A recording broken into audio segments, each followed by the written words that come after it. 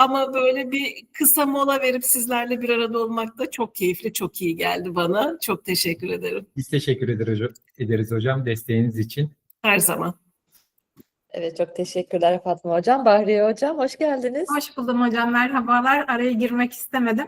Elinize emeğinize sağlık. Herkes için emeğine sağlık. Umarım keyifli 2 gün geçireceğiz. Bol verimli, bol öğrenimli olacak diye tahmin ediyorum. Tekrar teşekkür ederim herkese. Çok teşekkürler hocam. Hoş geldiniz tekrardan. Hasan Hocam da gelecekti. Biraz da herhalde 10.30 demiştik açılışı. 2-3 dakika daha zamanımız var. Biraz bu sefer çok erken başlatmak da istemedim.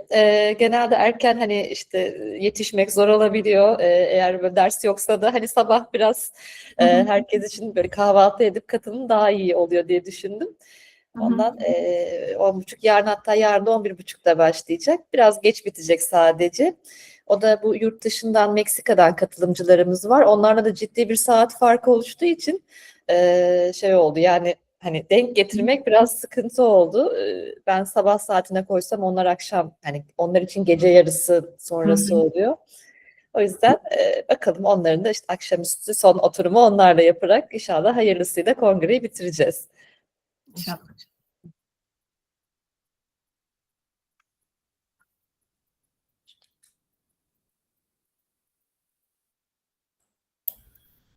Bu sene kongrede hemen hemen ağırlık yarı yarıya hocam. Yabancı Evet. katılımcı da çok fazla. Evet, bu sene oldu. Hatta birazcık daha belki vardı bir iki kişi daha, ama onlar durumları netleşmeyince onlar dahil olamadılar. Evet, bu sene biraz daha onu başarabildik diye düşünüyorum. Umarım önümüzdeki yıl daha da hani hedefe ulaşacağız. Hasan Hocam, hoş geldiniz. Merhabalar hocam. Merhabalar Merhaba hocam, hoş hocalarım. geldiniz. Herkese Merhaba hocam. merhaba.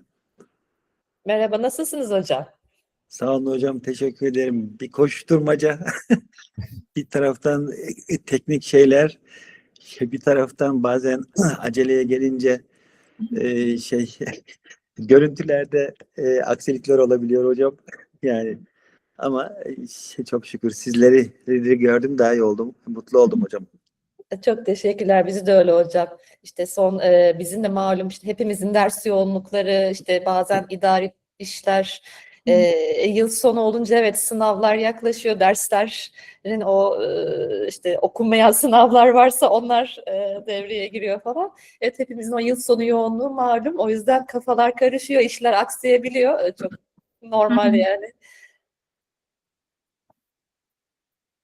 Sizde daha dönem var mı hocam bitmesine? Hocam bizde Sizin gerçi şöyle farklı da değerli. evet, bazı fakültelerde bitecek, işte Aralık sonu Ocak ortası gibi bir ara var, ama bizim tıp fakültesinde şey devam ediyor. Aralıksız, yani o tür bir şey var. E, Tıp fakültesi biraz eğitim sistemi farklı hocam, biliyorsunuz. Şeyde Evet. yabancı konuklardan var mı? Yani yoksa Ona bakıyorum, hatta bir yandan diğer bir yetki diğer bilgisayardaydı, ondan da şey yapıyorum, gelenleri kabul etmeye çalışıyorum. Şu anda göremedim hocam, ama bilmiyorum benim gözümden kaçan var mı? Hı. Evet, tamam. Şimdi batıdakiler için tabii biraz erken bir saat. Evet. O yüzden de konuşmacıları şey aldık, biraz öğleden sonraya aldık. Şu hocam, Almışsınız evet, yani.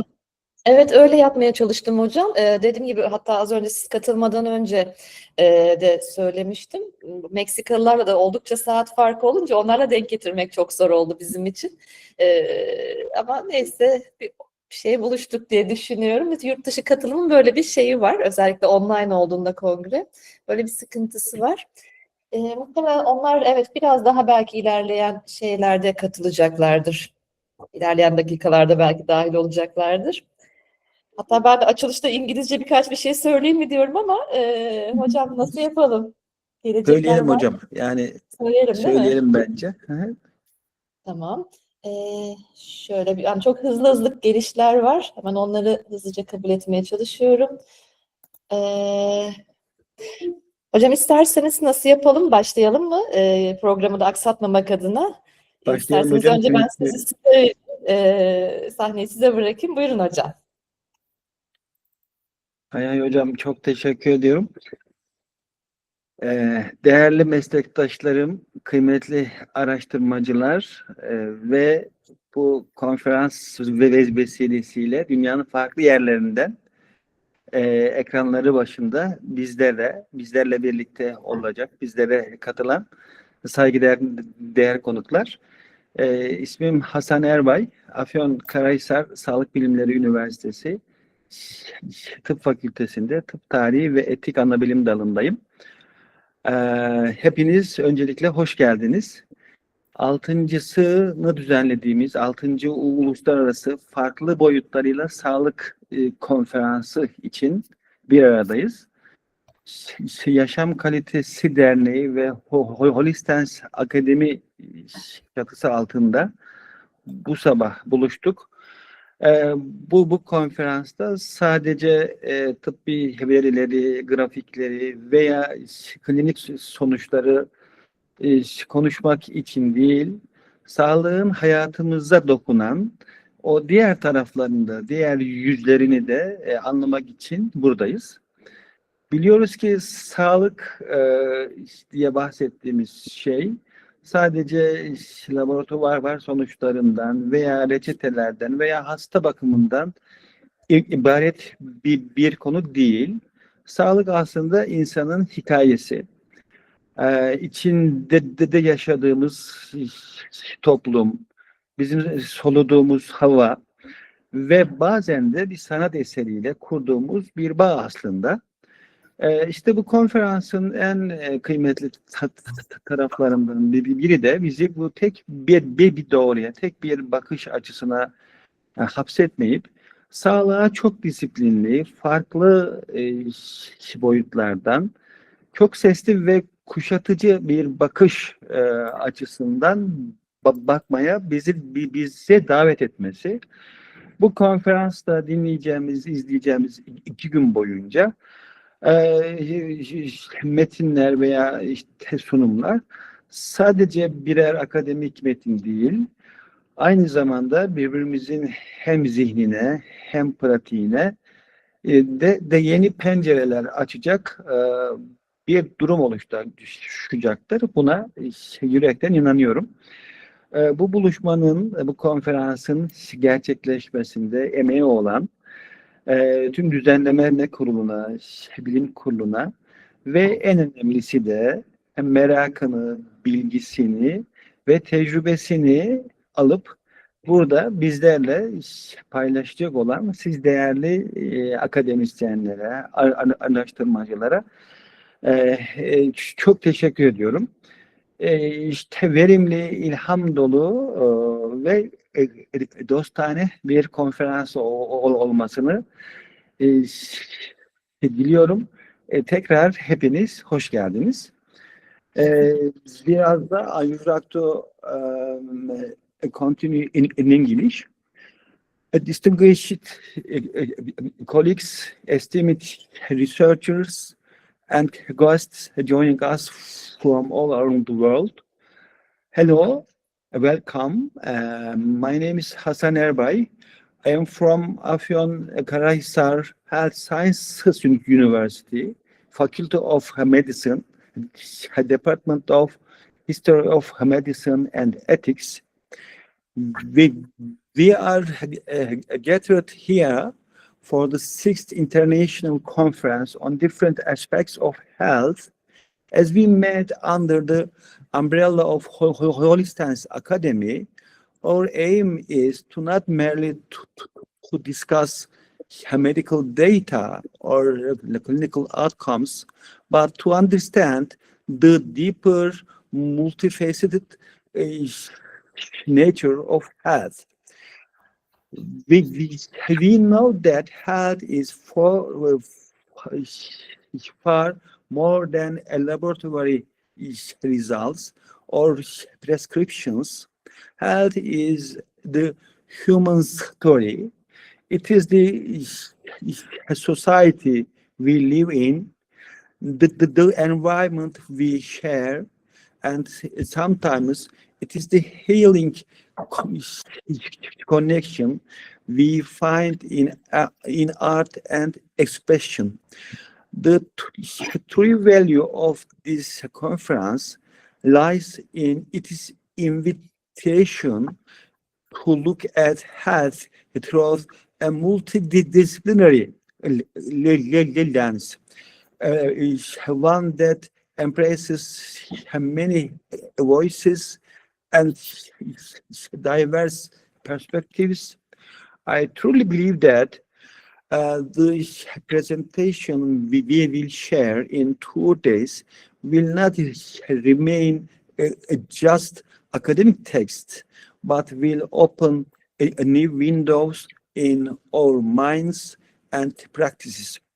I would like to thank the organizing committee, the scientific board, and most importantly, all of you bringing your curiosity and expertise today. I wish us all a productive, inspiring, and friendly conference. Thank you very much. Evet, çok teşekkür ediyoruz Hasan Hocam. Katkılarınız için, desteğiniz için, burada olduğunuz için. Çok sağ olun. Müsaadenizle ben de kısa birkaç bir şey söylemek isterim. Sayın konuklar, değerli bilim insanları ve katılımcılar, ben de Yaşam Kalitesi Derneği Başkanı Profesör Doktor Özge Uysal Şahin. 6. Uluslararası Farklı Boyutlarıyla Sağlık Konferansı'nın açılışında sizlerle bir arada olmaktan büyük bir onur ve mutluluk duyuyorum. Hepinizi şahsım ve düzenleme kurulumuz adına içtenlikle selamlıyorum. Bugün burada bir konferansın değil, sağlığı çok yönlü ele alan ortak bir düşünce zemininin kapılarını aslında açmayı hedefliyoruz. Biliyorsunuz ki sağlık, bireyin bedeniyle sınırlı olmayan, toplumsal yapılarla, ekonomiyle, çevreyle, etikle ve insan haklarıyla doğrudan ilişkili bir kavramdır. İşte bu konferans tam da bu bütüncül bakışı canlı tutmak için bir araya geldiğimiz aslında çok kıymetli bir buluşmadır. Son yıllarda yaşadığımız küresel salgınlar, iklim krizleri, göç hareketleri ve ekonomik eşitsizlikler sağlığın tek bir disiplinin sınırları içinde ele alınamayacağını bizlere açıkça aslında göstermiştir. Farklı boyutlarıyla sağlık yaklaşımı bu karmaşık gerçekliği anlamaya ve çözüm yollarını birlikte tartışmaya bizleri davet etmektedir. Bu yılki konferansımızda da sağlığı yalnızca tedavi eksenli değil, önleyici, kapsayıcı, adil ve sürdürülebilir bir anlayışla ele almayı hedeflediğimiz bir organizasyondur. Konferansımız tıp ve sağlık bilimlerinin yanında sosyal bilimler, sağlık yönetimi, ekonomi, etik, çevre çalışmaları ve disiplinler arası yaklaşımları aynı çatı altında buluşturan güçlü bir akademik zemin sunmayı hedeflemektedir. Paneller, sunumlar, davetli konuşmacılar aracılığıyla sağlığın bireysel deneyimden toplumsal politikalara uzanan bu çok katmanlı yapısını tartışma fırsatı bulacağımız bir ortam yaratacağına inanıyoruz. Bu çeşitliliğin nitelikli tartışmaları ve yeni işbirliklerini beraberinde getireceğine de yürekten inanıyorum.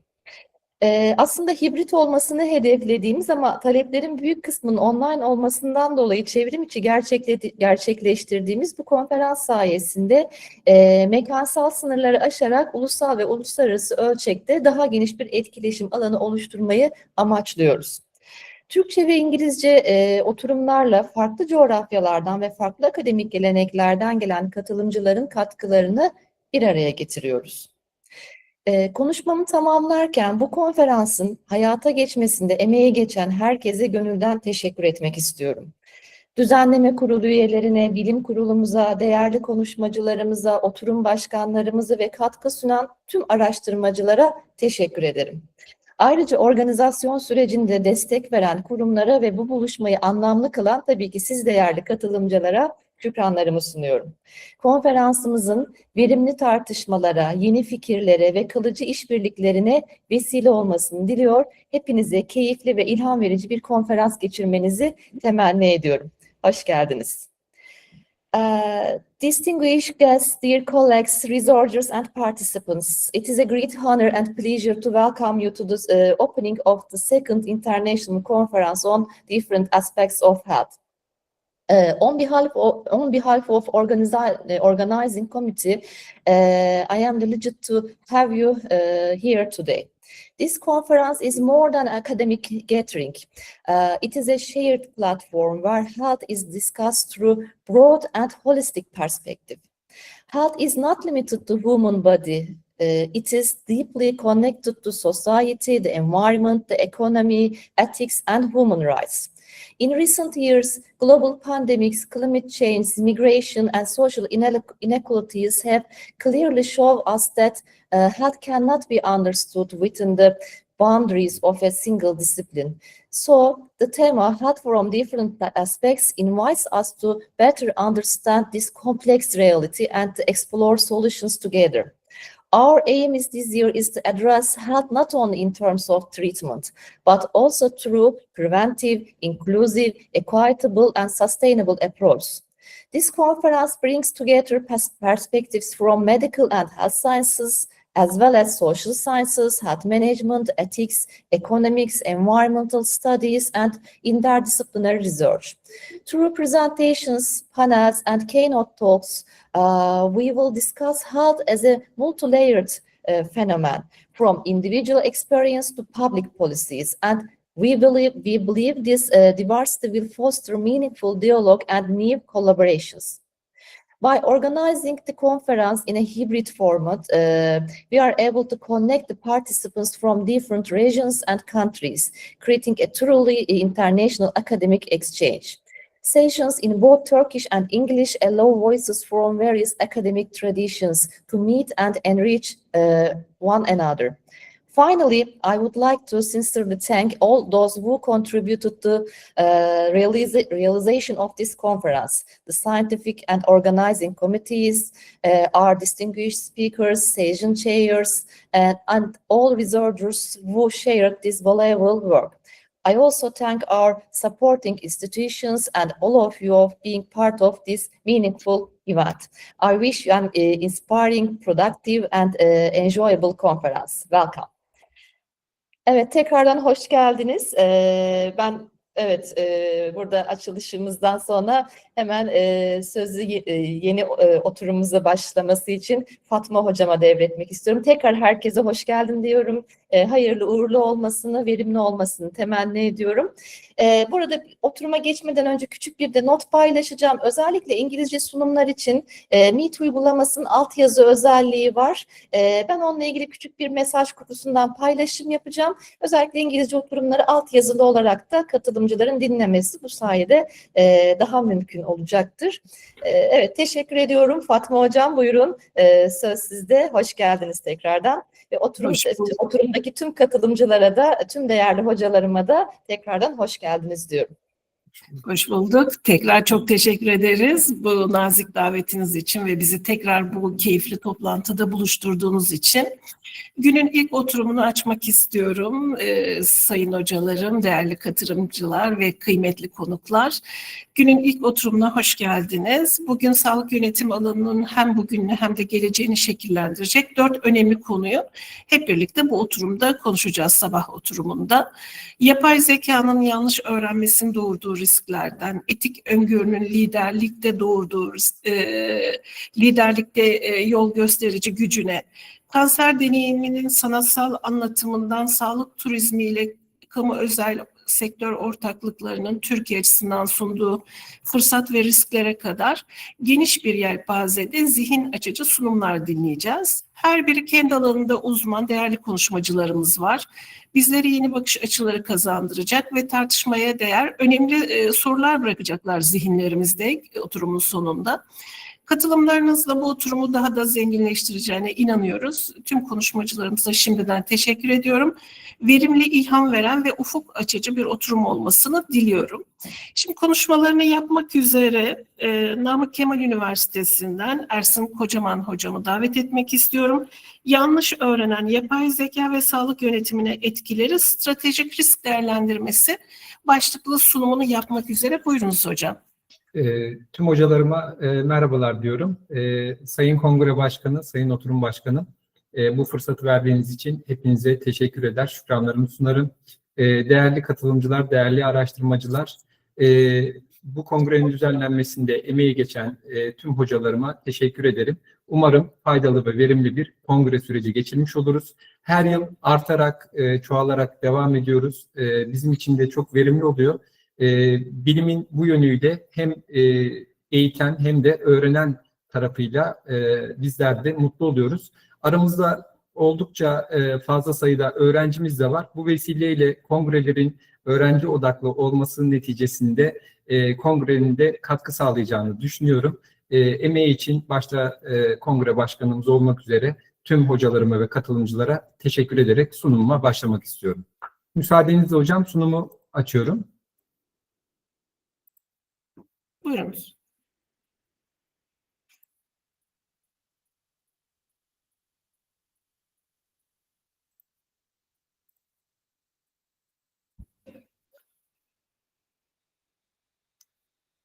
Görebiliyor musunuz hocam?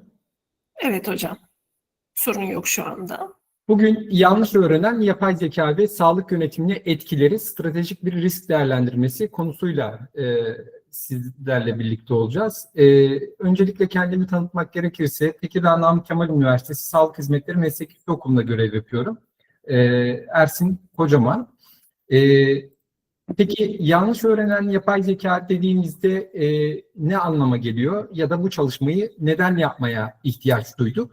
Bildiğiniz üzere yapay zeka sağlık hizmetlerini inanılmaz bir şekilde dönüştürüyor. Klinik karar desteği sistemlerinden hasta güvenliğine kadar, operasyonel verimlilikten stratejik yönetim konularına kadar muhteşem bir dönüşüm içerisinde. Tabii bu dönüşümle beraber birçok avantaj ve dezavantaj da beraberinde gelmiş oluyor. Burada veriye dayalı bir öğrenme sürecinden bahsettiğimiz zaman yapay zekanın taşımış olduğu ciddi riskler de söz konusu. Buna da yanlış öğrenen yapay zeka olarak ele almak istedim. Bu durum temel olarak 4 ana sebepten kaynaklanıyor ve bu durumun sonucu tüm sağlık sistemini ciddi bir şekilde tehdit ediyor. Nedir bu? Hatalı veri, algoritmik önyargı, yetersiz model izleme, kötü amaçlı veri manipülasyonları gibi hatalar hasta güvenliğini, etik yönetişimi ve kurumsal güvenilirlik üzerinde doğrudan olumsuz sonuçlara neden olabiliyor ki bunlar da bizim sağlık sistemlerinde istemediğimiz konular. Peki bu çalışmadaki amacımız ne? Yapay zekanın yanlış öğrenme dinamikleri çerçevesinde sağlık alanındaki riskleri politik, ekonomik, sosyal, teknolojik, çevresel ve hukuki boyutlarıyla değerlendirip stratejik bir politika önerisi geliştirmek. Bu çalışmada bunu amaçladık.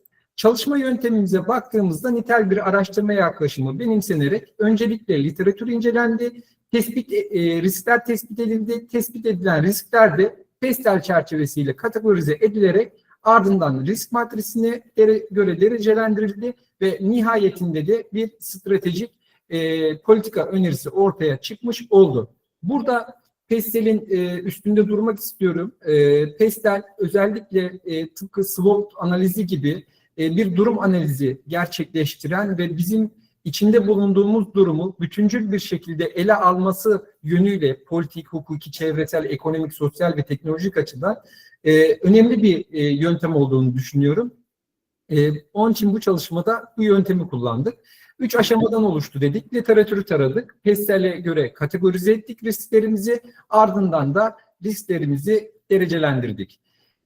Bulgularımıza baktığımızda politik PESTEL boyutunda 2 tane temel risk başlığı elde ettik. Bunlar mevzuat ve etik uyumsuzluk riski, yönetim mekanizması zayıflığı yani yapay zekanın yönetişimi konusundaki risklerimiz yer alıyor. Ekonomik risklere baktığımızda kaynak dağılımı ve operasyonel planlama riskiyle kurumsal verimlilik ve maliyet artışı riski Riskleri burada hep ikili gibi görebilirsiniz. Bunların sebebi neden ve sonuç ve birbirini destekleyen hususlar olması sebebiyle bu şekilde ele aldım. 3 tane sosyal açıdan riskimiz var. Hasta güveni ve kurumsal itibar kaybı riski, dijital erişim ve sağlık hakkı eşitsizliği riski, algoritmik yanlılık ve adalet riski karşımıza çıkıyor. Teknolojik boyuta baktığımızda sizler de takdir edersiniz ki en fazla riskin kümelendiği alan teknolojik boyut. Burada risk başlığı olarak veri kalitesi ve temsil eksikliği riski, model drift ve bağlam kayması riski, açıklanabilirlik ve izlenebilirlik riski, sahte veri ve data poisoning riski, siber güvenlik ve adversarial saldırı riski, otomasyon yanılgısı ve kör güven riski karşımıza çıkıyor teknolojik boyutta. Çevresel olarak baktığımızda aslında sürdürülebilirlik riski dediğimizde tüm riskleri kapsamış oluyor. Onun için çok detaylı ele almadım. Dijital altyapı yükü ve sürdürülebilirlik riski çevresel boyuttaki tek riskimiz olarak karşımıza çıkıyor. Hukuki boyuta baktığımızda da hukuki sorumluluk belirsizliğinin riski ve kişisel verilerin korunmasıyla ilgili veri güvenliği uyumsuzluğu riski karşımıza çıkıyor. Şimdi çalışmanın bazı sınırlılıkları yer alıyor. Ön çalışma şeklinde düşünebiliriz çalışmayı. Daha geniş uzman paneliyle daha doğru sonuçlar elde edebileceğimizi de burada çalışmanın kısıtlılığı olarak sizlere ifade etmek isterim. Şimdi olasılık etki değerlendirmesi kapsamında bir risk skoru elde ettik. Bu risk skoru da bize hangi risklerin öncelik verilmesi gerektiğini ifade eden bir tablo sunuyor. Şimdi gördüğünüz üzere burada 8. riskimiz olan veri kalitesi ve temsil eksikliği riski 25 puanlık risk skoruyla kritik öneme sahip. Onunla beraber yine toplamda 4 tane riskimiz kritik öneme sahip. Yönetim mekanizması zayıflığı yani yönetişim konusu, algoritmik yanlılık ve adalet riski, açıklanabilirlik ve izlenebilirlik eksikliği riski kritik riskler arasında yer alıyor. Bu ne anlama geliyor?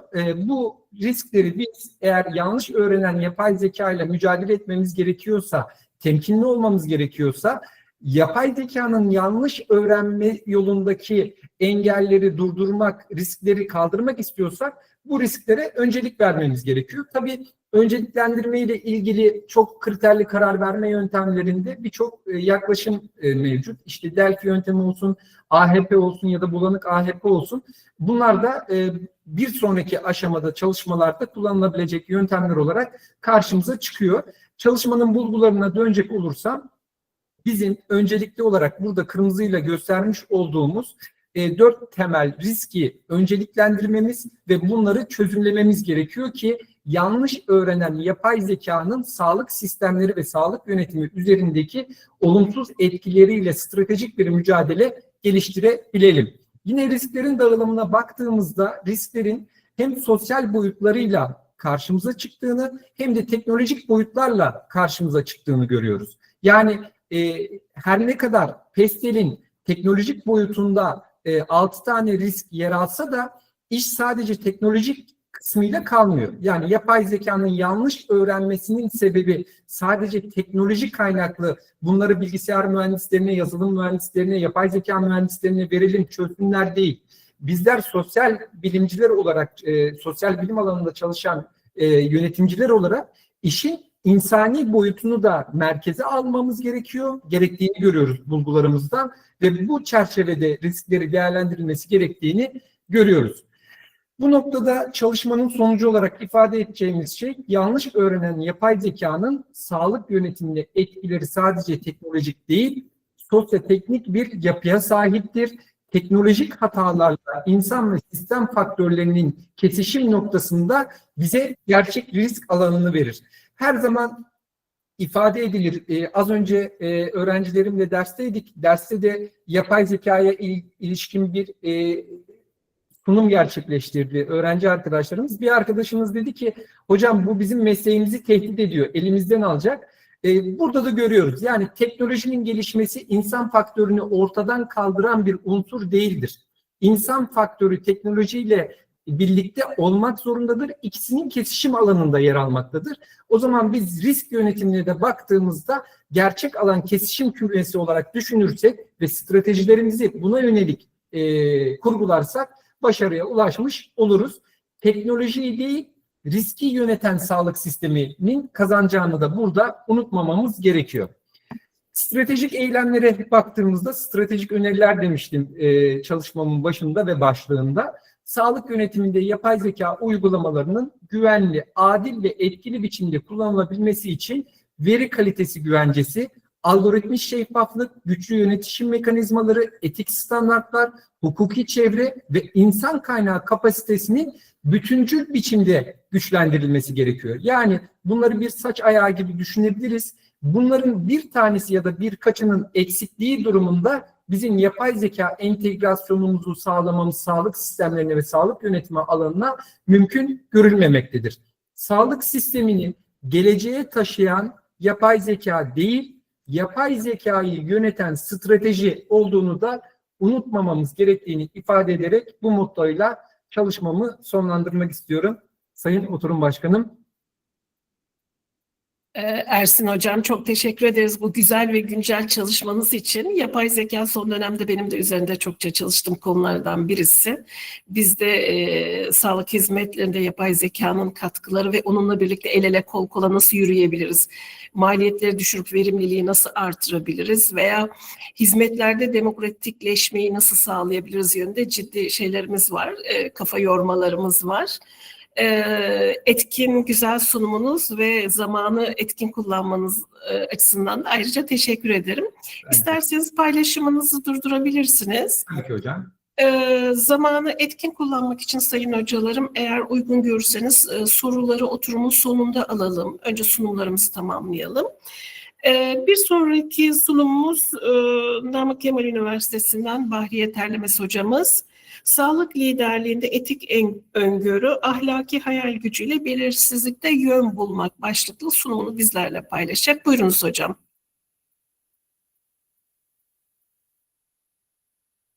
Sunumunuz yansıdı ama sesinizi alamıyoruz. Sesiniz kapalı hocam. Açarsanız. Çok özür diliyorum. Buyurun. Öncelikle herkese tekrar merhaba. Ben Bahriye Terlemez, Tekirdağ Namık Kemal Üniversitesi'nden katılıyorum. Hocalarım şöyle bir durum tahil oldu. Geçen dönem Dönüşüm ve Refah Konferansı'nda sunmuş olduğum sunum sonucunda Hasan Hocam bana bir soru sormuştu. Hocam bunun çözümü ne diye. Ve etik noktasında buluşmuştuk. O makalenin sonucunda da etik yönetişim ve dijital etik liderlik ön plana çıkmıştı. Az önce Ersin Hocam'ın sunumu sonrasında da farkında olmadan birbirimize çözümler üreten bir araştırma yaptığımızı sonucuna varmış oldum. Şimdi günümüz oldukça karanlık bir yapıya büründü. Dalgalı denizde kararlar vermeye çalışan bir yapıdayız hepimizin gördüğü üzere. Böyle olduğunda da hani çözüm nerede? Evet, stratejide çözüm. Ersin Hocam böyle söyledi. Peki stratejiyi kim yönetiyor? O zaman işte liderlik dediğimiz kavram ön plana bir kez daha çıkmış oluyor. Sağlık liderliği bu bulanık ortamda, belirsizlik ortamında ne yapabilir? Geleceği nasıl şekillendirebilir diye düşündüğümüzde bize farklı bir soru ortaya çıkardı. Bu noktada aslına bakarsanız Hasan Hocam'ın uzmanlık alanıyla alakalı bir konu ortaya çıktı. Dediğim gibi daha önce yapmış olduğumuz araştırmalar ve sürekli kafamızda olan, o sizin de az önce dile getirdiğiniz Sayın Hocam, sorular bizim de kafamızda oluştu. İşte bu belirsizlik ortamında neler ortaya çıkıyor? Teknolojik dönüşümler, işte epidemiyolojik zorluklar, liderin rolünün değişmesi gibi, işte yapısal önyargılar gibi gerekçelerle nasıl bir model önerilebilir, ne çıkarılabilir, bu nasıl yönetilebilir noktasında karar alma ve bunu araştırmaya başlamış olduk. Böyle bir durumda etik öngörü konusu karşımıza çıktı ve etik öngörü ile ahlaki hayal gücünü birleştirirsek bunun sentezinde ortaya çıkan yeni bir model, proaktif liderlik bakış açısıyla bizim etik sorunumuzu, yani proaktif reaktif uyumdan proaktif stratejiye ulaşma noktasında bize yardımcı olur mu sorusu ortaya çıktı ve buna yönelik özellikle 2020 sonrasındaki güncel çalışmalar incelenerek konuyla alakalı zıt örnek olan vaka çalışmaları da önümüze alınarak bunlarla alakalı bir analiz ve sonucunda bir model önerisi ihtiyacı dahil oldu. Dediğimiz gibi belirsizlik bize bu etik öngörü ve ahlaki hayal gücünün senteziyle yeni bir model oluşturuyor mu? Burada çıkış noktamız eski paradigmada daha çok reaktif olan işte kurallarla yönetelim, uyarsak biz sorunu çözeriz gibi bir bakış açımız varken artık bunun yeterli olmadığını az önce zaten Ersin Hocam da yapmış olduğu çalışmalarla gün yüzüne tekrar çıkarmış oldu. Yeni paradigmamız bizim vicdan odaklı liderlik. Paydaşlarımıza da dikkat ederek, bütün yaptığımız kararlarda etik çıkarımlara da dikkat ederek günümüzü yönetmek ve geleceği de tasarlamak noktasında oluşmuş oldu. Bu yapıda nelere bakmamız gerekiyor? Bu paradigma değişiminde neler bize kısıtlıyor dediğimizde işte kaynakların kıt olması, yapay zekanın vermiş olduğu sistem hataları veya yeni teknolojik gelişmeler bizi oldukça aslında farklı alanlarda düşünmeye itmek zorunda kalıyor.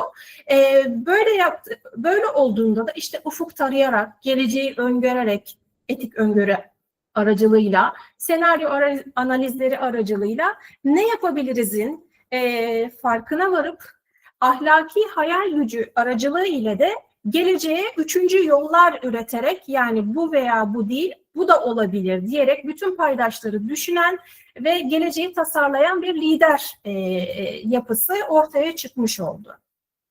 Bunu yaparken ahlaki hayal gücünde hangi stratejik boyutlar kullanılıyor?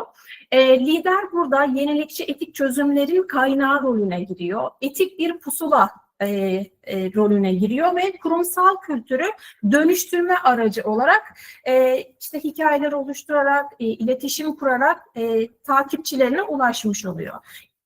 Geleceği öngören lider bunların yani etik öngörünün ve ahlaki hayal gücünü birleştirerek proaktif uyumdan proaktif stratejiye yönelmede kendine bir pusula oluşturmuş oluyor ve böylece etik ve sürdürülebilir sağlık sisteminin altyapısını hazırlamış oluyor.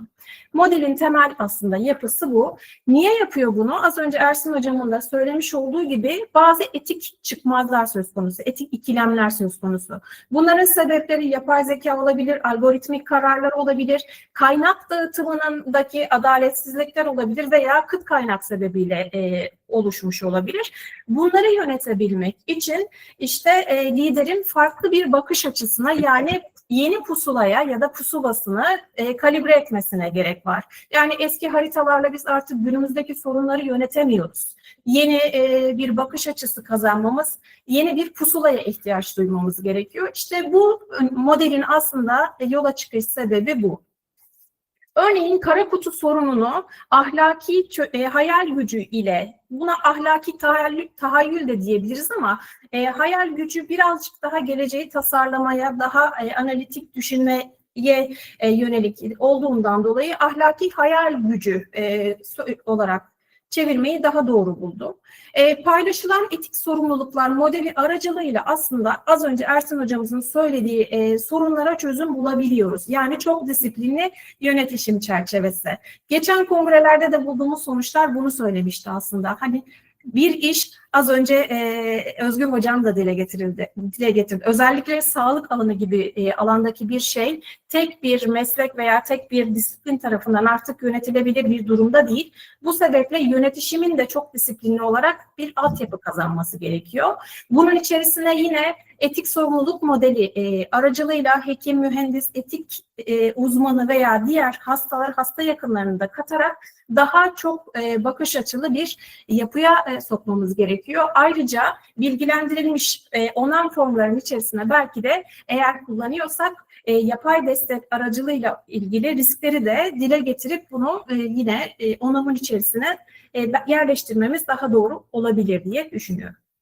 Yine kıt kaynakla alakalı da burada da ahlaki hayal gücü insancıl adalet puanlaması aracılığıyla bu probleme çözüm bulmayı öneriyor. Nasıl yapıyor bunu? İşte sosyal değerlere de dikkat edelim. Sadece buradaki triyajda hayatta kalması falan değil, diğer boyutlara da dikkat edelim. İşte dezavantajlıları da işin içine katalım gibi çözümler buluyor. Vakti daha etkin kullanabilmek için hızlı anlatıyorum. Lütfen bölebilirsiniz gerektiği durumlarda. Bunu vaka analizleri açısından baktığımızda ben temelde buraya 2 tane vaka analizi koydum. Bunu doğru yöneten, etik öngörü ve ahlaki hayal gücüne dikkat eden bir örnek.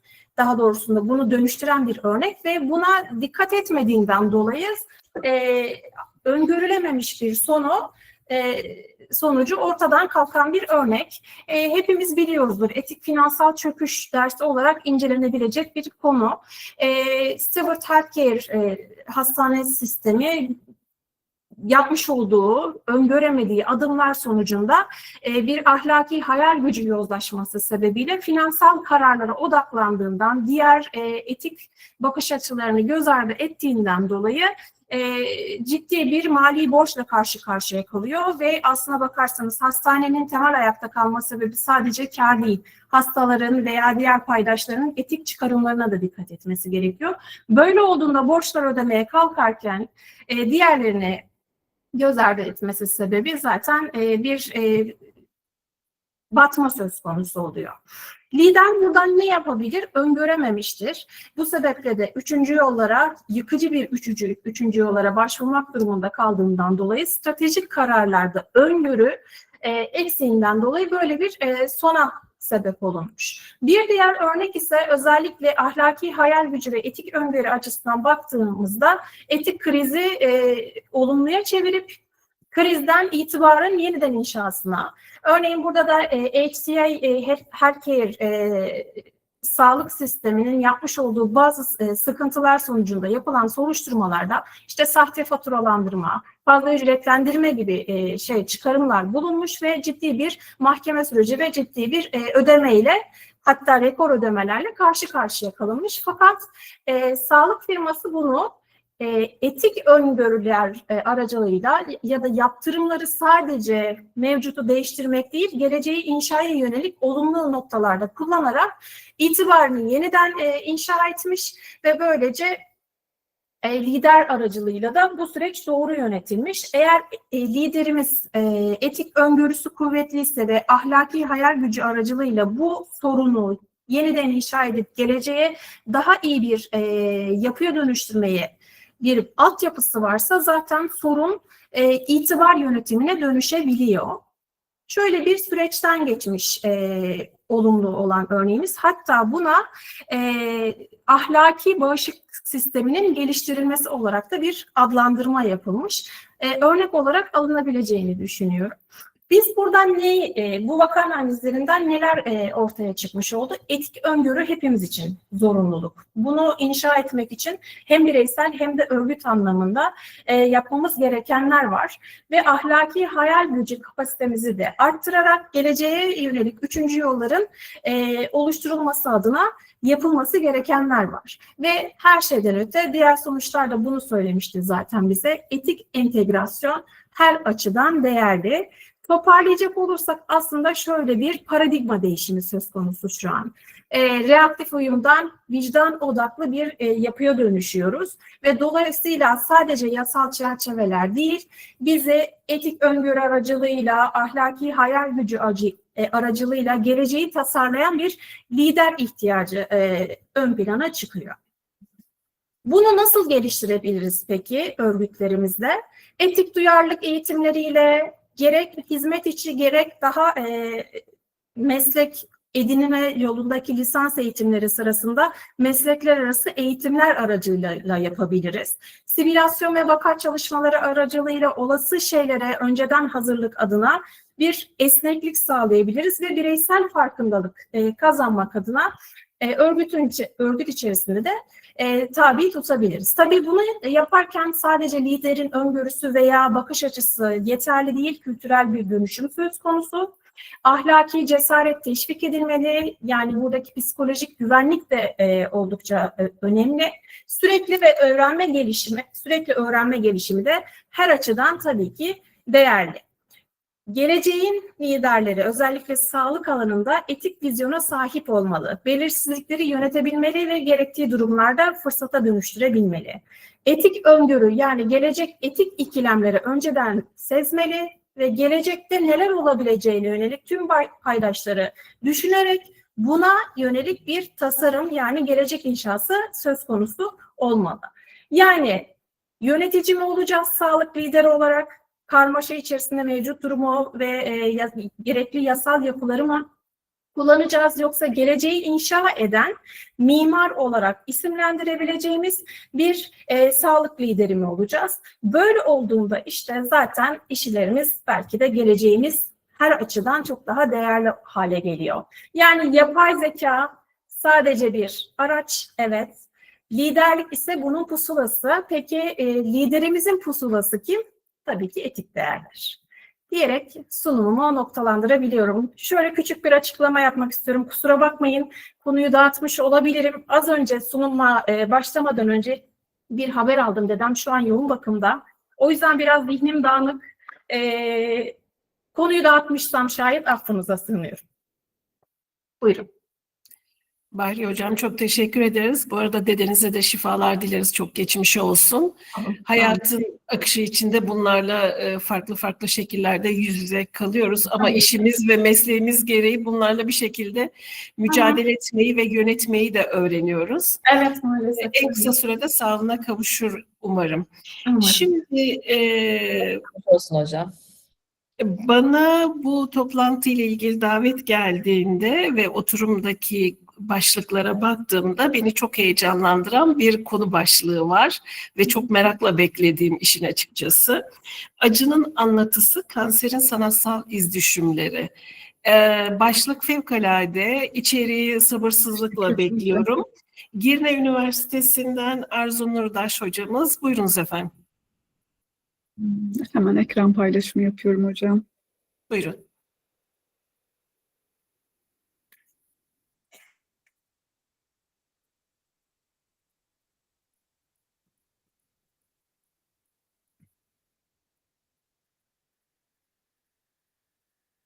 Kusura bakmayın, ekranımda başka şeyler açık olduğu için zannediyorum bir türlü paylaşamadım. Tekrar hemen deniyorum. Sorun değil hocam. Zamanı zaten konuşmacılarımız çok doğru kullanıyorlar. Dolayısıyla zaman baskısı altında değiliz. Lütfen rahat rahat sunumunuzu paylaşın. Teşekkür ederim hocam. Evet, sunumunuz yansıdı hocam. Tamam hocam. Buyurun. Öncelikle oturum başkanım Fatma hocama teşekkür ediyorum. Değerli katılımcılar, hepinizi sevgi ve saygıyla selamlıyorum. Bana da bu fırsatı verdiğiniz için teşekkür ediyorum. Bugün sizlere kanser gibi zor bir tanının sanat eserlerinde, edebiyat eserlerinde nasıl yansıdığını ve bu yansımaların bizim alanımızda nasıl kullanılabileceği ile ilgili sunumumu paylaşmak istiyorum. Öncelikle bu sunumu yapmaya kongrenin başlığını gördüğümde karar verdim. Kongre başlığı gerçekten çok etkileyiciydi ve ne sunabilirim dedim. Alt başlıklara baktım ve sağlık ve edebiyatı gördüm. Bunlarla ilgili de çalışmalarımız olduğu için öğrencilerimle de bunu hazırlamak istedim. Çalışmamızın amacı kanser deneyiminin bireysel ve toplumsal ve kültürel boyutlarıyla yaş süreci ve psikososyal etkileri dahil edebiyat eserlerinde incelemek, empati geliştirmeye de nasıl bir katkı yaptığını değerlendirmek.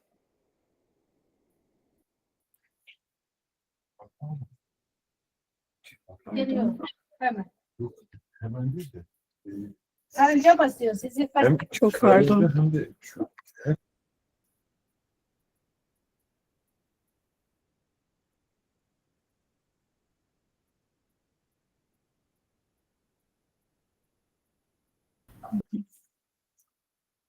Kusura bakmayın hocam.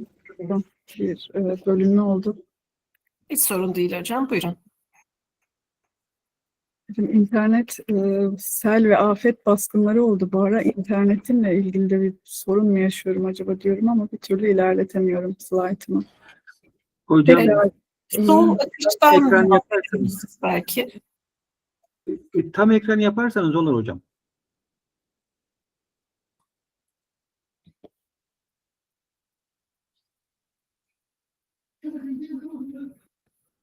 tam ekran yaptım, çıktım, tekrar düzelttim hocam.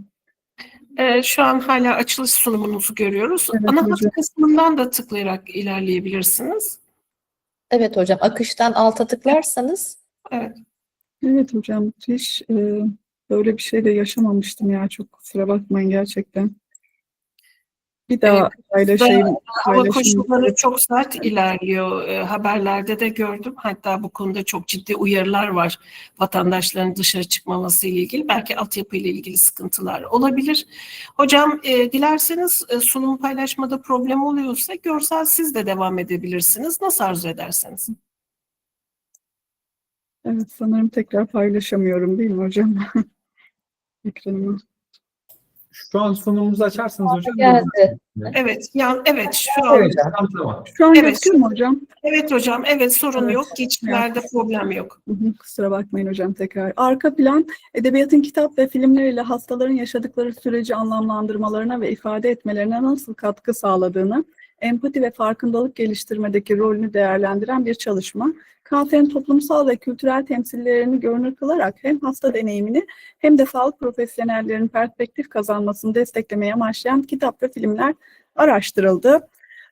Küçük bir giriş yapmak istiyorum. Kanser vücudun neredeyse her bir organ veya dokusunda başlayabilen, hücrelerin anormal şekilde kontrolsüz çoğalması, sınırlarını aşarak yakın dokulara yayılması ve başka organlara metastaz yapması ile karakterize geniş bir hastalık grubudur. Kanser yalnızca biyomedikal bir süreç değil, aynı zamanda kimlik, öznellik, yaşam anlamı ve gelecek algısı gibi birçok varoluşsal unsuru da etkileyen bir deneyimdir. Kanser tanısı aldığında bireyler tedaviye uyumu da oldukça etkileyebilecek bazı tepkiler vermekte. Bu tepkiler Elizabeth Kübler-Ross'un yaz modeliyle incelendiğinde 1. inkar, tanıyı kabullenmeme, 2. öfke, neden ben sorusu, 3. pazarlık, zaman kazanma çabası, 4. depresyon, derin üzüntü ve çaresizlik ve 5. Kabul olabilir kişilerde ama birey bu aşamalardan tekrar inkara ya da öfkeye geri dönebilir ve bu da tedavi red gibi maalesef kötü bir şekilde de sonuçlanabilir. Kanser tanısı ve yaz sürecinde yine tüm bu karmaşık duyguların bireyin kendisi ve yakın çevresi için anlaşılması, baş edilmesi zorlayıcı olabilmektedir. Sanat bireylerin hastalık deneyimlerini hem kendileri hem de başkaları için görünür ve anlaşılır hale getiren güçlü bir araçtır. Sanatsal yöntemler hastalığın fiziksel ve ruhsal acısının, yükünün ve kısıtlılıklarının paylaşmasını kolaylaştırır. Kanser gibi ölümcül hastalık tanısı olan bireyler sanat yoluyla yaşadıkları süreci anlamlandırabilir ve duygusal bir dil aracılığıyla ifade edebilir. Bu durum aile, yakın çevre ve sağlık profesyonelleri için hastayı anlamada değerli bir araç oluşturur.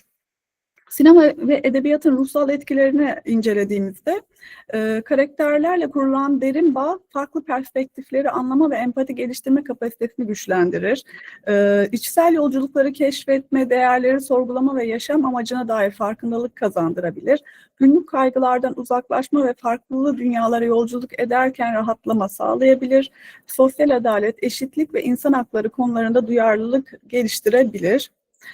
Araştırmamızın yöntemi literatür taramasını Google arama motorunu kullanarak hastalık temalı filmler ve kitapları bulduk. Ve bunların içinden kanser temasını işleyen, ruhsal dalgalanmalara yer veren 10 kitap ve 10 filmi seçtik.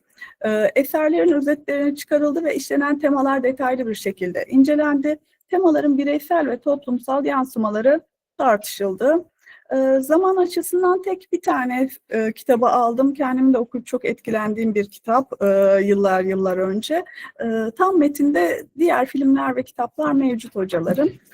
Mavi Saçlı Kız kitabı lösemi nedeniyle vefat eden genç bir kızın tedavi sürecinde tuttuğu günlüklerden oluşan, yaşam mücadelesini, umudunu, aşkı ve hayatın kıymetini anlatan gerçek bir hikayeyi konu alıyor. Tema olarak da yaşam mücadelesi ve ölüm kaygısını yansıtan bir eser. Edebiyat ve sinemada kanser temsilleri bireysel düzey, aile ve sosyal ilişkiler, otobiyografik anlatılar şeklinde 3 ayrı grupta temsilleri var. Mesela bireysel düzeyde hastaların duygusal yolculuğu, psikolojik deneyimleri ve yaşamın anlamını sorgulama süreçleri dramatik biçimde yansıtılıyor. Aile sosyal ilişkilere baktığımızda kanserin aile bağları, kardeş ilişkileri, ebeveynlik dinamikleri üzerindeki derin etkileri görünür kılınıyor. Otobiyografik anlatılarda da hastalığın öznel deneyimi psikolojik, sosyal ve kültürel boyutlarıyla birlikte aktarılıyor. Sonuç olarak sinema ve edebiyat duygusal, bilişsel ve toplumsal düzeyde insan ruhu üzerinde belirgin etkiler yaratmaktadır. Bu araçlar empatiyi geliştirme, bireysel farkındalık ve kişisel gelişimi destekleme, stres ve yalnızlıkla başa çıkma kapasitesini arttırma, toplumsal ve kültürel duyarlılığı pekiştirme ve varoluşsal sorgulamalara yönlendirme işlevi görmektedir. Kısaca hem bireysel hem de toplumsal bağlamda ruhsal derinlik ve farkındalık kazandıran önemli araçlar olarak değerlendirilmektedir. Bu bağlamda sinema ve edebiyatın hem hasta bakım süreçlerinde hem de sağlık profesyonellerinin eğitimde kullanımı kayda değer farklılıklar yaratacaktır. Narrative health denilen bir konu aslında bu anlatı, sağlığın anlatılması, anlatısı şeklinde. Bu yaptığımız çalışmadan çıkarımlarımız neler?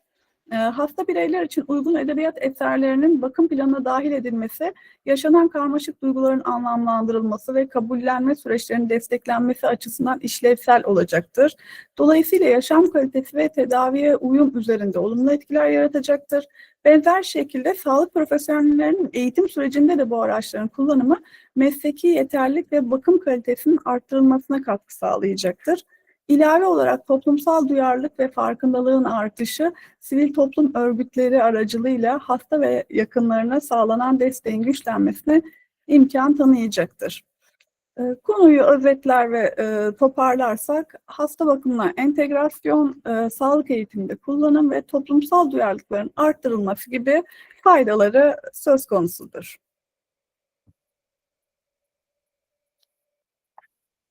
Teşekkür ediyorum. Tekrar kusura bakmayın hocam. Biz teşekkür ederiz güzel sunumunuz için ve zamanda tamamladığınız için sunumunuzu hocam.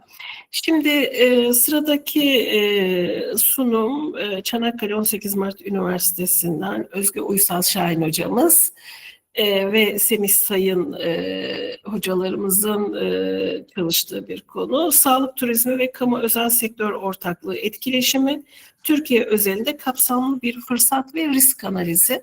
Buyurunuz hocam. Evet hocalarım tekrardan merhaba. Bu bizim aslında Semih'le beraber, Semih benim yüksek lisans öğrencim. Beraber tez yazacağız inşallah onunla.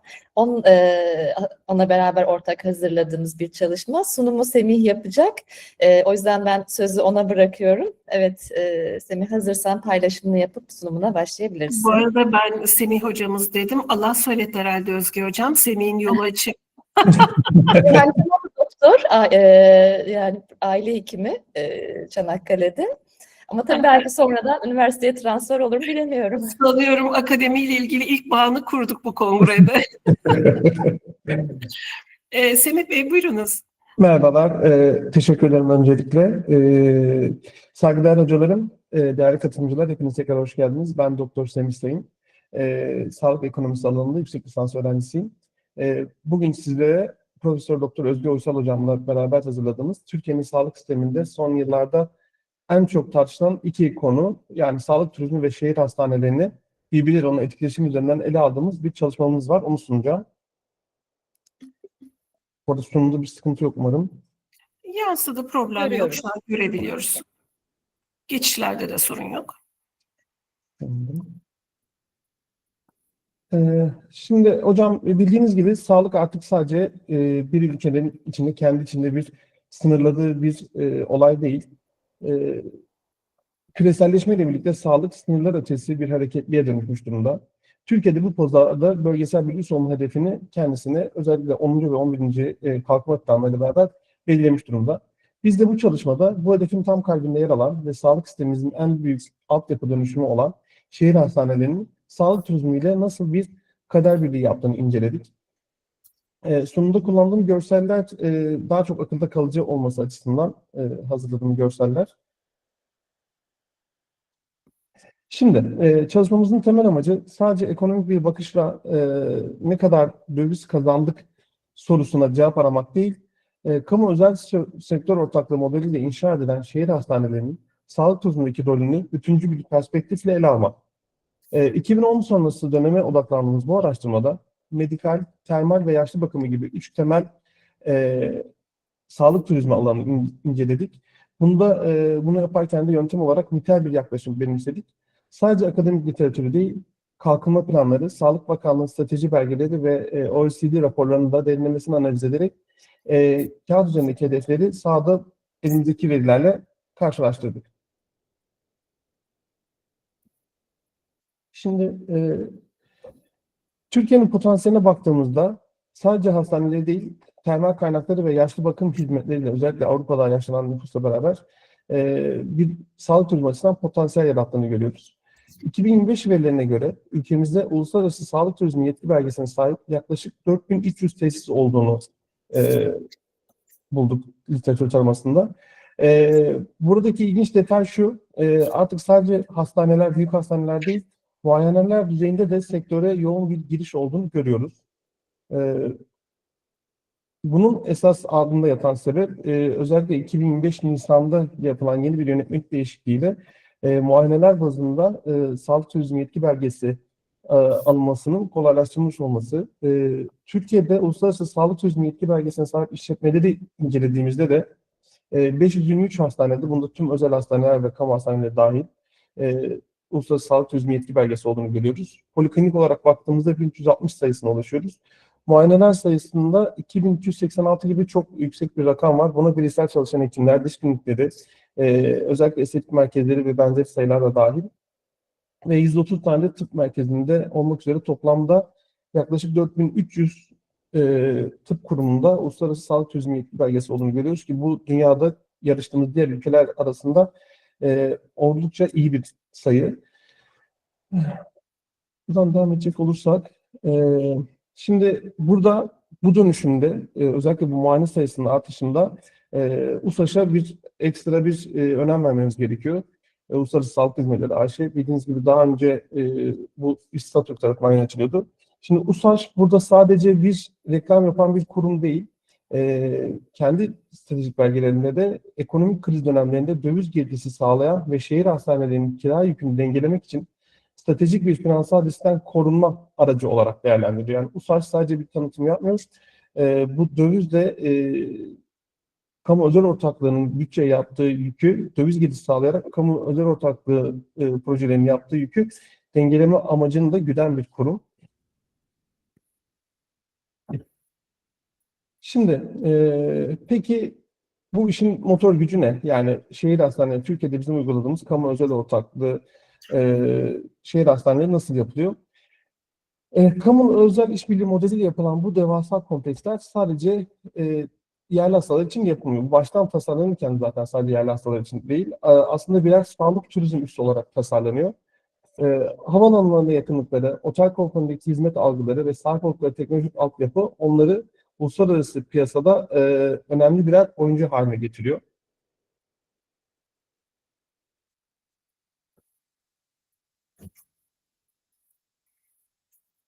Şimdi biz bulgularımıza gelirsek. Şimdi ilk önce fırsatlardan bahsedeceğiz. Bizim bu yaptığımız çalışma sonucunda. Madalyonun parlak yüzünde, yani fırsatlar olarak ele aldığımız parlak yüzünde sağlık turizmi cari açığımız için adeta bir can simidi görevi görüyor. Çünkü çok ciddi bir döviz girdisi sağlıyor. Sektörden elde edilen gelirin büyük kısmı ülkede kalıyor. Ayrıca az önce bahsettiğim gibi şehir hastanelerinin yüksek maliyetli döviz ödemeleri buradan gelen sıcak para ile finanse edilmeye çalışılıyor. Ve şehir hastanenin devasa kapasiteleri göz önüne alınca proje ve inşaat sürecindeki aktif hizmete alınan kadar daha sonra hastane çalışan personel düşündüğümüzde bir istihdam yarattığını söyleyebiliriz. Bunlar bize ekonomik açıdan sağladığı fırsatlar. Peki bir de stratejik fırsatları var bunun. Bunlar nasıl? Sadece para değil, prestij de kazanıyoruz. Çünkü modern hastanelerimiz dış politikada Türkiye'nin bir nevi yumuşak gücünü oluşturuyor. Çünkü Covid döneminden de herkes hatırlayacaktır. Diğer ülkelerdeki sağlık hizmetleri imajı biraz her tarafta bir dehşetle karşılanmışken bizim ülkemizde öyle bir görüntüye asla izin vermedik. Bu da hem prestij olarak hem de itibar olarak ülkemizin gücünü arttırıyor. Yabancı hasta hizmet verilmek için alınan uluslararası akreditasyonlarda dolaylı yoldan hastanelerimizin genel kalite standartını yükselttiği için ve gelen hastaların da geri bildirimleri bu yönde olduğu için ülkemiz adına stratejik açısından çok fayda sağlayan bir işlem, sağlık turizmi. Şimdi bir de tabii madalyonun diğer tarafı var. Burası da biraz endişe verici açıkçası.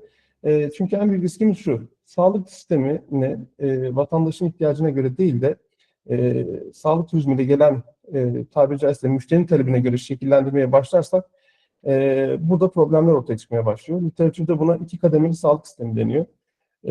Çünkü bir yandan döviz getiren yabancıya sunulan deyim yerindeyse VIP bir hizmet varken diğer yandan randevu bile bulamayan kendi vatandaşımız oluyor. Bu durumda sağlığın bir hak olmaktan çıkıp ticaretleşme riskini doğuruyor.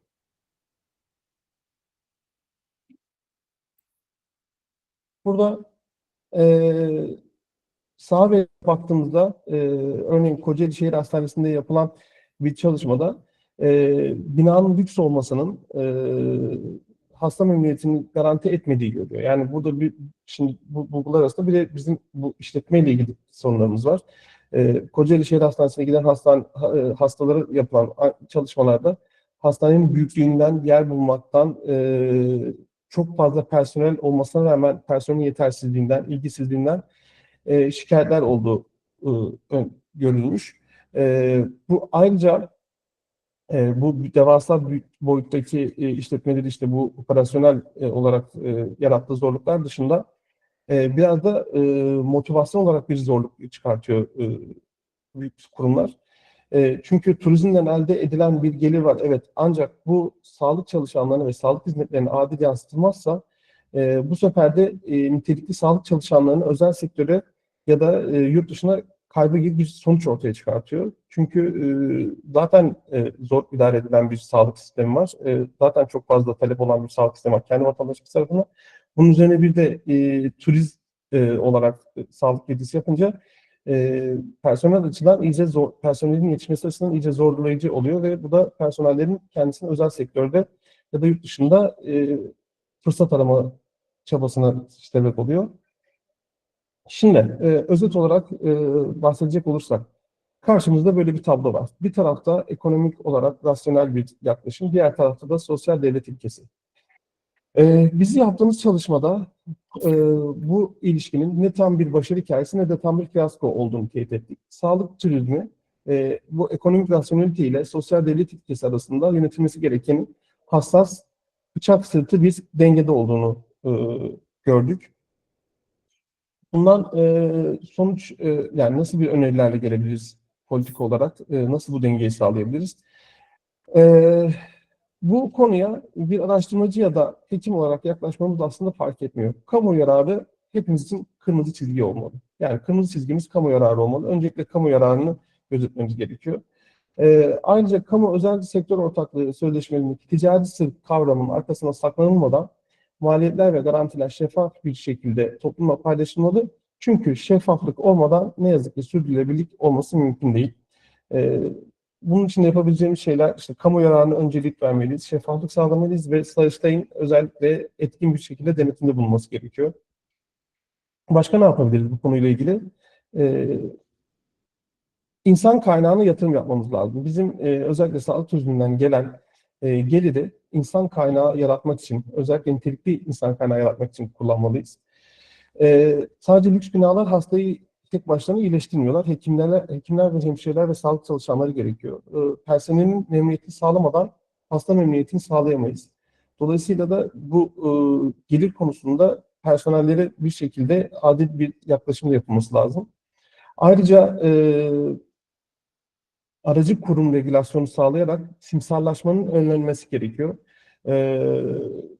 Özellikle merdiven altı uygulamalar Türkiye'nin bu sağlık merkezi markasına Farklı Türkiye diye 2011'deki 11. kalkınma planında bir şey konmuştu, hedef konmuştu. Her Türkiye'de bir markalaşmak. Bu merdiven altı uygulamalar özellikle bu Türkiye markasına zarar vermekte. Sonuç olarak Türkiye sahip olduğu bu devasa altyapı ile gerçekten Dünya Ligi'nde artık sağlık sektöründe sözü geçen bir oyuncu haline geldi. Ancak bu gücü sadece bir döviz kazanma makinesi olarak görürsek kendi vatandaşımızı sistemin dışına itme tehlikesiyle karşılaşıyoruz. Sağlık turizmini bir kalkınma aracı olarak kullanırken sosyal devletin eşitlik ilkesinden vazgeçmeden bu süreci yürütmemiz gerekiyor. Benim söyleyeceklerim bu kadar. Dinlediğiniz için teşekkür ederim. Peki, güzel sunumunuz için çok teşekkür ederiz. Bugün tüm konuşmacılarımız fevkalade zamana dikkat ediyorlar. Dolayısıyla bütün sunumlar tam zamanda ve vaktinde tamamlandı. Şimdi tüm konuşmaları ve konuşmacılarımızı dinledikten sonra sayın katılımcılar, sorularınız varsa lütfen alabiliriz. Sorularınızı konuşmacılarımıza yöneltebilirsiniz. Ben birkaç soru sormak isterim. Buyurun hocam. Hocam müsaadenizle. Lütfen buyurun. Oturumdaki tüm konuşmacı hocalarıma çok teşekkür ediyorum. Her biri ayrı ayrı çok önemli bilgi başlıklar. Ersin hocam zaten yapay zekanın o zaten başlı başına sağlık hizmetlerinde yani önünü bilemediğimiz, hangi tarafa evrileceğini öngöremediğimiz bir şey ve o konu daha henüz oturmadığı için de Bahriye hocamın bahsettiği gibi o öngörüyü daha oturtamıyoruz. Hem sağlık hizmetlerinde hem akademide hem akademik metinlerde. Teşekkür ediyorum. Bahriye hocam çok vicdan odaklı liderlik diye bir tanımda bulundu. Evet. Yani bu tanım bence çok güzel bir tanım. Biz etikçiler de vicdan kelimesini pek kullanmak istemeyiz ama oturuyor bence. Şimdi bir soru soracağım ama bir sonraki kongrede de o sorunun cevabını hoca çalışır diye yapıyorum. Ufuk açıyorsunuz hocam. Personele veya sağlık profesyonellerine etik duyarlılık eğitimi diye bir şeyden bahsettiniz. O etik eğitimi çok zor bir şey. Hele didaktik olarak Sokrates bunu söylemiştir, Aristoteles bunu demiştir. Yani işin teorik kısmına girdiğinizde bunun uygulamaya aksetmesi çok zor. Yani yıllardır etik eğitimindeyim ve yani bu iş zor.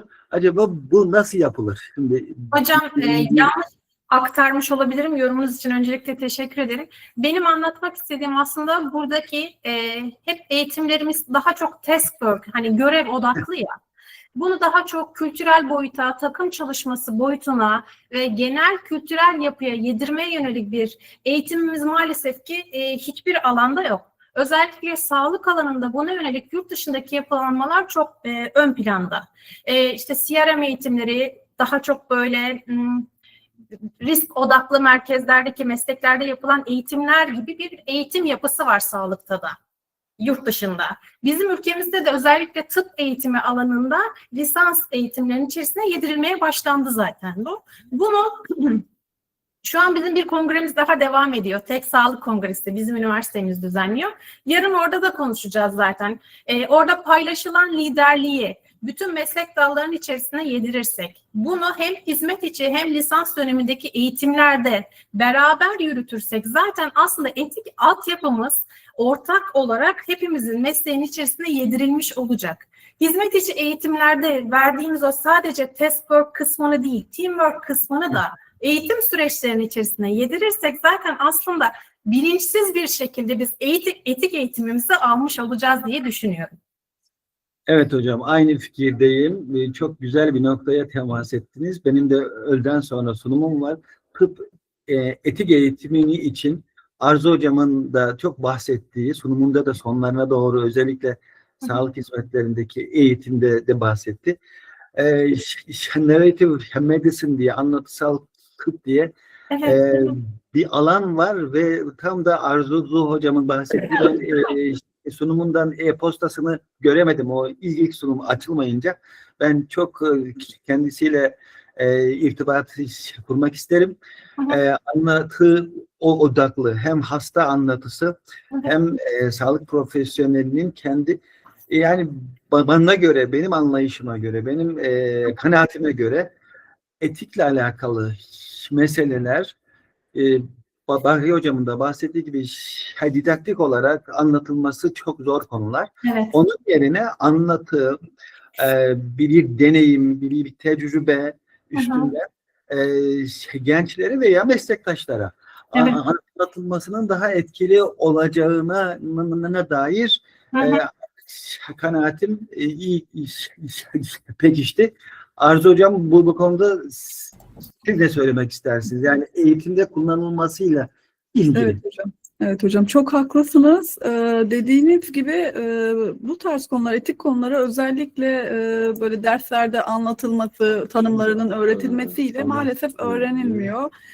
Hani herkes kendi yaşadığında bir şeyler için daha anlayışlı ya da daha empatik olabiliyor. İşte edebiyat eserleri de kişileri işte özdeşim yaparak oradaki kahramanlarla sanki yaşamışçasına bir empati yaratabiliyor. O yüzden eğitim için, sağlık profesyonelleri eğitimi için gerçekten çok faydalı olacağına inanıyoruz.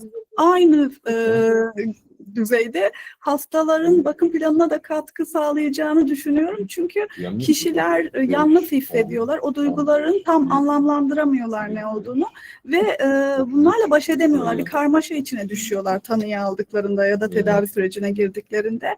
Ama kendisi gibi bu süreçleri atlatmış ya da duygularını anlamlandırmış kişilerin otobiyografilerini okuduğunda baş etmeleri kolaylaşabiliyor. En korktuğumuz şey kanserde tedavi reddidir biliyorsunuz. Hani tedavi reddi oldu mu hasta ölümcül sonuçlar yaşayabilir. O yüzden bir an önce bakım planına bunları entegre etmemiz ve hastaya o yaz süreçlerini sağlıklı bir şekilde atlatmamız gerektiğini düşünüyorum. Çok teşekkür ediyorum. Peki hocalarım, o zaman ben küçük bir şey sorabilir miyim? Şimdi etik didaktik olarak lisansta verildiği zaman biz biliyoruz ki lisans eğitimde genelde etik dersleri akademiye yeni başlayan daha genç hocalar tarafından verilir ve bunların sonuçlarını sahaya çıktığımızda çok da iyi görmeyiz. O zaman burada sadece lisansta etik eğitim vermek yeterli mi? Yoksa bu eğitimin çok daha erken dönemlerinde değerler eğitimiyle birleştirilip lisans mezuniyeti sonrası meslek etik kurullarının oluşturulup meslek etik kurulları tarafından denetlenmesi ve takibiyle daha kalıcı ve sürdürülebilir hale gelebilir mi? Ne dersiniz? Kesinlikle katılıyorum hocam, kendi adıma söyleyeyim. Çünkü deneyimlerimiz, meslekteki deneyimlerimiz, akademideki deneyimlerimiz bizi bugün bu sonuca getiriyor. Bugün yetiştirmekte olduğumuz öğrencilerde gördüklerimiz, mezuniyet sonrası kurumlarda tutum ve davranışlar, kamu yararını gözetme, insan hakları ve diğer konularla ilgili ne yazık ki buralarda çok fazla açık pencere var. Bunları kapatabilmek için sanıyorum meslek etik kurullarını kurumsal veya yapısal anlamda harekete geçirmek gerekecek, öyle görünüyor. Evet. Peki, Ekin Güven söz almak istiyor. Teşekkürler herkese sunumları için. Buyurun. Benim sorum sağlık turizmi ile ilgili hasta bilinci ve bu özellikle mesela Türkiye'nin sağlık turizmi için hedef coğrafyası ne olmalı sizce? Yani daha çok Orta Doğu ve Asya hastalarına mı yönelmeli yoksa Avrupa ve hani bilmiyorum Amerika pazarındaki hastalara mı yönelmeli? Çünkü onların her birinin ihtiyacı da biraz farklı olacak diye düşünüyorum. Bu konudaki hani yaptığınız saha araştırmasının size kazandırdığı fikir ne oldu?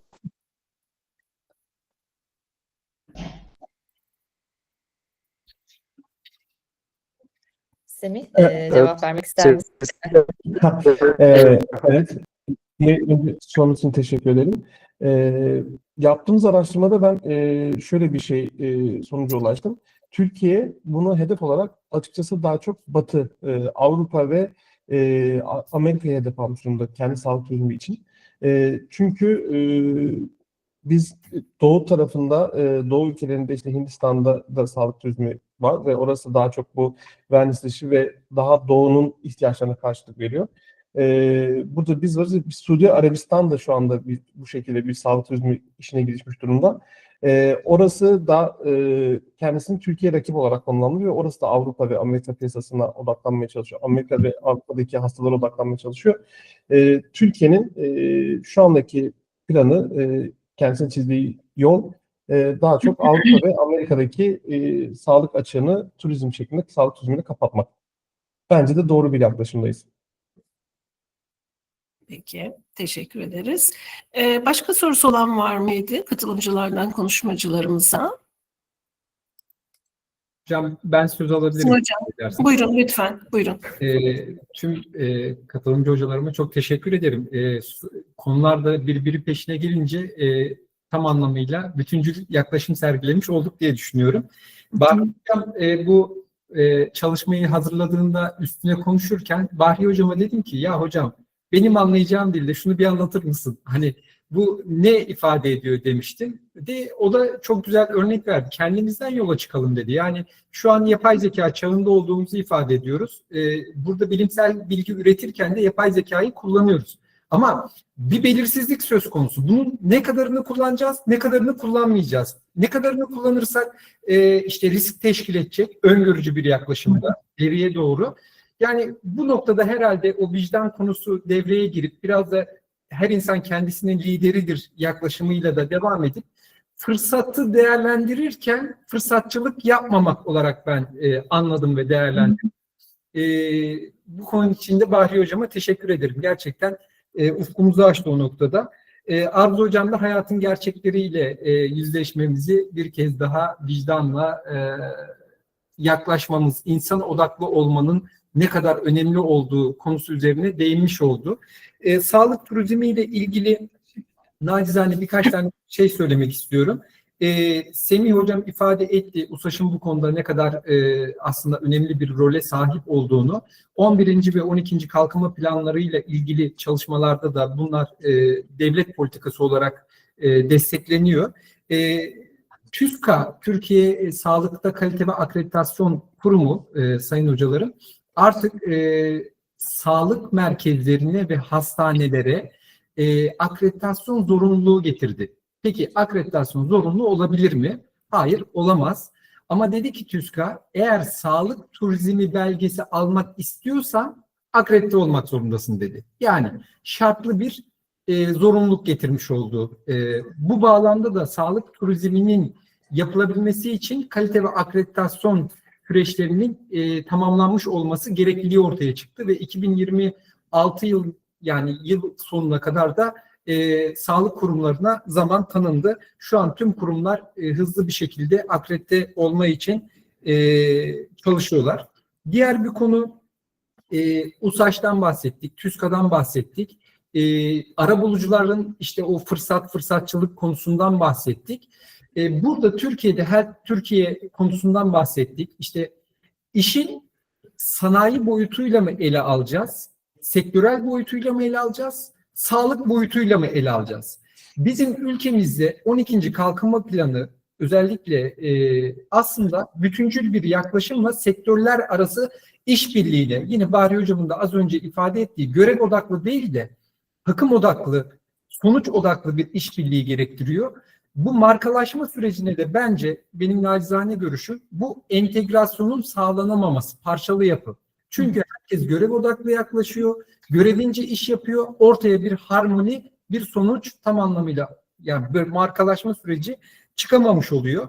Aynı şekilde benim yapmış olduğum çalışmada da yapay zekanın yanlış öğrenmesiyle ilgili konuda da benim de strateji önerileri arasında ortaya çıkan çalışmalarda Türkiye'nin hem Türk dünyası açısından hem de Balkanlar açısından hem de Orta Doğu açısından ciddi bir fırsata çevirebileceği, bu sağlıkta yapay zekayı, sağlıkta o dijital ekosistemi oluşturursa bir fırsata çevirebileceği ki sağlık turizmi de bunda lokomotif olarak rol alıyor. Bunları da bu kapsamda değerlendirebiliriz diye düşünüyorum. Tüm hocalarıma tekrardan teşekkür ederim. Peki, Evet, Ersin başka Hocam. Buyurun hocam lütfen. Estağfurullah.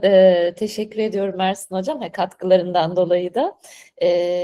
Aslında ben gerçi böyle hemen de girmiş oldum Fatma Hocam, kusura bakmayın. Yo, lütfen, lütfen. Böyle şey yaparken benim de aklıma bir Bahriye Hocam'ın aslında sunumuyla ilgili bir soru takılmıştı. Onu eğer müsaadenizle sormak isterim. Bu tabii şimdi bu ahlaki hayal gücü, hani güçlü liderler dedik. Peki bu acaba bir fazla idealist olarak algılanabilir mi? Peki bu algı, yani böyle bir algı oluşabilir mi? Peki bu algı nasıl daha dengelenebilir, nasıl optimal bir şey oluşabilir? Onu sormak istedim. Ersin Hocam sen mi cevap vermek istersin? Yani evet, yani belki ortaya sorayım. Belki sadece Bahriye Hocam değil. Hocam Vermek isteyen olursa tüm tamam. hocalarıma. Şöyle ben 3 yeni kavram aslında dile getirmek istiyorum. Belki ilgimizi çeker. Belki ben de birilerine ufuk açma noktasına küçük bir nokta atarım. İhtiyatlı tetiktelik diye bir kavram gün yüzüne çıkıyor. Ne demek oluyor bu? İnovasyon dürtüsüyle hasta güvenliğinde sürekli bağlılık ve proaktif risk izleme ile dengeleyen liderlik. Yani aslında geleceğe yönelik böyle inovatif düşünüyoruz ama tetikte olmamıza rağmen daha ihtiyatlı ilerliyoruz. Dengeyi böylece kuruyoruz. Bunu yaparken de bir diğer kavram ahlaki bağışıklık sistemi denilmiş. Benim çok hoşuma gitti. İmmün sistem, kurumun ahlaki yapıdan da bir bağışıklık edilmesi gerekiyor diyor. Bunun için de stratejik anlam yaratılması gerektiğini söylüyor. Yani aslında birey odaklı veya ütopik bir yapı değil. Vicdan denmesinin sebebi bu aslında. Kurallar yokken de ben bu etik yapıya uyum sağlıyor muyum?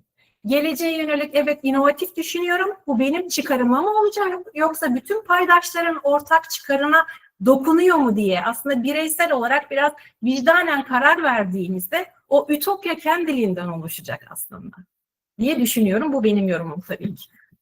Hocam bu ütopyayı, bu davranışı ütopya olarak değerlendirirken veya ütopik mi diye düşünürken aslında kurumlarımıza, kurum kültürümüze ve yetiştiğimiz kültüre baktığımızda bunun sanıyorum temelleri oralarda yatıyor. Eğer siz içinde bulunduğunuz kültürde bu duygu ve düşünceleri hissedecek ortam bulamıyorsanız bunlar birazcık ütopik de kalabilir. Bugün ne yazık ki kurumlara baktığımızda bunun çok fazla örneğini görmek de mümkün. Bırakın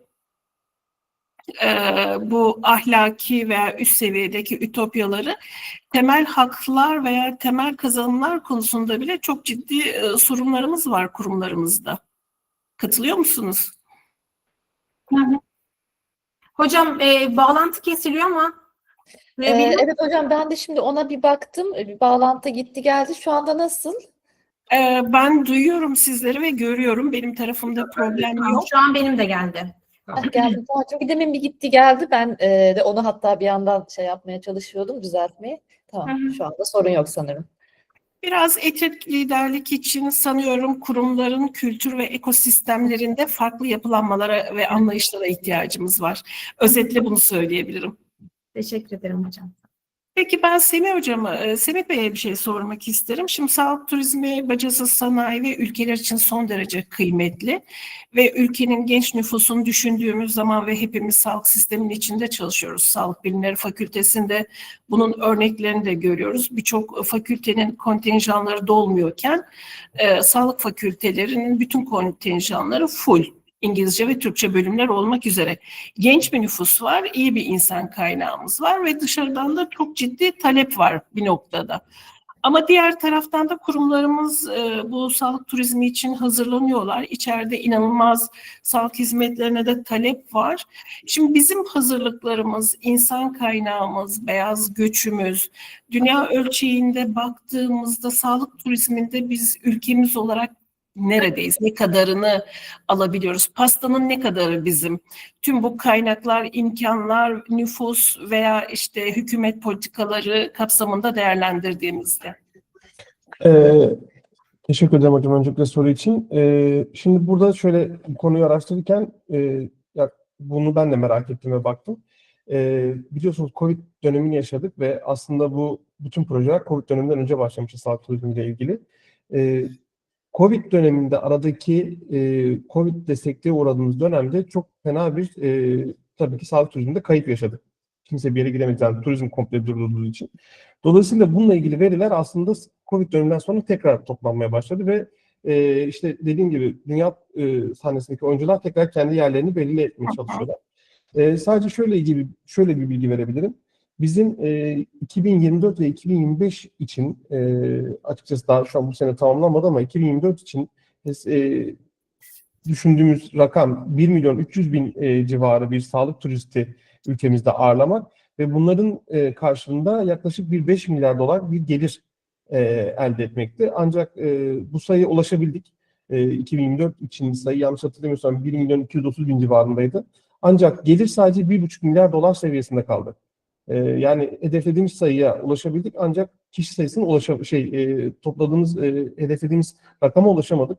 Bunun sebebi olarak da piyasa koşullarının tekrar yerleştirilmeye çalışmasından dolayı fiyat rekabetine girmemiz gösteriliyor.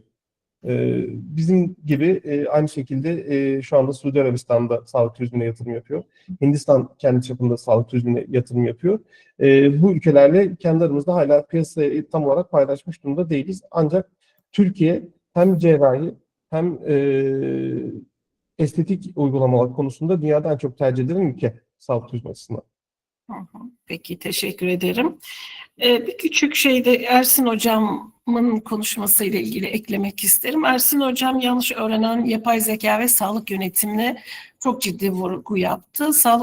Yapay zekanın doğru öğrenmesi için bizim doğru bilgileri ve doğru verileri ona sunmamız gerekiyor ve bu bilgi yoğunluğunun sistem içinde katlanarak artması ve yapay zeka öğrenmeleri arasında kendi bilgisini üretmeye başladığı zaman bu temelden hareket etmesi gerekiyor. Bizim buradaki önemli bence sağlık yöneticilerin veya bu konuya kafa yoranların yapacağı konulardan bir tanesi artık chatbotlarla çalışmayı öğrenmemiz gerekiyor. Multidisipliner, kendi alanımızdan üretebildiklerimizi kodlayıp bunu yapanlarla işbirliği yapıp sisteme olabildiğince fazlaca bilgi girip buradaki yanlış öğrenen yapay zekanın yönünün doğru öğrenen, geçerli, tutarlı bilgi ortaya koyabilen ve doğru stratejiler üzerinde hareket edebilen bir sisteme dönüştürme yönünde ciddi çaba sarf etmemiz gerektiğini düşünmekteyim. Ne dersiniz hocam? Kesinlikle katılıyorum hocam. Yani vazgeçilmez bir unsur haline geldi. Onların da doğru çalışabilmesi için yapay zekanın verdiği her şeyi alıp uygulamak değil, insan süzgecinden geçirerek kendi akıl ve mantığımızla, etik ilkelerimizle hareket ederek kendi mesleğimize ve görevimize bunu adapte etmeyi öğrenmemiz gerekiyor. Zaten dediğim gibi bilimsel bilgi üretiminden tutun sağlık hizmetlerine, eğitime kadar her alanda yapay zeka inanılmaz fırsatlar sağlıyor. Ama bu fırsatların yanında riskleri de unutmadan, hem teknik hem insani riskleri de unutmadan hareket ettirmemiz ve entegre etmemiz gerekiyor. Bunun için de sağlık turizminde de olduğu gibi regülasyonun sağlanması gerekiyor. Çalışmaların yapılması gerekiyor. İlerleyen yıllarda muhtemelen bizi çok daha farklı konular bekliyor olacak. Zaten Bahri Hocam da ifade etmişti. Yani belirsizlikte yol alıyoruz. Hele hele Covid sonrası inanılmaz bir dönüşüm var. Bu dönüşümü ancak işte Covid'i içindeyken çok anlayamadık ama bugün baktığımızda çok net bir fotoğraf çekebiliyoruz. Muhtemelen bu dönem içinde ilerleyen yıllarda daha net fotoğraflar çekmiş oluruz diye düşünüyorum hocam. Peki Ersin Hocam, çok teşekkür ederim. Oturum çok keyifli ilerliyor. Sorular, cevaplar, konular peş peşe. Fakat son bir dakikamız var. Serdar Baybo da söz almak istiyor. Son olarak Serdar Baybo'ya söz verelim, sonra oturumu kapatacağım. Buyurun. Sesiniz kapalı. Sesinizi açarsanız.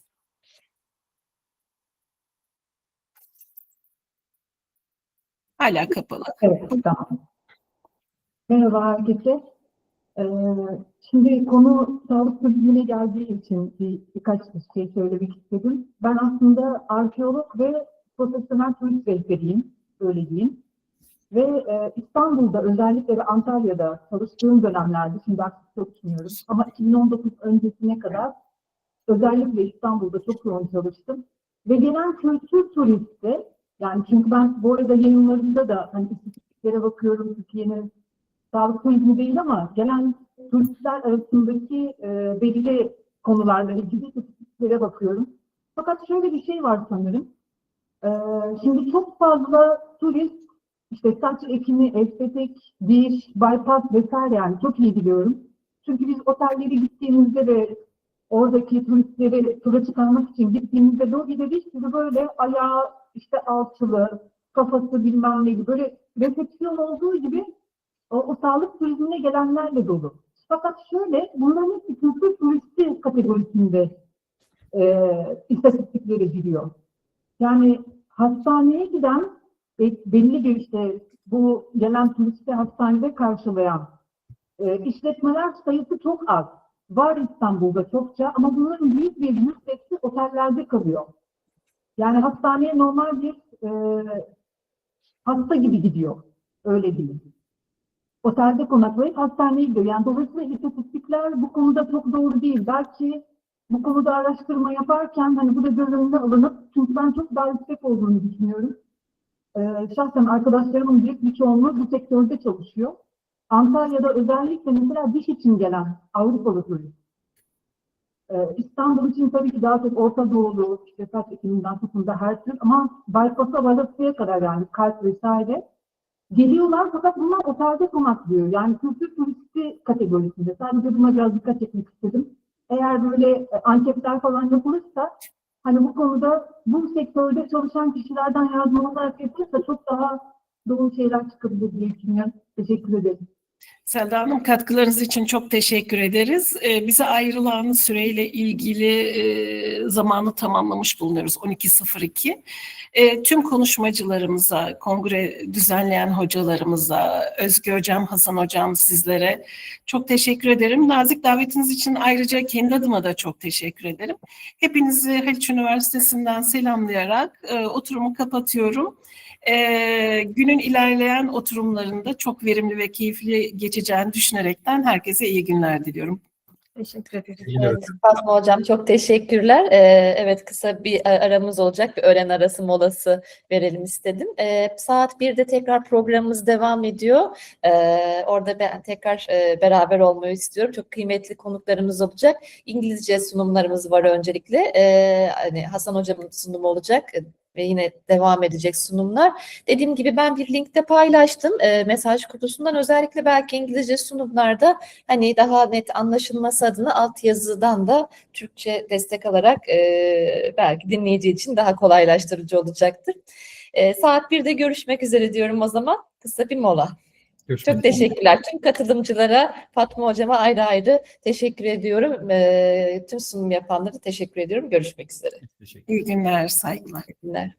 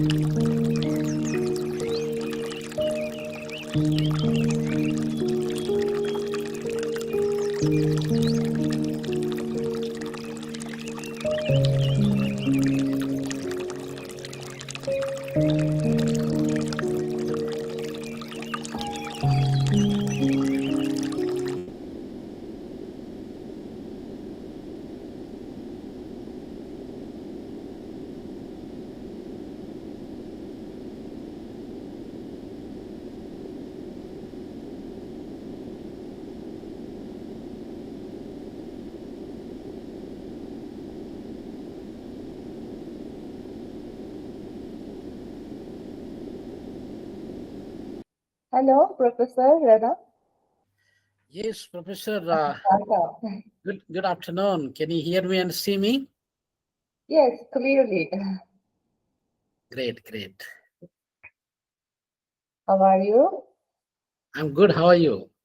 Thank you. I missed coming to Turkey this time also, but next time I don't miss it. Okay.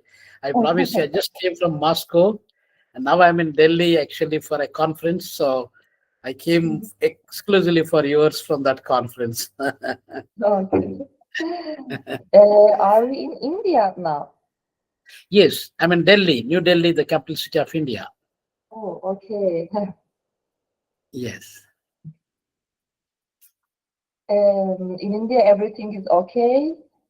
Yes, How is yes, the absolutely. atmosphere? Fine, thank you. We should plan to come to India, Prof. You been to India before? No, I haven't. Please, we will make a plan, definitely. You would definitely like it here, yeah. Okay, I hope we want to see different places, and one of them is India. Maybe, I hope. Absolutely, absolutely, Prof. That would be great to have you, yeah. In the next slide, we didn't make the conference face to face. We want, but most of the presentations, most of the participants want to participate online. I hope we want to meet absolutely also online and the face-to-face parts. We hope to meet you at these face-to-face parts at next time. Absolutely, absolutely. I will be delighted to come, yeah. Yes, 1 or 2 minutes we can wait. No problem. Okay. No problem. Take your time. I will be waiting for you, so there is no problem. I was Okay, just worried about the time because India-Turkey time is about 2.5 hours. I was looking and observing the time because you said 1 to 1:30 for me. Now here in India is already 3:30. Exactly. Okay. Hasan Hocam merhaba, hoş geldin. Professor Hassan Erbay, good afternoon, sir. Good afternoon, dear Professor Rina. How are you? Yes. I'm good, sir. How are you? Thank you very much. Nice to see you here. Thank you, sir. Thank you. My pleasure. And also many of our colleagues will join to listen you. Thank you very much for joining us. It's our honor to listen you here.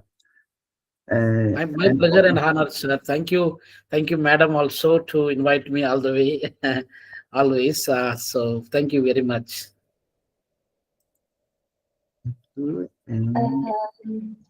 Yes, dear Professor Rana, welcome again, and thank you very much for accepting our invitation for being with us today and for your valuable presentation. Before giving you the floor, I would like to share a few brief words about you. It is a great pleasure to introduce our distinguished speaker today, Professor Dr. Ravinder Rana. Professor Rana is a renowned economist, academic leader, and a global public intellectual with over 33 years of teaching, research, and consulting experience across Asia Pacific, Africa, and Europe. He is currently a professor of economics at the Durham University of Technology in South Africa, and also served several roles as adjunct and visiting professor at leading universities worldwide. Professor Rana has made outstanding contributions to the fields of development economics, economics of education, public policy, sustainable development, and global economic issues. He is the author and the editor of more than 2 books. He has published over 190 peer-reviewed journal articles and has delivered keynote addresses at hundreds of international conferences around the world. He is also a highly respected editor-in-chief and editorial board members of numerous international journals, and he has received prestigious national and international awards for his academic excellence and research impact. We are truly honored to have him with us today, and we greatly look forward to learning from his insights and experience. Yes, welcome again. Floor is yours, Professor. Thank you very much, Professor Oji. Thank you for your colleagues and for your organization. It's absolutely a great pleasure and honor for me to be part of this international conference organized by your organization, Holistens Academy. And I would like to also thank the team members who put the efforts together to build this particular event.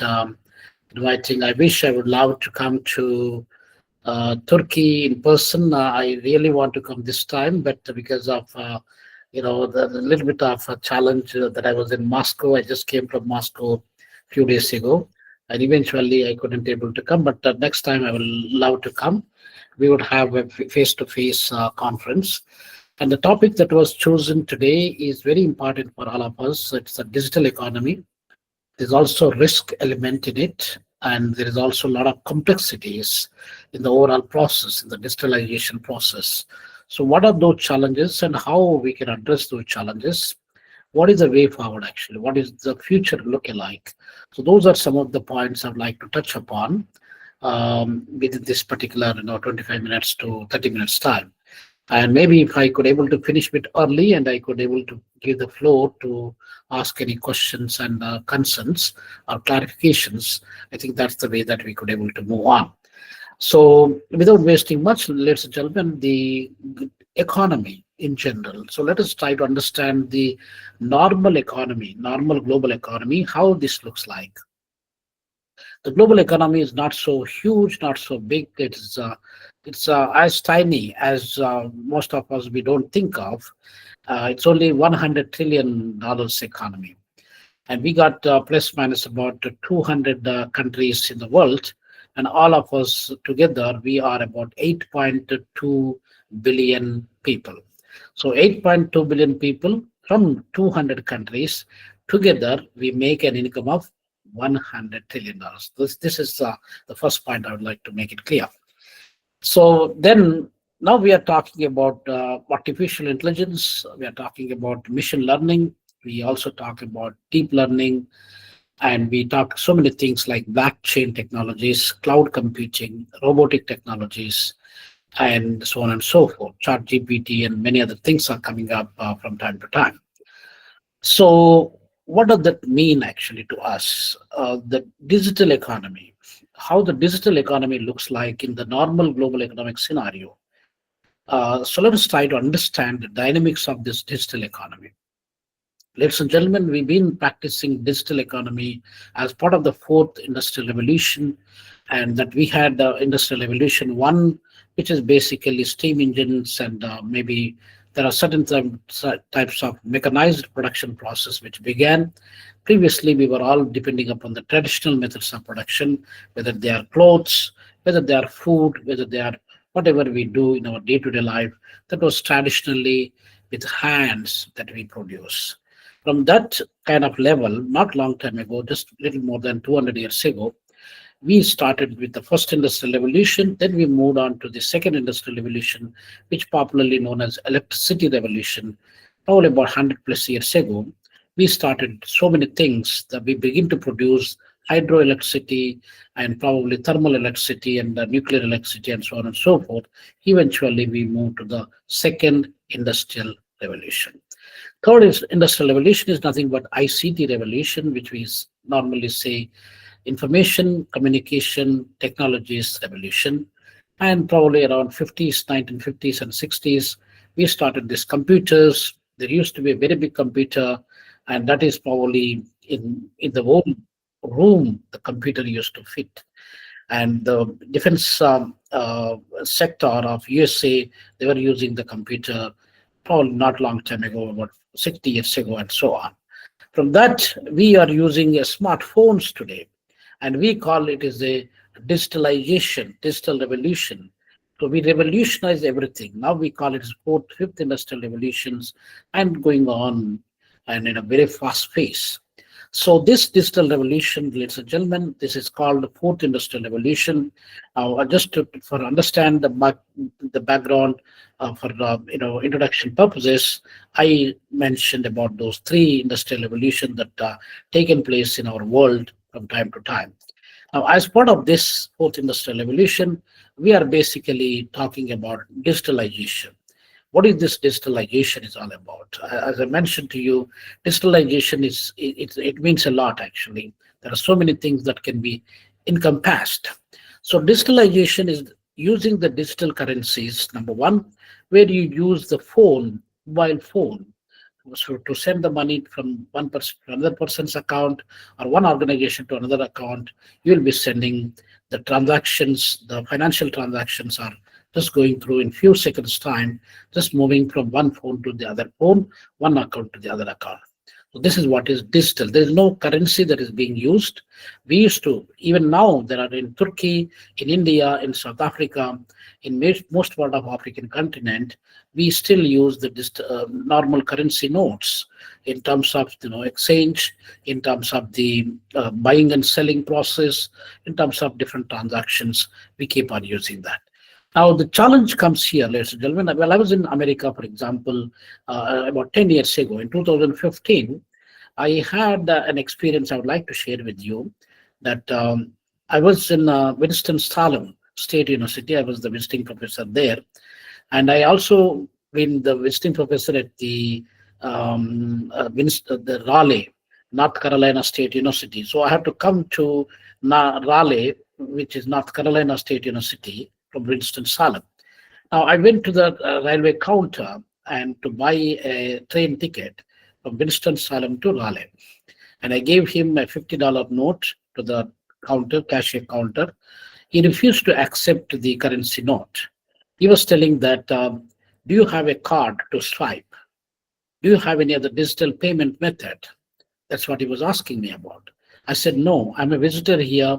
Therefore, I don't possess any card with me. I don't have any bank account here in America. So therefore, kindly accept. So after the, some kind of detailed discussion among us, then he decided to accept. And he was mentioning, I still remember his words that time. He was mentioning that, sir, you are paying whatever that money, $10 or $20 you are paying for the ticket, but this carrying this money with me is risky for me actually. It's a risk that I need to manage unless I deposit this money to a specific treasury or specific account. That is the kind of risk, ladies and gentlemen. So we do have a lot of risk factors that are involved. You may have billions of rupees, billions of Turkey currency lira, or billions of South African rands, or American dollars, and also the kind of Russian rubles. Now, if you carry the currency, there is a lot of things that is going to happen. Somebody, you met an accident, all your money is gone. The physical currency, if there is an accident that is burned, the vehicle is burned, and then all your money is gone, disappear. It becomes valueless. Somebody comes and steal, that is also become it's gone for good from your hand, so it doesn't have any value. You lost the money that you earned throughout your lifetime sometimes. So this is the risk factor. The risk element is very high within these cash circulations. But we've been practicing this cash transactions even in India. Most of the transactions in this digitalized world, digital economic system, there is a high element of cash transactions taking place. You go to vegetable vendor, you go to any other probably service providers, whether it's a medical doctor, healthcare agencies, or educational institutions. Wherever you go, you are paying in the cash also until today. Now, the risk that I'm going to talk, we will come back to this risk element, how we are managing the risk, and how the digital economy is supporting and helping this risk process. And what are the elements that we still find within the digital economy, within this blockchain technologies, within this fin technologies, financial technologies, how the risk factors also emerging from time to time, how that can be mitigated. So that is what I'd like to touch upon in another 15-20 minutes time. So ladies and gentlemen, now let us look at the digital economy. Digital economy, the normal economy, a traditional economy that we talk about, or modern economy that we talk about, which is close to $100 trillion, where America is the largest economy in the world, which contributes about $31 trillion to the global income. That made America to be maybe contributing about 31% of the total income of the world. That made America as the largest economy. The second is none other than China, where it is contributing about $19.3 trillion to the global income, plus minus about 19% coming from China alone. That is number two. Number three is none other than Germany. Now, Germany, we have, it contributes about $4.5 trillion to the global income. That is about 4.5%. And that made Germany as the third largest. Japan used to be the third largest until recently. Now Germany has taken over. And then India was the fifth largest economy. Now India became the fourth largest economy. India contributes about $4.2 trillion to the global income. So this is how the economic structure looks like. Now Japan became the fifth largest. It contributes a little less than 4 trillions. Now these five economies in the whole world, they contribute more than 50% of the income of the world. So the whole world, how it is digitally, financially, economically, and wealth-wise, how this whole world is divided, one can understand the fact. So we have so much inequalities among ourselves, so much digital divide among ourselves. The whole of Africa as a continent, it cannot even contribute more than $4 trillion. 54 countries from Africa, they cannot contribute what India is contributing as one country. What Germany is contributing as one country, the whole of Africa cannot able to contribute. So this is how the normal economy in the globe look alike. Coming to the digital economy, ladies and gentlemen, we have got the digital devices that I was telling you about, the telephones that are being used, smartphones, normal phones also, where it doesn't have an internet service, where you do not need Wi-Fi, where you do not need any other smart technologies. You can still use the phone to transfer the money from your phone to other vendors. You can still receive the money to your phone from others. I was in Zimbabwe about 2 years ago. Somebody, a normal man who is using the normal simple phone, a very basic phone, he can transfer the money, he can also receive the money.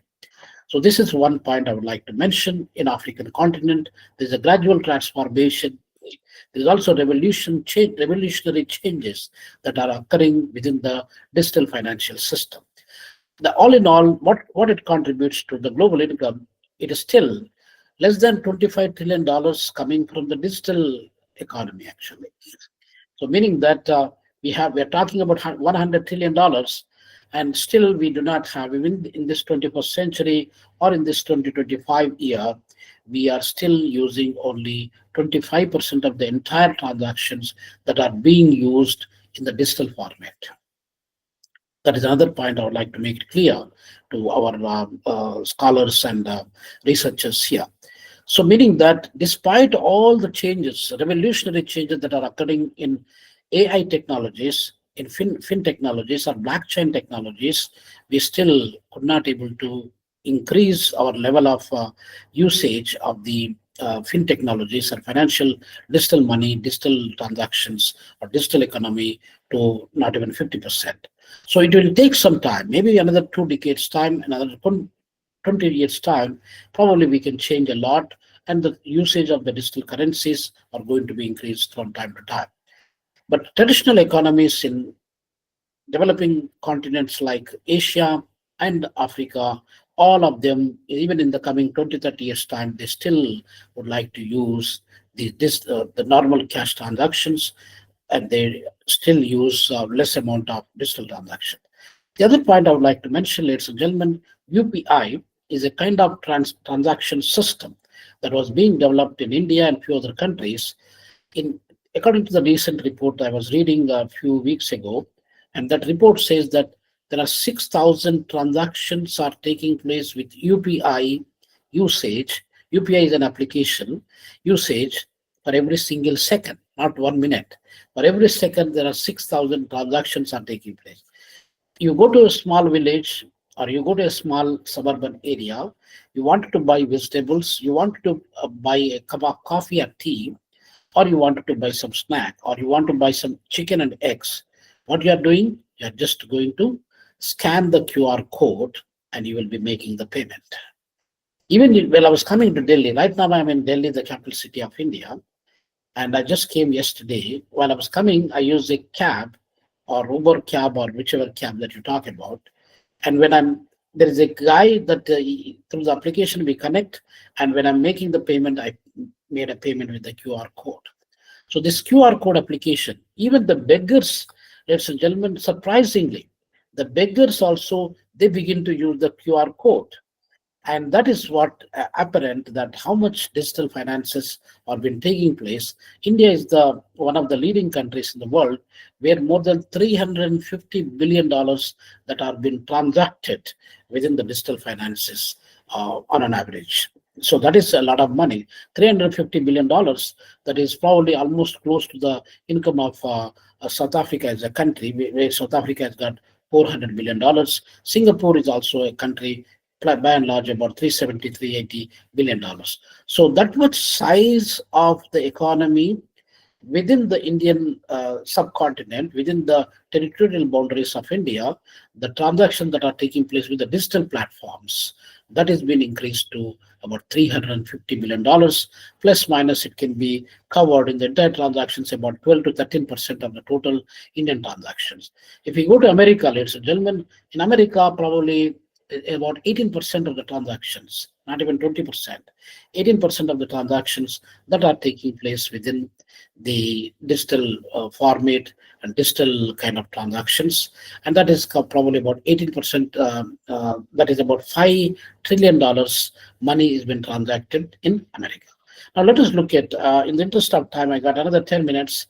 In the interest of time, I would like to mention the risk factors. As I indicated to you earlier, that there's a high element of risk when we use the financial transactions with the cash payments. Cash payments, there are people, they could able to produce the fake notes, fake currency notes. They look alike the normal original currency note, but they are fake currency note, not produced by the respective reserve banks, respective federal banks, respective central banking systems.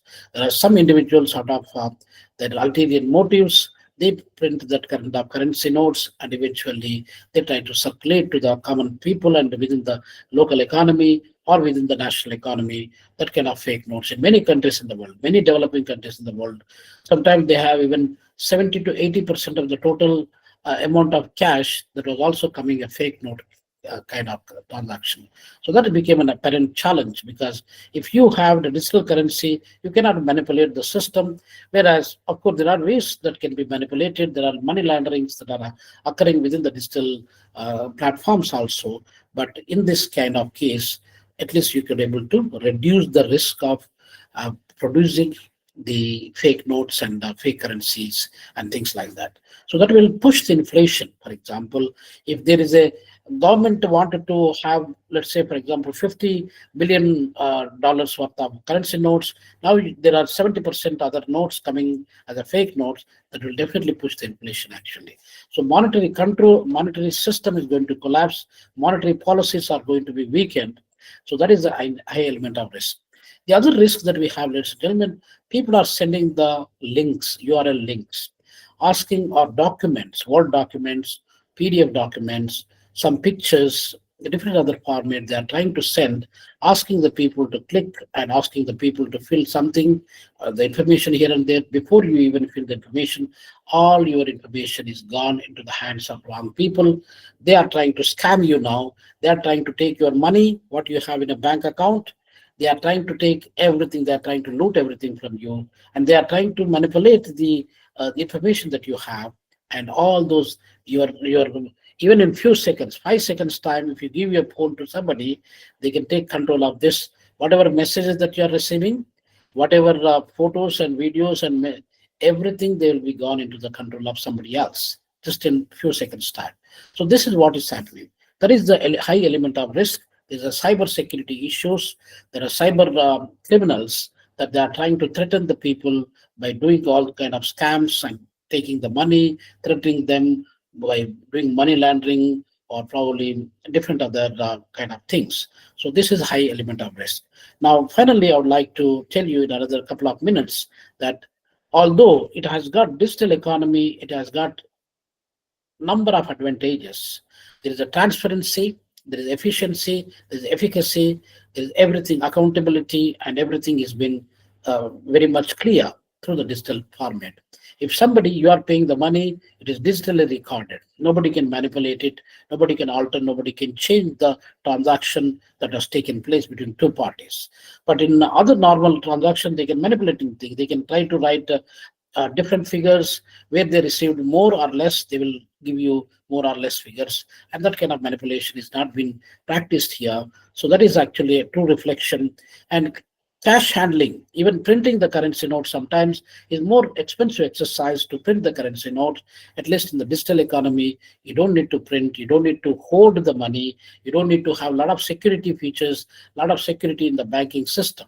All those things, all the expenses, the cost can be reduced. So these are the advantages of having the digital currencies and digital economy, ladies and gentlemen. So there is the risk can be mitigated only through certain cyber laws.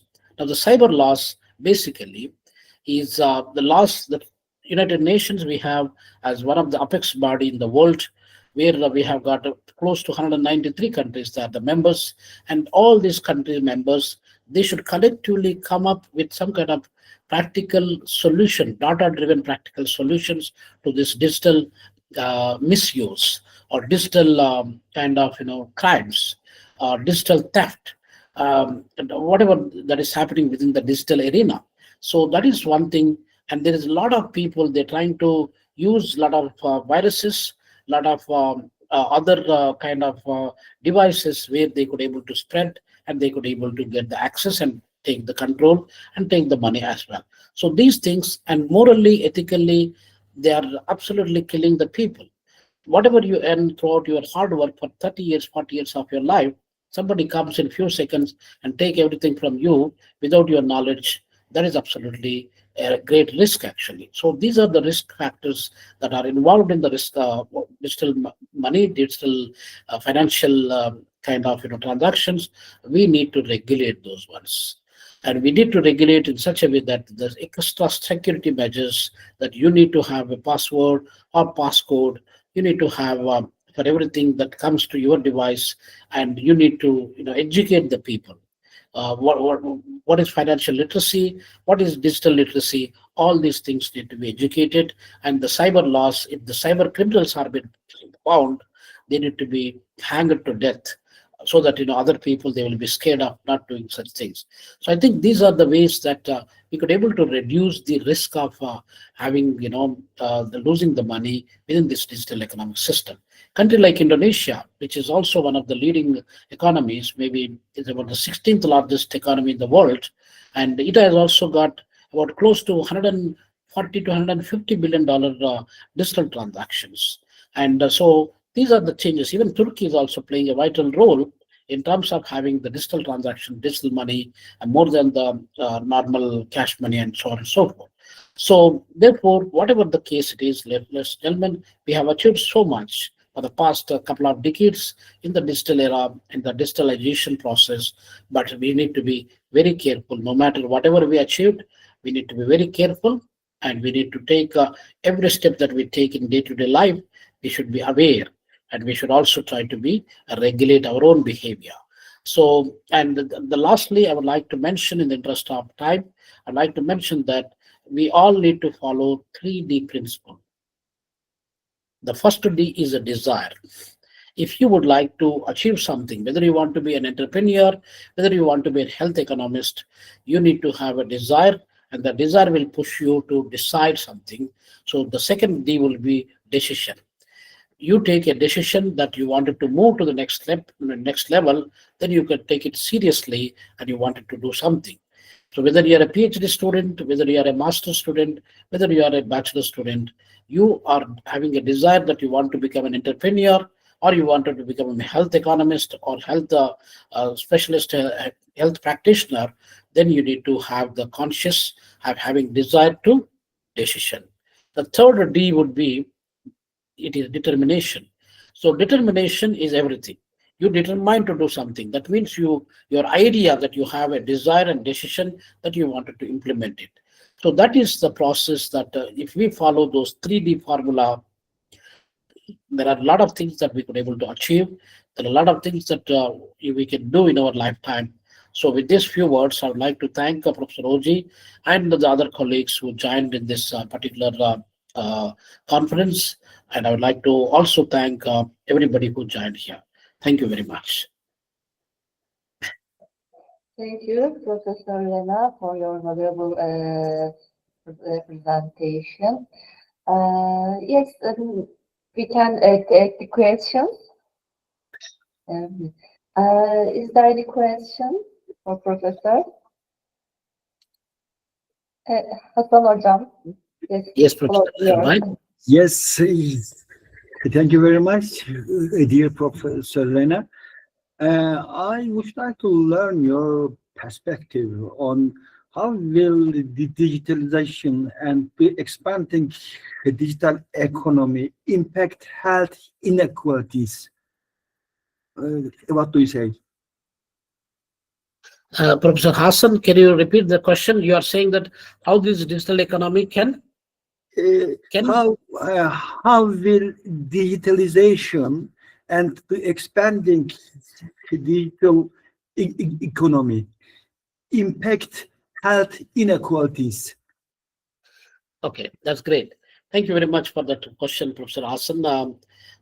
Colleagues, normally digital economy helps a lot, as I indicated in my previous discussion or previous few minutes ago, I was mentioning about how it promotes the efficiency, efficacy, productivity, and all of that, transparency, accountability, and so on and so forth. So that it also expands.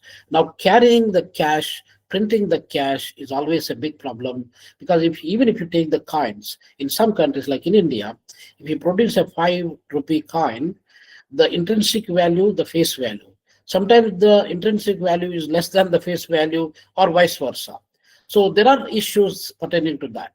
That is why whenever you produce a coin which you think it is 1 rupee or 1 lire, and that 1 lire, the actual cost of that producing 1 lire would be more than that of the value of the currency itself. So there are certain challenges like that.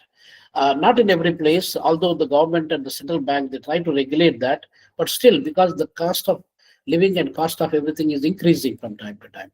But if we could able to use the digitalization, Professor Hassan, it is very much possible for us to expand without having much barriers. That's point number one. Point number two, as you indicated that inequality, the inequality is going to rise among the people. Now, poor is becoming a poorer, whereas rich is becoming more richer, actually. And that is the point that is going to increase. Now, we have digital divide.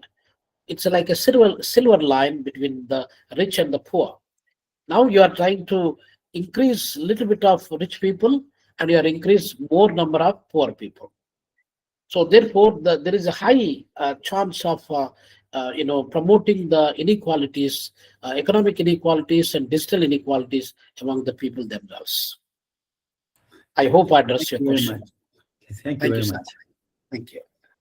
Thank you. Yes, is there any question? Dear Professor, I have a question for you. Please, Professor. In the face of the broader nature of the digital economy risk, such as crypto assets and global cyber crime, what are the limits of effectiveness for risk management models based on national sovereignty? It is possible to establish an international governance framework to define jurisdiction and responsibility for this global risk. Do you have an idea about this? Yes, Prof. Thank you very much, Professor Sahil, for asking that question. Indeed, all over the world, what is happening in terms of education one side, in terms of so many other sectors on the other side. Within the education sector, the digital platforms have been increasing from time to time. Now, let's say, for example, robotic technologies. Robots are taking the place of the teachers and professors. Now, what is going to happen to these millions of professors who are engaged or teaching community in this world? What is the future of those people who are educated, who spend their lifetime in learning something, a skill and the dexterity, knowledge and the wisdom they wanted to share with the students and the people? Now, what is going to happen to them? So now these technologies, for example, you don't need me. You can just press a button, you give a command and you give an instruction to something, something will speak on my behalf. They can use my own tone or they can use somebody else's tone, like Elon Musk, the richest man, his tone also can be used, and then he will deliver a lecture. Face is mine, voice is somebody, or face is somebody, voice is mine, or something like that. So these are the changes that are occurring. That is ethically, morally, sometimes it creates a lot of challenges, a lot of problems, a lot of security issues, a lot of copyright issues also. So therefore, that is why I am telling you that, Professor Sain, we need to have certain cyber laws, cyber security laws, where we can avoid this kind of confusions. Now, for example, we have so much VUCA, volatility, uncertainty, complexity, and ambiguity. So much of those factors have been created everyday basis. So many new challenges that are coming up. We never even heard about ChatGPT before. Now you spend some few seconds in ChatGPT, it provides everything to you. You don't need to think what is going to happen to somebody who is working as a legal representative. You don't need legal representative or lawyers or advocates. Then you can just ask some few questions and doubts and they will give you the clarity. You don't even need medical doctors. You can ask ChatGPT and they will give you something. Maybe 70% or 80% people that are trying to use and get the information and trying to do that. But ChatGPT cannot do the operation. ChatGPT cannot do the plumbing work or electrician work actually. So there are certain things, certain jobs, they should be done only by certain group of people physically be present. You cannot do virtually everything. So virtual realities, virtual platforms are only, they can try to support our mechanisms.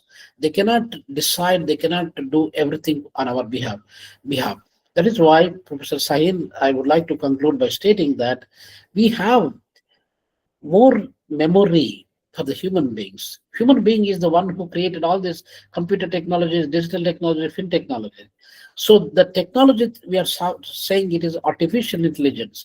We are not saying it's a natural intelligence. We will say only artificial. Artificial is created by us human beings. Now the memory of human being is basically, it is equal to 2.5 petabytes. That is about 2.5 million gigabytes of memory that we have. How many of us are using that? Not even 1%. So let us try to depend, let us try to promote, let us take education seriously. Let us try to resolve and solve the problems, not creating more problems. So we have data-driven problem-solving techniques. There are so many business models that have been coming up. As you asked the question, Pro, is that so many business models are already in existence. What model is working? What is not working? If there is anything that we can modify the model, business models, let us try to modify. We have got good number of researchers, good number of think tanks. Let us try to modify and do the right things and take it to the next level. I hope I answered your question, Professor Sain. Yes, thank you. There is the last question for you, if you have time. The last question from Ersin Kocaman. How does the growth of the digital economy affect the digital transformation in the healthcare sector? Specifically, what do you think is the most critical impact of this economic structure on the sustainability and accessibility of digital healthcare services? Thank you. Thank you. Thank you very much for that question. Yeah, health, education, they are the two important sectors in our life. Every human being in the world, whatever we do, whether we are professors or we are driving community drivers, bus drivers, train drivers, plane drivers, and so on, whichever community, or peons and security guards, every one of us needs at least some basic health care, some basic education, without which our life will become very difficult. Now, given this scenario, ladies and gentlemen, that healthcare technology, radical changes are occurring within the healthcare. The first heart transplantation that was taken place, probably you all know that it was taken place in my second home, that is Cape Town, South Africa. Professor Bernard is the one who did the operation in 1966 or somewhere there. For the first time in the whole world, nobody ever thought that heart can be transplanted. But it was done in South Africa for the first time. From then until now, radical changes, kidney replacement, liver replacement, heart replacement, all these things are been taking place, eye-to-eye replacements. So much development is occurred. So now I was following a video a few months ago that says that a doctor who is living in India can do an operation to a patient who is living in America by using the robotic technologies. That is the way that things are changing. So this is all digital technologies. Somebody stays somewhere else, they never even touch and see the patient, but using some kind of robotic technologies and sensor systems, and then you could able to operate and you could able to navigate and do the things.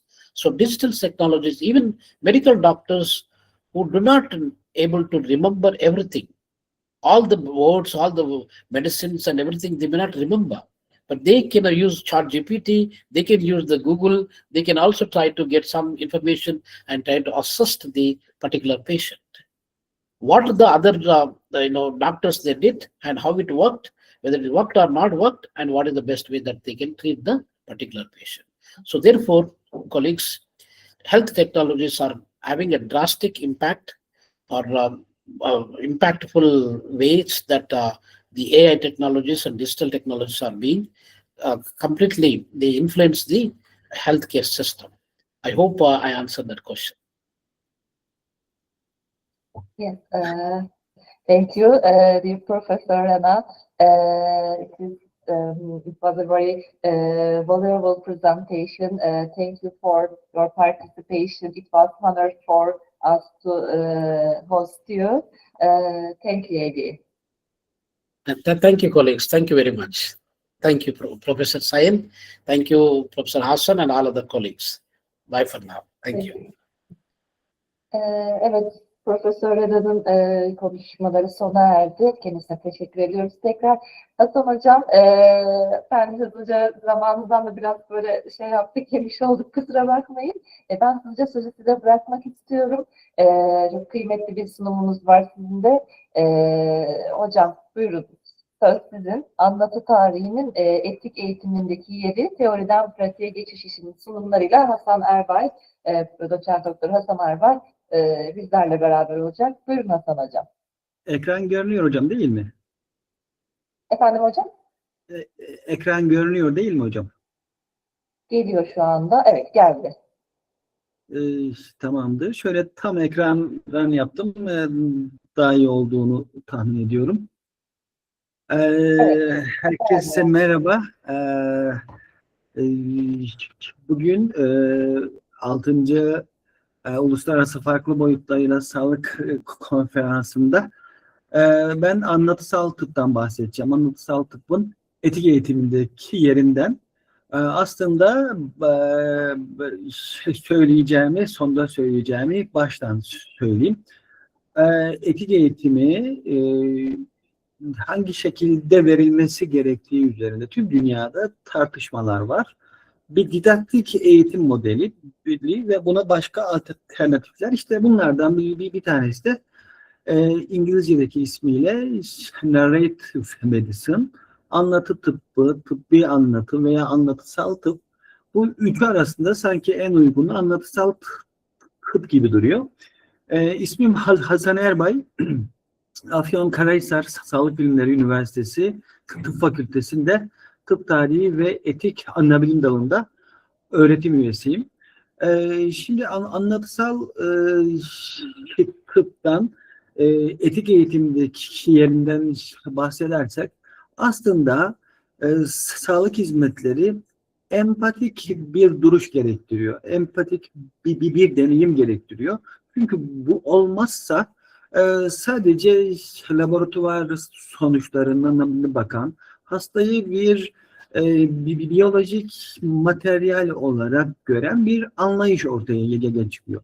Ve bu anlayış, şimdi birazdan bahsedeceğim, özellikle yapay zekanın da hayatımıza girmesiyle birlikte eskiden face to face olan, yani hastayla hekimin yüz yüze olduğu bir anlayıştan screen to face, yani ekran ve hasta arasındaki bir şeye, bir duruma dönmek üzere ve bu hem sağlık hizmetleri hem sağlık hizmetlerinin daha nitelikli olmasının önündeki bir engel. Aslında sağlık hizmetleri veya bizim tıp diye bahsettiğimiz şey eskiden beri gelen bir takım empirik metodolojilerden. Yani hem gözlem hem de deneysel veriler. Yani örneğin laboratuvar sonuçlarını üstünden hastayı değerlendirmek gibi.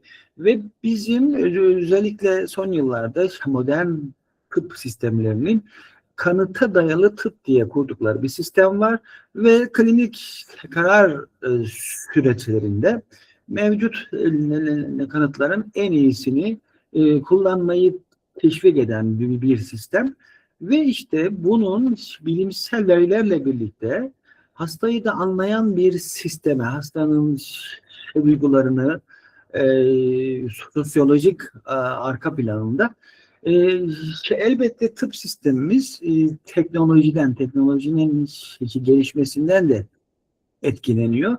Örneğin tanısal araçlarda benim öğrenciliğimde daha MR falan daha yeni çıkıyordu ama şimdi artık onu da açtık ve bir takım görüntülerin yapay zekayla değerlendirilmesi dönemindeyiz.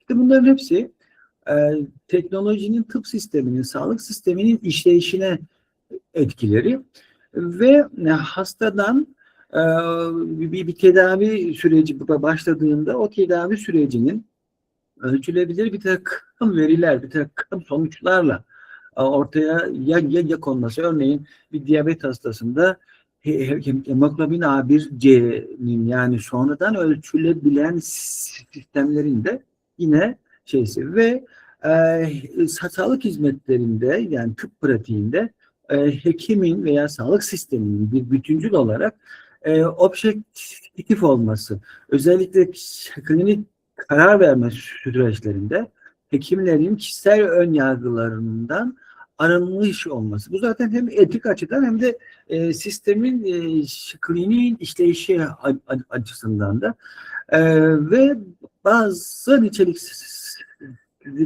verilerin bunlar da çoğunlukla istatistiksel veya bir takım hasta grupları üstünde ve esas olarak da baktığı şey biyoloji üstünden. Yani bir patoloji olduğunda onun o hastalığın patolojik temelleri üstünden işleyen bir sistem. Peki hastanın hastaların veya ızdırap çeken, yani bizim tabii hastalık deyince Türkiye'de 3 farklı anlam kelimesi, katmanını da birlikte içeriyor ama şimdi hasta deyince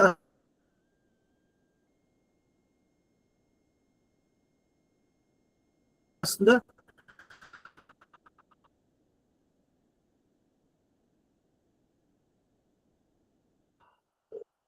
da hastaların, yani fenomenolojik olarak hem fiziksel ağrılarını hem de kimyasındaki durumlarını anlamak. Yani hastanın yaşantılarını da almak önemli. Hastanın ızdırabını, yani çektiği sıkıntıyı anlamak, yani fiziksel acılarının ötesinde, psikolojik boyutunda ve tabii ki ta Hipokrat'tan beri sağlık hizmeti sunmak. Yani hekimlerden beklenen şey hastalara umut vermek. Yani bunu da pozitif bir tutumla hastaların yaşam kalitesini arttıracak bir şekilde ve tabii ki hastalık süreci insanlar için bir kaygı unsuru ve bu durum bazen tedavi süreçlerini de etkileyen bir durum oluyor ve işte bu durumlarda da yine hastaya ve destekleyici bir takım yaklaşımlarında sunulması gerekiyor.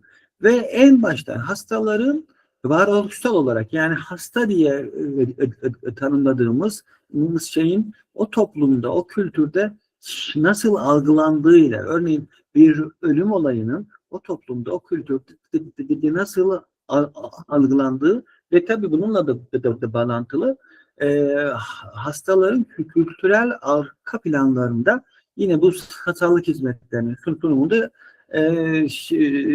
akılda tutmamız gerekiyor. Çünkü biz sadece fizyolojik, laboratuvar ve şeylerin üstüne hastayı da anlayacak, onun da kendini ifade etmesine fırsat verecek bir takım imkanlar, pratikler. İşte burada anlatısal tıp alternatif, yani kanıta dayalı tıbbı destekleyen, fakat ona da bir nevi destek olan bir yol, bir yöntem öneriyor. İşte burada alternatif modern tıp ve anlatısal tıbbın birbiriyle bağlantısının 3 köprüsü var. Bunlardan bir tanesi ilişki dinamiği, bir tanesi bağlamsal bakış ve sonuncusu da terapötik anlatı.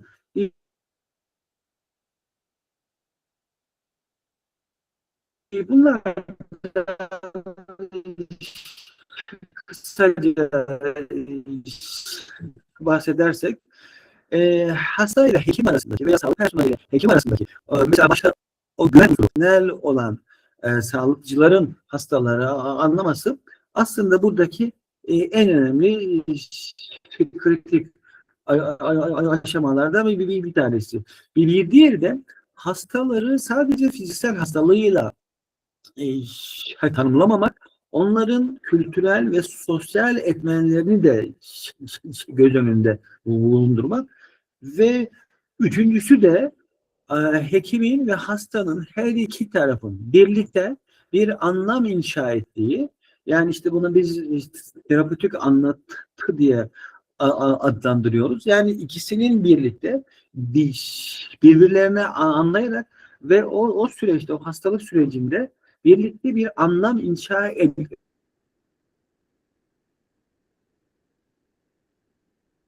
ederek ortaya bir şey. Aslında bu sadece hekimler için veya sağlık profesyonelleri için bir beceri değil, aynı zamanda sağlık hizmeti sorumluluğunun bir temel varoluş biçimi. Çünkü sadece bir iletişim aracı olmanın ötesinde bu klinik işlere, bu klinik ortamlara insanı ve o kişinin duygusal deneyimlerini de, yani örneğin hasta anlatıları ki Türkiye'de de bizde de bu konuda epeyce artık hem eser var hem gelişmeler var. Hasta anlatıları da ayrı bir şey. Anlatısal tıbbın aslında veya anlatının diyelim felsefi olarak bir işte Sokrates'ten gelen anlatının önceden var olan ve anlatıyla birlikte o olayın ötesine taşan bir durumdur diye tanımlıyor. O Ricoeur anlatısal tıbbı kanıta dayalı tıbbın karşısında değil, onunla aynı zeminde ve insan anlayışının bir temel biçimi, yani hastayı da anlayan bir biçim olarak ve tabii ki en sonunda da ontolojik olarak, yani varlıksal olarak bunu bir beceri, yani öğrenilecek bir beceri olmaktan ziyade o süreci başkalarıyla birlikte yürütme, yani hekim hasta ilişkilerinde bir anlayış ve empatiyi geliştiren bir unsur olarak. Bunun anlamı şu: bize insani açıdan daha etkili, yani daha insani bir yaklaşım önermektedir. Anlatısal tıp. Burada iki kavram var aslında. Birisi anlatısal tıbbın aslında kurucusu olarak kabul edilen Rito Charon'un anlatısal özneler arasılık diye bir tanımı var. Aslında bu şöyle: bir tedavi veya bir hastalık sürecinde hekimlerin veya sağlık hizmeti sunanların hastayla birlikte ortak bir etik alan oluşturdukları ve bu süreçte her iki tarafında hem deneyimleri hem değerleri hem de hastalığa veya hastalıktan da öte bir takım işte yaşam durumlarına bakışlarının ortaklaştığı bir alan. Aslında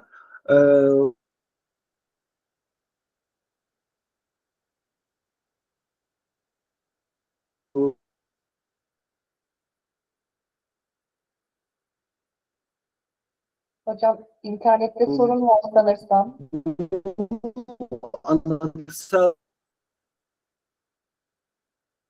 bizim etik uygulamalarında bir anlatsal vaka bir şey var. Yani bir vaka etik, oradaki ikilemleri veya etik değerleri veya etik sorunları anlamak, fark etmek veya onları en azından o bağlamda tartışmak için kullandığımız bir yöntem. İşte anlatısal tıp da etik eğitiminde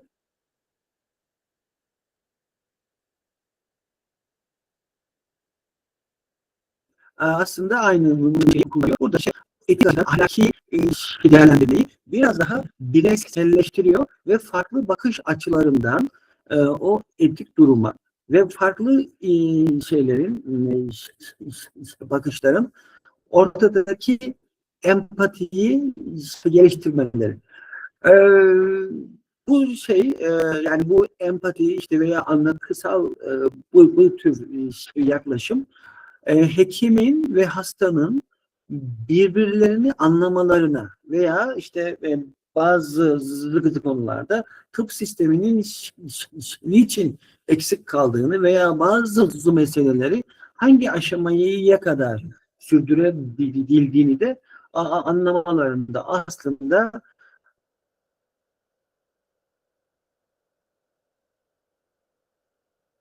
bu sağlanmış oluyor. Bunun başka bir şey daha var. Bu aslında kültürel farklılığın çok fazla olduğu, kültürel çeşitliliğin fazla olduğu toplumlarda biraz daha ön planda. Hastalığı hastanın perspektifinden hastalığı anlamlandırma ve hasta örneğin bir tedaviyi işte reddediyorsa da onun arka planındaki o kültürel arka planını anlamak. Aslında anlatısal tıp için iki tane, aslında bundan çok daha fazla, ancak iki tane uygulama var. Bunlardan bir tanesi derin okuma, bir tanesi de grup tartışmaları.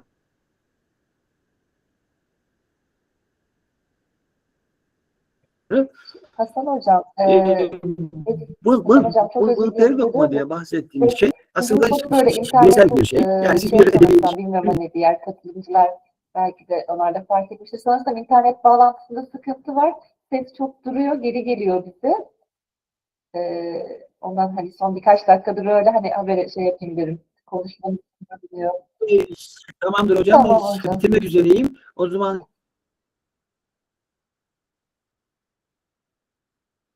şöyle hızlandım.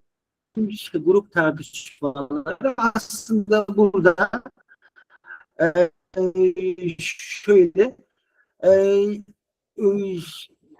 önerdiğimiz mesele şu, yani anlatısal etkinliklere biraz daha fazla işte yer verilmesi.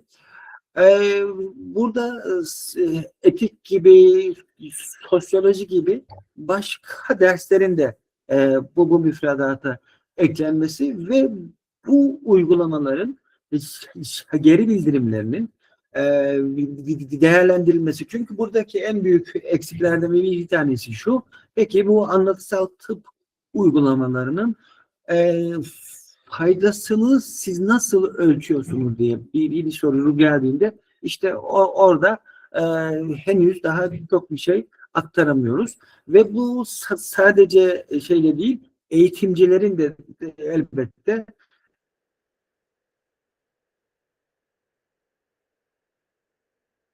bu noktada faydalı olması gerekiyor. Aslında bütün bunların hepsini benim işte birkaç ay önce Medicine in Ethics Education diye başlıklı makalemdeki ortaya attığım iddialardı, işte, görüşlerdi. Beni dinlediğiniz için hepinize çok teşekkür ediyorum. Tam zamanında bitirdiğimi de tahmin ediyorum. Eğer sesim geliyorsa tabii.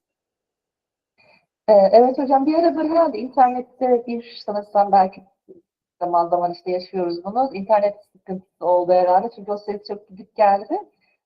Ama biz hani büyük ölçüde zaten hani konuyu anladık. Teşekkür ediyorum.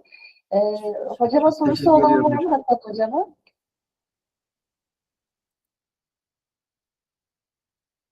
Hocam aslında benim bir sorum var size ama Pardon. Ben de bir soru sorabilir miyim acaba? Tabii buyurun hocam. Yani sizden önce hani siz oturum başkanı olarak toparlarsınız diye atladım yine, kusura bakmayın. Profesör Doktor Nurten Aksoy, ben Urfa'dan katılıyorum.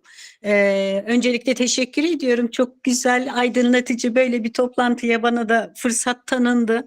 Bir şekilde haberim oldu. Teşekkür ediyorum organizasyon ekibine tamamıyla. Hasan hocama şöyle bir sorum olacak. Ben de bir eğitimci olarak biraz tecrübelerime dayanarak bunu yapayım. Anlatımsal hakikaten çok güzel bir konu bu, etik açıdan yaklaşım. Şimdi bizim üniversitelerimizde biliyorsunuz son zamanlarda bir PDÖ, probleme dayalı öğretim sistemine epey bir ağırlık verilmeye çalışılıyor. Öncelikle tek bir üniversitemizde başladığında TUS'ta başarı çok düştü diye biraz karşı çıkıldı PDÖ'ye. Hani tek başına PDÖ olmasın diye. Şimdi belli yüzdelerde hemen hemen bütün üniversitelerimizde yapılıyor. Bu probleme dayalı öğretim sırasında hani çocuklara tıbbi bir vaka, tıbbi bir problem üzerinde tartışmalar olurken acaba etik açıdan nasıl yaklaşılır gibi bir kısım ayrılamaz mı? Bütün PDÖ vakalarına böyle bir entegrasyon yapılamaz mı? Böyle bir girişiminiz oldu mu? YÖK'e böyle bir bildiri yapıldı mı? Üniversitelerden böyle bir istem, müfredata böyle bir ekleme isteği. Nurten Hocam, sorunuz için çok teşekkür ediyorum. Katılımınız bizi çok mutlu etti. Onur duyduk. Çok teşekkür ediyorum. Sorunuz için evet, PDÖ'ler anlatısal tıbbın o grup tartışmaları kısmının bir parçası olarak kabul edilebilir. Burada aslında esas olan oradaki senaryonun etik boyutunun, etik altyapısının o PDÖ komisyonunca biraz daha belki dikkatli bir gözle, bir anlayışla değerlendirilmesidir. Çünkü siz de biliyorsunuz ki insan insana tüm ilişkilerin illa mutlaka bir etik boyutu vardır ve PDÖ gibi hekim hasta ilişkilerinin incelendiği, derinlemesine tartışıldığı oturumlarda da etiğin belki daha görünür olabilmesi için eklemeler veya sırf onu gösteren bir takım değişiklikler olmalıdır. Ki mesela bizim kendi üniversitemizde, ben aynı zamanda PDÖ komisyonundayım. Biz bu türden eklemeler, bu türden yani oradaki meseleyi öğrencinin anlayacağı, onun gözüne çarpacak bir hale getirmek için özel çaba harcıyoruz hocam, ama bunun yok düzeyinde bir şey var mı? Açıkçası onu bilmiyorum hocam. Peki, çok teşekkür ediyorum ama bunu tabii ÇEP hazırlanırken, YÖK'ün ÇEP programları hazırlanırken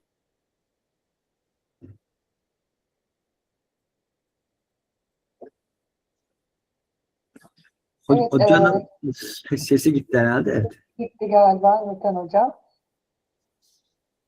Evet, Nurten Hocam orada mısınız? Sanırsam bağlantıda bir sıkıntı oldu. Hocam o zaman ben de çok uzun da tutmayayım. Doktor Chakraborty'yi de çok bekletmeyeyim. Hemen hızlıca şöyle sorayım size hocam.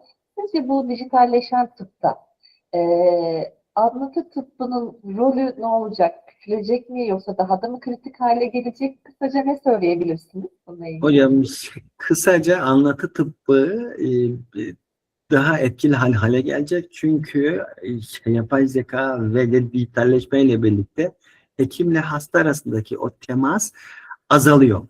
Ve bizim sağlık hizmetlerinden, yani bir hasta olarak da biz sağlık hizmetlerine gittiğimizde insan insana bir temas istiyoruz. Ve bu insan insana etkileşimi, iletişimi arttırabilecek. Biz buna tıpta insan bilimleri diye adlandırıyoruz.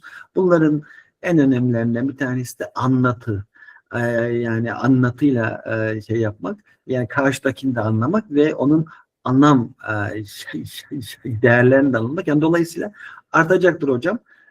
Ben kısaca böyle söylüyorum. Çok teşekkür ederim Hasan Hocam. Kıymetli sunumunuz için, katkınız için. Çok teşekkür ediyorum. Ben o zaman hızlıca sözü Doktor Chakraborty'ye vermek istiyorum. Dear Dr. Riddhi Chakraborty, welcome. Thank you. Thank you. Thank you very much for accepting our invitation to be with us today and for your valuable presentation. It is a great pleasure and honor for me and for our organization committee to meet you and be here with you. Today you will be giving us a very valuable presentation titled From Vulnerability to Resilience, Health and Climate Justice in High Burden Regions. I don't want to prolong my speech and take up your time.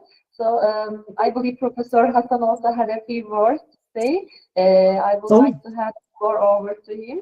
Yes, Professor Hassan. Yes, ladies and gentlemen, it is a distinct privilege for me to introduce our next speaker, Dr. Riddhi Chakraborty. This introduction is particularly special to me because Riddhi is not only a distinguished colleague, but also a dear friend from our master's AUSN, American University of Sovereign Nations. Even back then, her passion for bioethics and her philosophical depth were evident to all of us.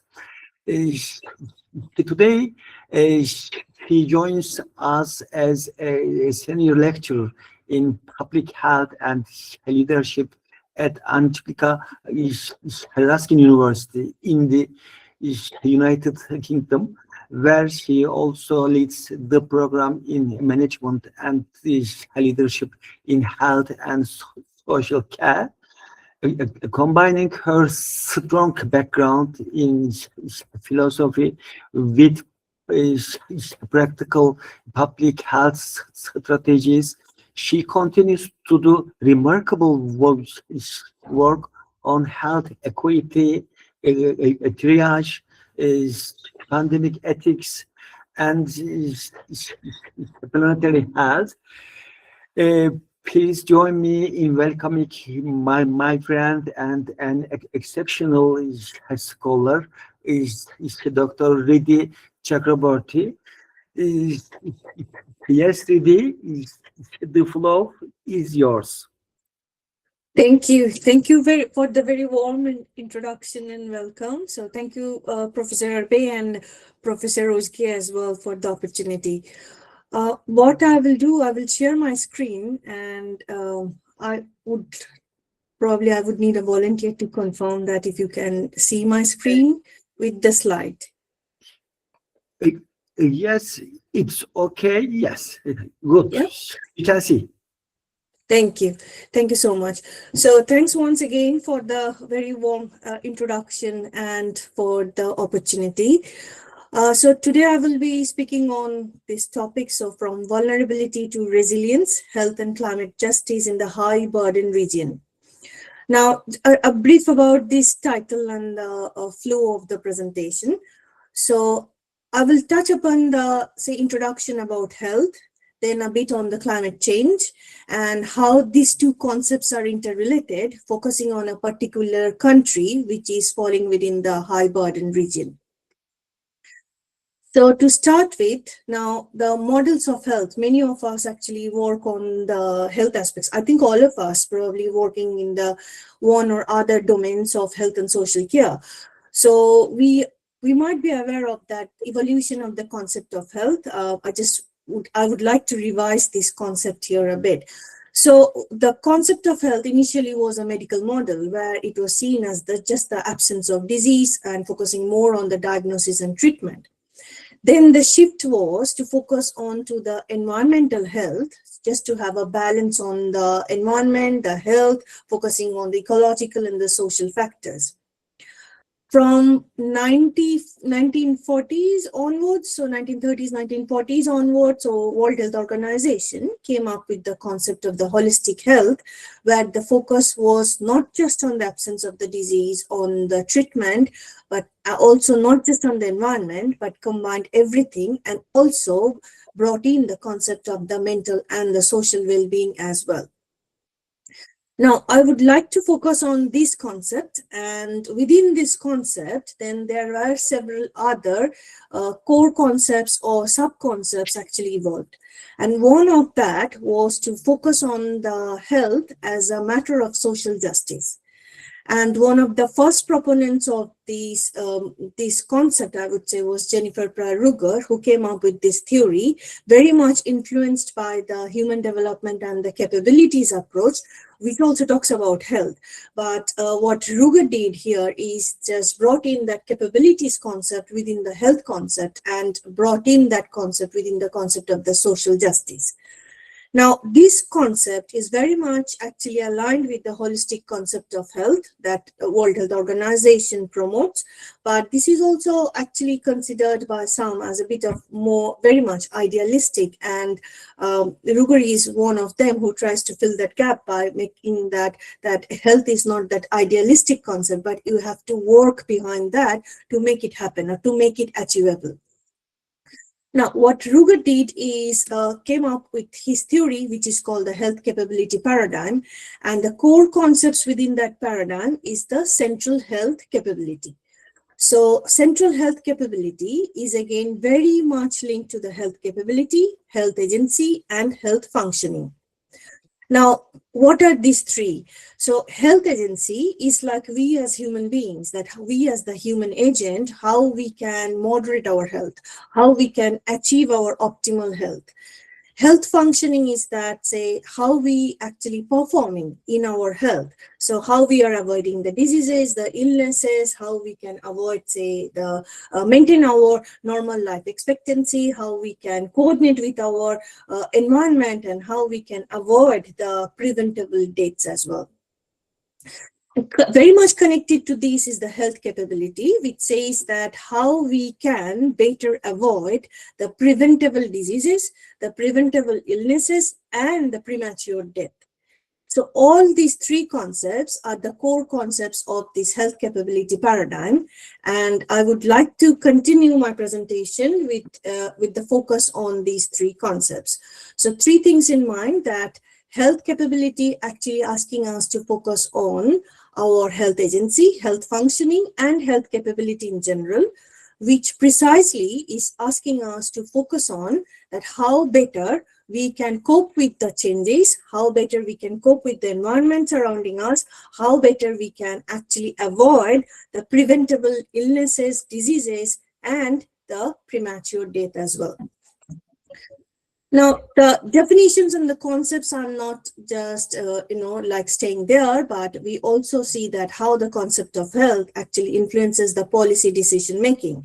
It impacts on the policy goals, it impacts on the budget allocation, the access to healthcare, especially it's very much relevant. The concept of health, to have a concept of health in the policy is very much relevant for the developing countries, where many of the countries actually work under stress to come up with the proper implementational policy goal, to have the just and fair budget allocation, and like a fair healthcare access and availabilities as well.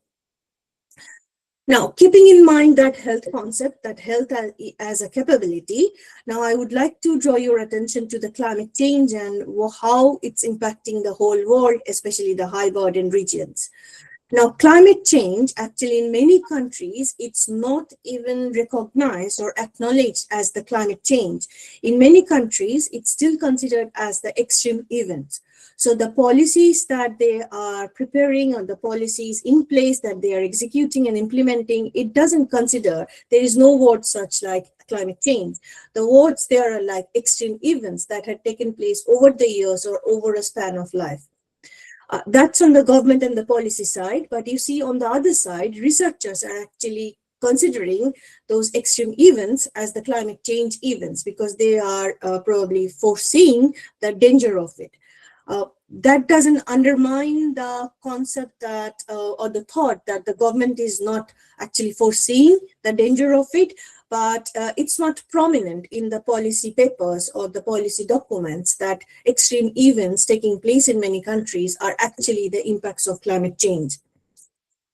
Now, what we see in the climate change, like the events, is that in some places there are new events taking place, very unusual extreme events taking place, like the Myanmar, Dominican Republic, Honduras, Libya. They are actually going through these highly unusual extreme events. And on the other hand, in many other countries, what it's taking place is that extreme events are taking place because of the global warming, because of climate change, but they have been very recurring in last few years, say in last 5 years, in last 10 years. And India is one such countries. So if you see this map, so the dark one is actually, this country is India, and these dark ones are in the high burden regions.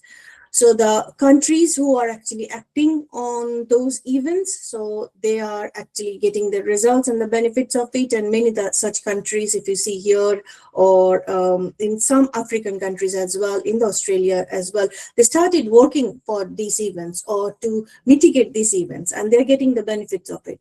But in certain other countries, although work has started, but it's very slow in pace, and much more, probably more focus is needed from the government side to emphasize on these events and to take action so that they can, if not reverse, they can at least mitigate those events and the impacts and can be more resilient. So I would like to draw your attention here is that on India, and now I will try to elaborate that how climate change is actually impacting the health of the people, health of the nation. Now, so different climate hazards or different climate events, it can be heat wave, it can be any weather, extreme weather events, excessive rainfall, sea level rise, the heat wave, air pollution, which is, as of now, it's still linked to the climate change, but we are waiting for the confirmed studies that it's actually the impact of the climate change. Now, also there are rise in the vector-borne, illnesses, the water scarcity, which we see every year in India, and also impact on the food supply chain, food production, reduced food production, reduction in the nutrient food production as well. Now, if you see this image, so you see these arrows here. So climate-related hazards are actually making some people more exposed to some conditions, like say it's like the health workforce. They are dealing with the impacts of it, but they are also exposed to the impact of the climate change. And on the other hand, we see here, so there are already certain other determinants of health, so certain other socioeconomic factors in the society, which are also making these people or certain communities more vulnerable or more exposed to these climate changes or climate change impacts. And in total, so this is like a vicious cycle. So it's impacting these, but also this is causing these, and same here. So this is impacting this exposure, making people more exposed to the events, but also certain people are, or some groups are already exposed to these conditions, and then they are actually getting more exposed to the climate-related hazards. But how it's impacting the health outcomes in general. So this is all over the world, all over the globe. So it's impacting on enhanced or more injuries and mortalities from extreme weather events, heat-related illnesses, respiratory illnesses, waterborne diseases, zoonotic diseases as well, the increase in the vector-borne diseases, increase in the malnutrition and foodborne disease, and also impacting in the non-communicable diseases, and to add not just physical health, but also impacting the mental and psychosocial health as well. And of course, the healthcare system is also impacted by it. So this data is showing that the economic loss, actually how much the whole globe has been impacted with the economic loss from 1995 to 2024, just because of the climate change. If you come back to India, so India has got a very special place on the globe. This is what I'm not saying because I come from India or I'm biased to India. This is because of the geographical feature of India. So India is a mega diverse country for sure, but it only has got 2.4% of the world's land area. So two sides of India is waterlogged, and the other sides of India is landlocked, and it's a subcontinent especially. And the weather pattern in the whole subcontinent, actually, as we all know, diseases and climate change events, diseases and weather, they do not maintain any, they do not respect any international or national boundaries. So if anything is happening in India, that means the whole of subcontinent is also impacted. Now, coming back to the geographical or the natural feature of the India, so India has got different biological hotspots. Although it has got only 2.4% of the world's land mass, but it has got 7 to 8% of all recorded species of the globe, including 45,000 species of plants and 91,000 species of animals. Now, the country's physical feature results from the forest, the wetlands, grasslands, desert, coastal and marine ecosystem, and which are actually sustaining the high biodiversity and contribute to the human well-being, not just in the subcontinent in South Asia, but contributes to the well-being of the whole globe in a way, because India is actually near to the Indian Ocean, and Indian Ocean, the reach of Indian Ocean is quite vast. So anything happening in the Indian Ocean is not just impacting that landmass or that subcontinent, but is impacting the other continents as well. Now, the 4 of 34 globally identified biodiversity hotspots are in India, which are Himalayas, the Western Ghats, the Northeast, and the Nicobar Islands are all based in India.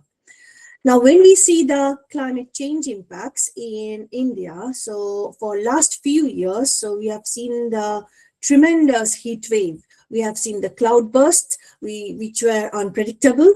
The heat wave we have noticed, excessive rainfall we have noticed, the flooding, and of course there is a concern for the sea level rise as well. So 273 days of, 270 of 273 days recorded extreme weather events marked by heat and cold waves, the lightning, the storms, heavy rain, floods, and landslides in the country. So in the first few months of, say, 2025, I think this is the data from the last, from January to September, and 99% of the days in the first 7 of the 9 months actually face these extreme events. You know, Indian policies are actually still considering and acknowledging it as the extreme events, so extreme weather events. So these are the extreme weather events, and which actually happened in India from the January till September of 2025. Now, January recorded the 5th driest, month, although it's a winter month, and it recorded the 5th driest month since 1901. And the next month, February, became the warmest in 124 years in the country. Moving to March, it recorded the mean maximum temperature of 1.02 degrees Celsius, which is above normal. And coming to September, it recorded the 7th highest mean temperature for the month, with the minimum temperature ranking as the 5th highest on record. So if you see this, in every month, the weather is changing there, and it's become very drastic and very erratic and extreme, as we say. Now, so how does it impact the vulnerabilities of the country or the vulnerabilities of the population? Now, in 2025, so all the states, so India is actually, it has got a central government, but it has also got the state governments as well, or the provinces. So, and there is always, it doesn't work in, all the time, it doesn't work in a synchronous manner. So there is the political dispute all the time in between the central and the state government, if the government is of different political parties in the states. But there are certain regulations that actually the central government orders and the states are bound to follow. Like say on different aspects, like health aspects, or like health is a subject of a state, but health policies are actually framed by the central government there. Now, the extreme weather events of 2025 affected all the states and union territories, or all the provinces of India, but some states or some provinces were more affected than the others. So Northwest India were more affected during the first few months in 2025 because of these drastic weather events. It's not just there were landslides, there were cloud bursts, there were heavy rainfall in this region and waterlogging as well.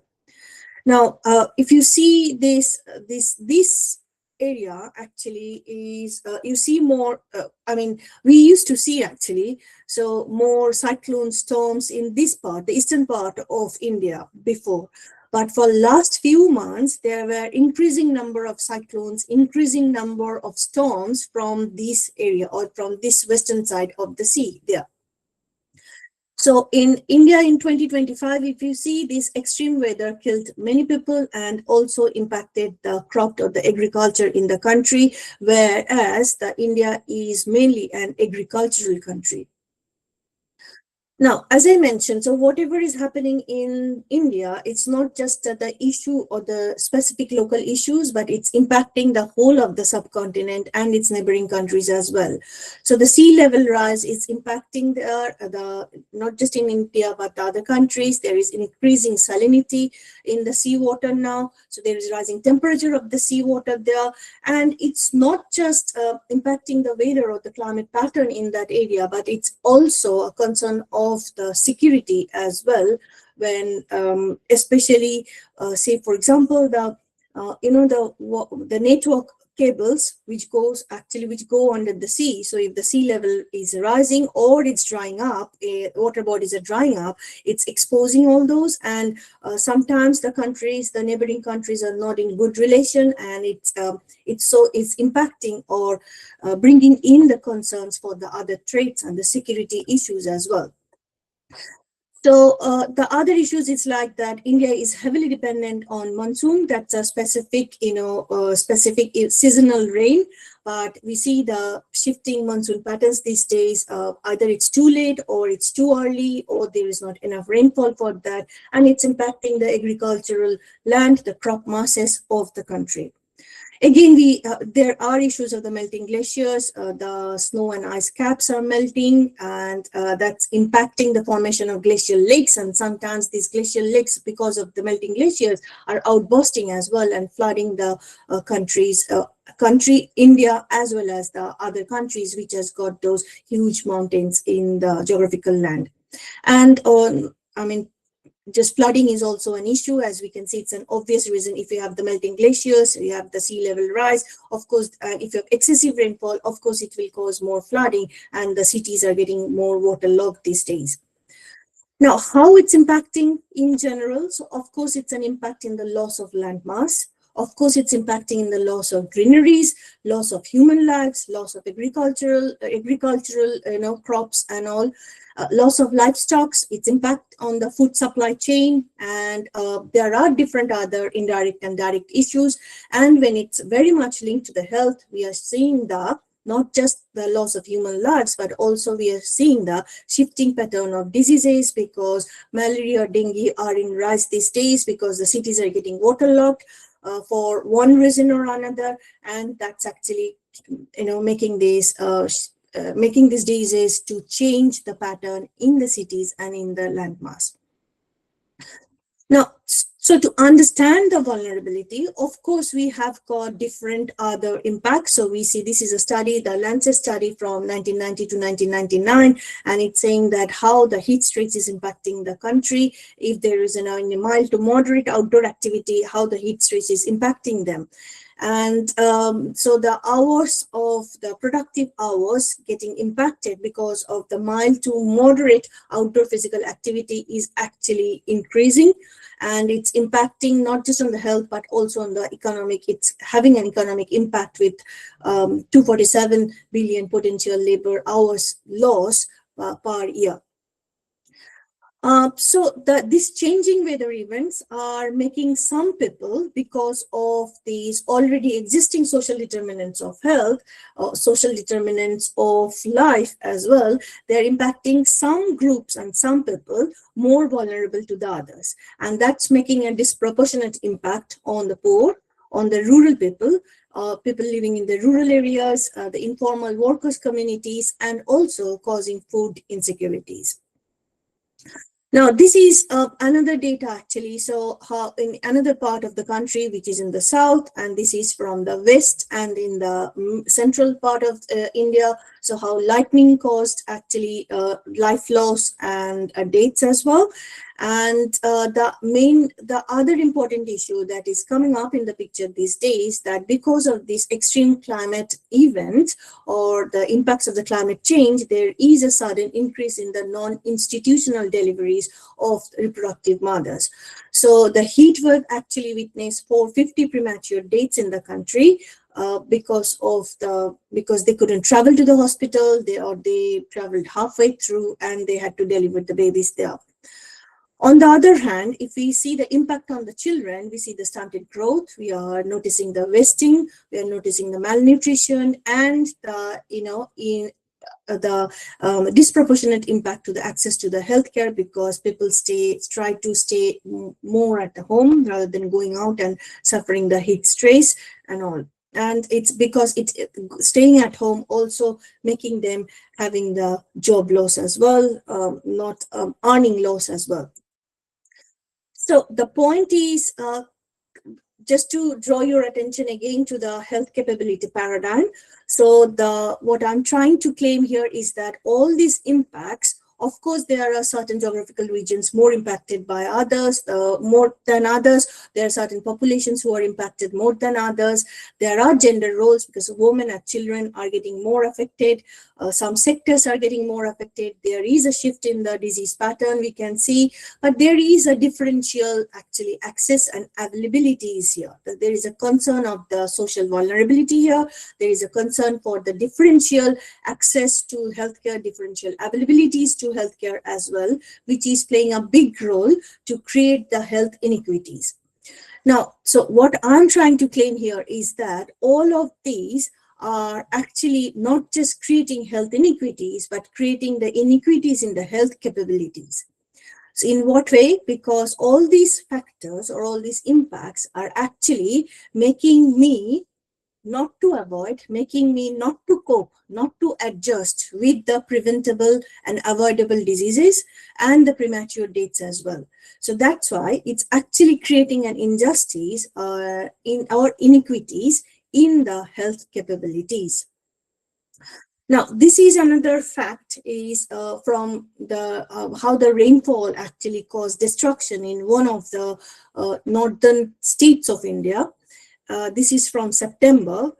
This is a newspaper report, but as when we're doing bioethics, so as a bioethicist, as a researcher, as an academic, so when we try to look into the case, so we try to look it from the health capability perspective.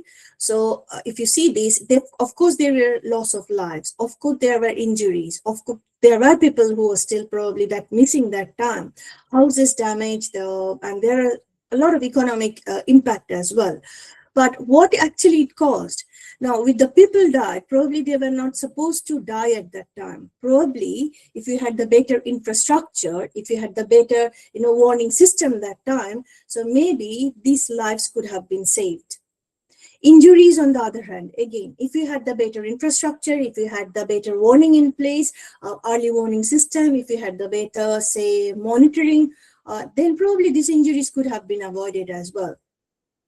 Yes, we are getting the extreme weather events. Yes, we are getting these, but if we had that support system in place, probably this could have been avoided. And therein comes the concept of the health capabilities or the inequalities in the health capabilities, which is getting affected because of these extreme weather events. Now, of course, there are certain actions taking place. So India has got a climate adaptation policy. Whenever there is any life loss or any other kind of loss, there are compensation packages. Some disaster-focused actions are taking place in more or less all provinces. There are climate adaptation plans. There are sector-wise planning as well, especially focusing on the agricultural sector. But what I'm trying to claim is that I think there is a need of shift of vision here, shift of focus here a bit. So we need to focus more on the health, because all these things are actually impacting us directly or indirectly. It's impacting our health. It's impacting our capabilities to maintain the health. not just day-to-day health, but health in general over the lifespan.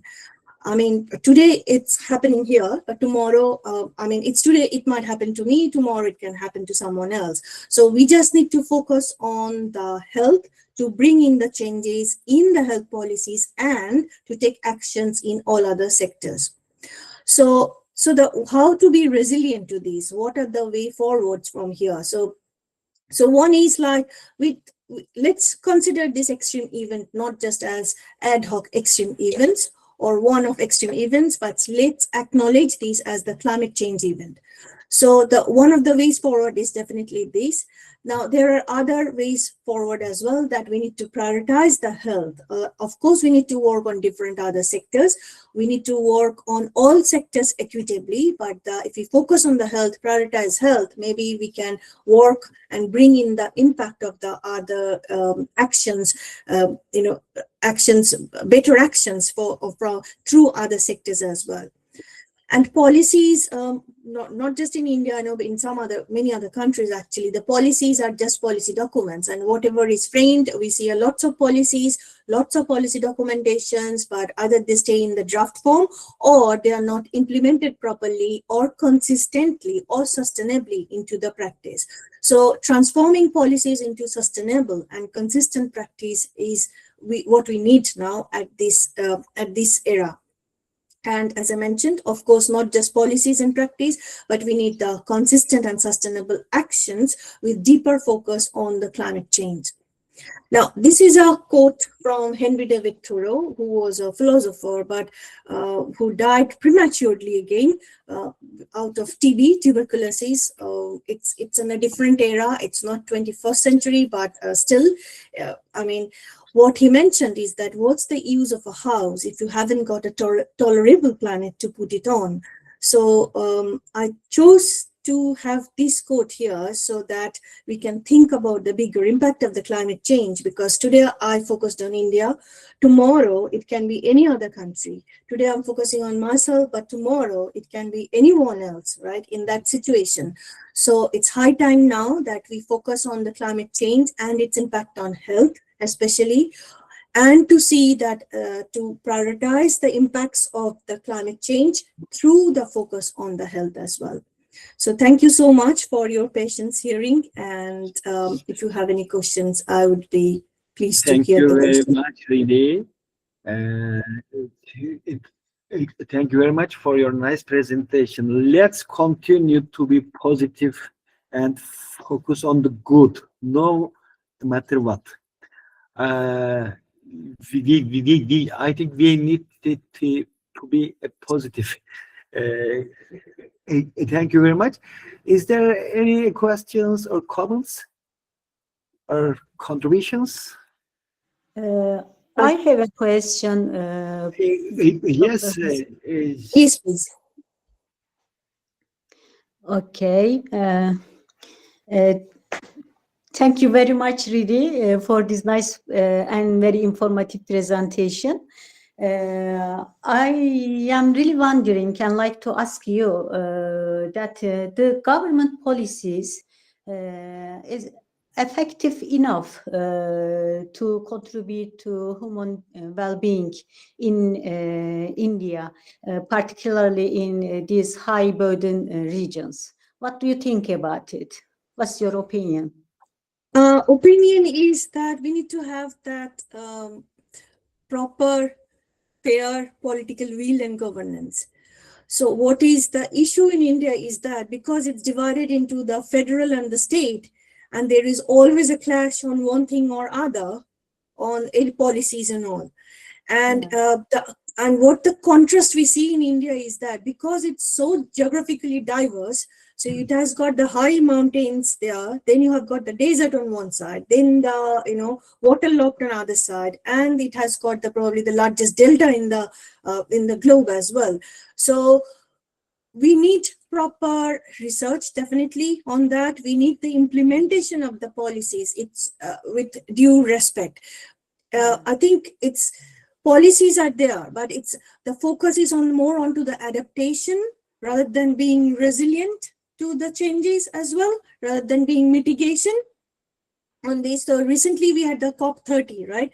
And COP30, we know that climate change and fossil fuel are very much interlinked on this, very much directly interlinked. And fossil fuel actually is a big issue in India because it's mainly an agricultural country. And farmers, it's a traditional means to them to actually say, for example, to burn the fossils at the end of the crop rotation, say, for example, and to go to the next. And that is, I know one of the earlier speakers said that he is in New Delhi now, the capital. And if you look onto the web, so the air pollution in New Delhi is a major concern, even for World Health Organization. Okay, so it won't be that bad for us who come from India, but for any other people who's traveling from other countries, probably it will be a concern.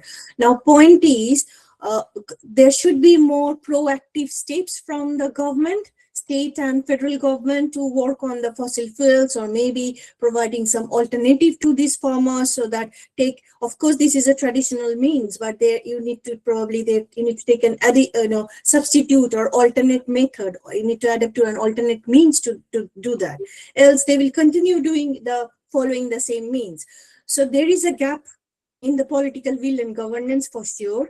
There is a gap between the policy and implementing into the practice. So we need to fill these gaps to make it more, to take stringent action for climate change. I hope I answered your query. Yes, thank you very much. Thanks for your answer. Thank you. Thank you, Nitin. Thank you very much, Nurten Hoca. Really, there is a question in messages. Özge Hocam, would you like to read? There is a question from Ersin Kocaman. He says, I also work on climate change, particularly on Turkey's adoption and mitigation policies and the climate resilience of the hospitals. Your presentation was very informative for me. I would like to learn what you consider to be the most official elements in the fight against climate change, both at the national and institutional levels, and how you assess the main obstacles to these elements. In particular, are there any examples of best practices in hospitals regarding this? Thanks. Yes. Thank you, Arsin. I hope I'm taking your name correctly. So yes, so thank you for the question. Yes, hospitals are taking action. So I mentioned that there is an climate adaptation policy. Okay, so right. So to start with, so climate adaptation, the policy is climate adaptation, but in the policy, it's talking about extreme events. Its climate event is just once it's mentioned, then it's talking about extreme events. Now, many states actually started adopting it, and many hospitals have started adopting this, but it's not consistent, I would say. So some hospitals in some areas, say in northern part of India, in western part of India, in South India, some hospitals started adopting the heat plan. So say, for example, because babies were dying in the hospitals because of the heat, because the buildings are not structured in that way. So the hospital then moved and shifted the NICU and ICU on that to say underground or in another part with a proper cooling structure, so that they can save these premature babies as well.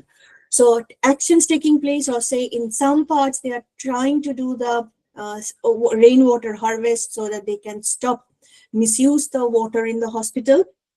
But point is, climate event or climate extreme event, it's not just the excessive heat wave. There are other impacts as well. So working in the healthcare system means we need to be prepared for any kind of extreme events. We might not be 100% prepared, but we need to be prepared, say 90%, so that it's not just like the ad hoc or last minute, action that we need to take once the event has taken place. It's all about being proactive. So again, consistency and the sustainable practices, this is what I don't see. But the another issue is that because I'm staying outside India, but focusing mainly through the policies and some secondary research that I'm trying to do now, we need more first-hand research there from the country. And I'm happy to collaborate if anyone wants to do some multicultural studies or multi-country studies on that. Yeah, thank you. Thank you very much, Riri. And time is over. So see you again, meet you again. And the flow is Özge Hocam. Thank you, Hasan Hocam. Dear Dr. Ridi Chakraborty, thank you for attending our conference and being with us. And also thank you very much for your valuable presentation and participation. It was an honor for us to meet and host you. Hope to meet face-to-face congress with you. See you again. Thank you so much for the opportunity. And yes, I look forward to meet you face-to-face. Yeah, thank you. Thank you. Bye. Thank you. Bye. Bye. Evet, davetli konuşmacımızı da uğurladık. Teşekkür ediyoruz Hasan Hocam katkılarınız için, desteğiniz için.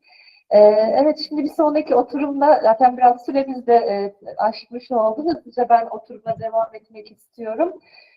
Bir sonraki oturumumuz, evet, hemen hızlıca şuradan bakalım. Evet, sağlıkta güncel sorunlar olacak. Pardon, özür dilerim. Sağlıkta evet güncel yaklaşımlar konusunda ikinci oturumumuz olacak. Doktor öğretim üyesi Mehmet Koca hocamız, moderatörümüz. Mehmet hocam, hoş geldiniz. Merhaba, selamlar. Merhaba hocam, hoş geldiniz. Teşekkür ediyorum öncelikle katkılarınız için, desteğiniz için. Ben sözü hızlıca size bırakayım. Zamanımızdan biraz zaten taşmış oldu. Buyurun hocam, söz sizin. Evet, öncelikle Kongre Düzenleme Kurulu ve katılımcıları saygıyla selamlıyorum. Ersin Hocam ilettiğinde konuşma ve moderatörlüğümü teşekkür ederim kendisi için de. Bugün sanırım 4 tane konuşmamız gözüküyor. Öncelikle kendimi tanıtayım. İsmim Mehmet Koca, doktor öğretim üyesi olarak Malatya Turgut Özal Üniversitesi'nde çalışmaktayım. Evet, bendeki listeye göre sanırım ilk konuşmacımız Melike Türkan Taşyüz ama katılımcılar arasında göremiyorum herhalde. Olmadı. Bir sonrakisiyle devam edelim. Mustafa Zahit Balıkçı aramızda galiba. Merhabalar hocam. Merhaba. Evet, sözü size bırakalım. Buyurun, dinliyoruz. Hocam şu PowerPoint'i bir açayım şuradan öncelikle.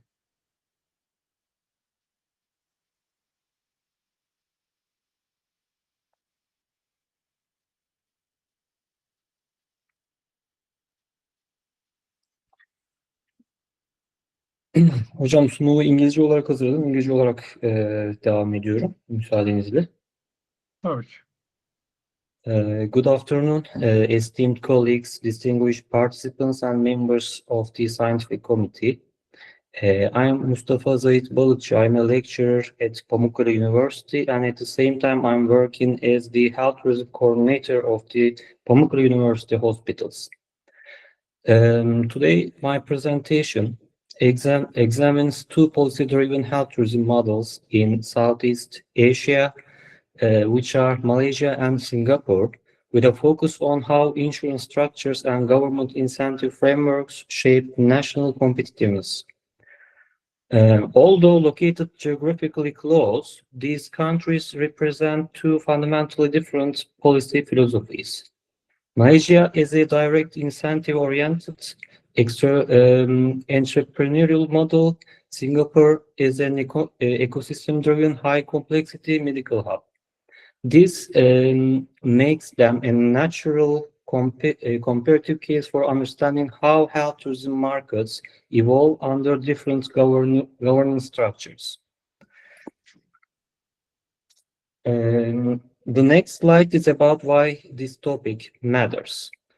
Health tourism is now a central component of global health economies, with the international market projected to exceed $150 billion USD by 2027. This growth is driven by factors such as long waiting times in advanced economies, affordability gaps, insurance non-coverage for elective or specialized procedures, and increasing global mobility. Southeast Asia controls almost 80% of the regional medical tourism market, making it a living laboratory for health system innovation. Malaysia and Singapore, despite emerging from the same economic crisis in 1997, responded with radically different institutional strategies, turning them into a natural experiment in divergent policy design. These contrasts help us understand how insurance, governance, and incentives jointly shape international patient flows. The next one is research questions. This research is structured around 4 guiding questions that help us reveal the logic of each national model. The first one is, how do Malaysia and Singapore design and implement their government incentives? Looking at tax instruments, governance bodies, and strategic planning. The second one is, how do insurance and financing models support or limit health tourism growth, including cross-border insurance, mandatory medical savings, and private insurance penetration. The next one is, how do these models shape competitiveness, patient flow, and system sustainability? And the last one is, what lessons emerge for other emerging health tourism destinations? And my conceptual framework, the analytical lens of this presentation views the state not as a passive regulator, but as an active economic agent.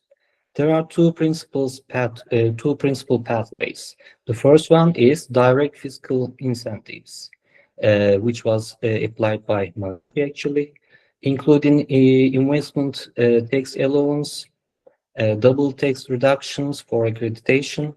And the second one is ecosystem-based incentives, which was applied by Singapore, including state investments in research and development, human capital development, branding initiatives such as Singapore Medicine, digital health, and biomedical innovation. Insurance is conceptualized in 3 ways. The first one is access mechanism, which is enabling affordability. The second one is quality signal, transferring trust through structured financing. And the last one is cross-border enabler, facilitating patient movement across borders. And ultimately, governance quality and institutional coherence determine sustainability. My methodology is like a comparative case study methodology was used. 17 peer-reviewed academic articles, 2 online policy sources, and 5 institutional and governmental reports were used in this research. Data were thematically coded across 4 domains. The first one is incentive structures. The second one is institutional architecture. The third one is financing and insurance models. And the last one is cross-border patient movement patterns. The synthesis appears in structured comparative tables later in the presentation.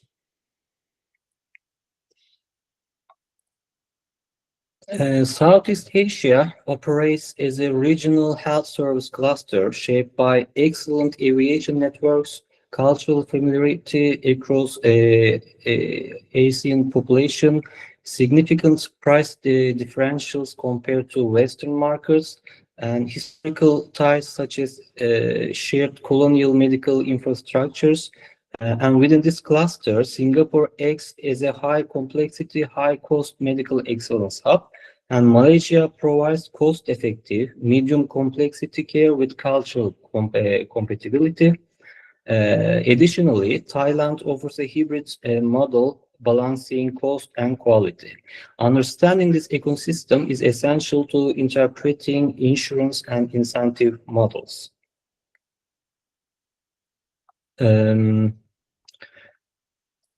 Let's continue with Malaysia. Malaysia positions itself as a value for money destination centered on affordability and accessibility.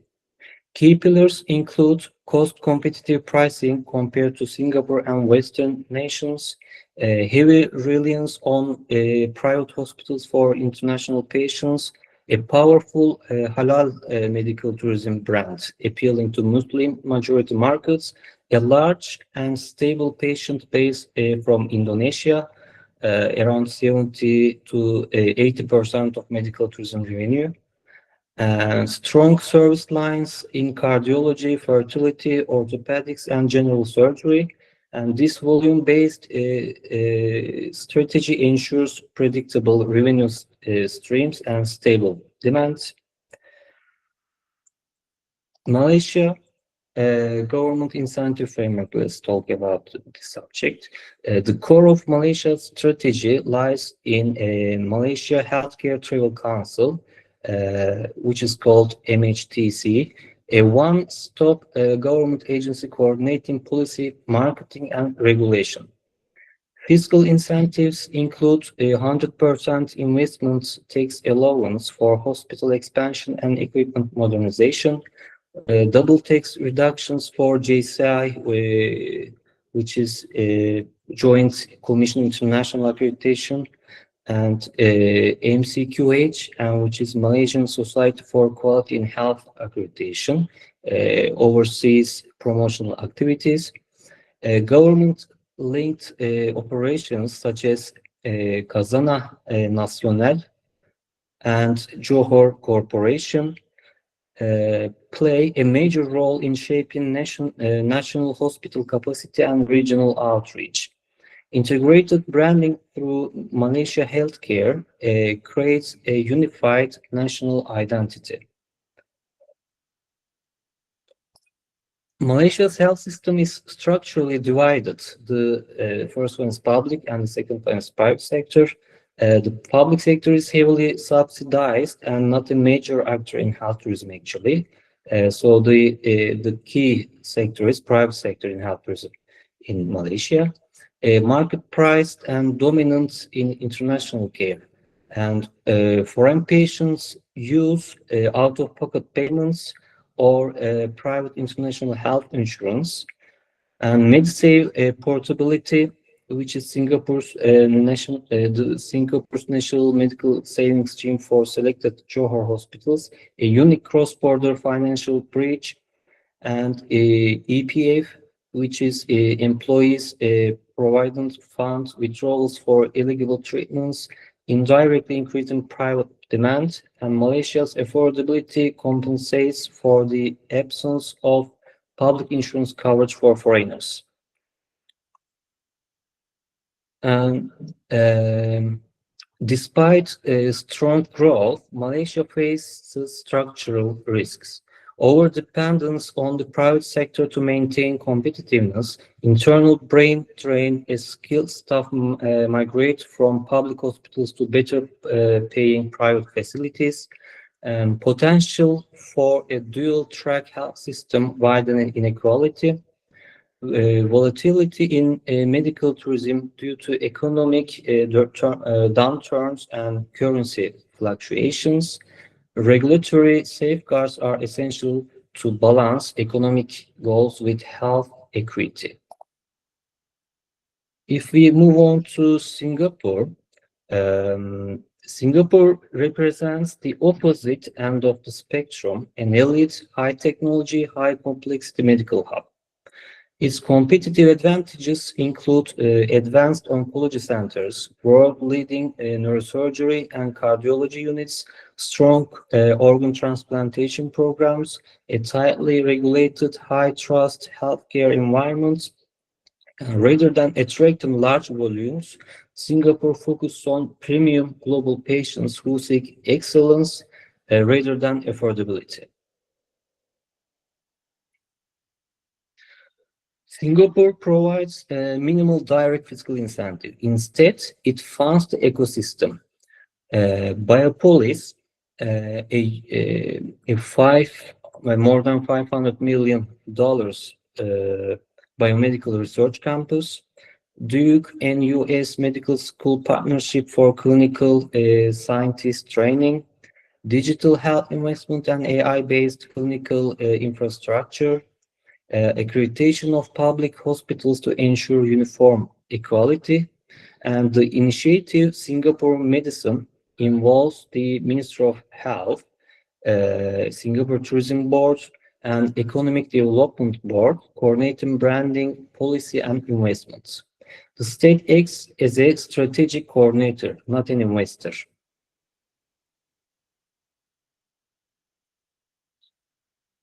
Singapore's health financing is built on the 3M system, which are MedSave, MediShield Life, and MediFund. MedSave is a mandatory medical saving account for citizens. MediShield Life is national catastrophic health insurance, and MediFund is endowment fund for financially needy citizens. Foreign patients do not benefit from these schemes. They rely on private international insurance and UUP payments.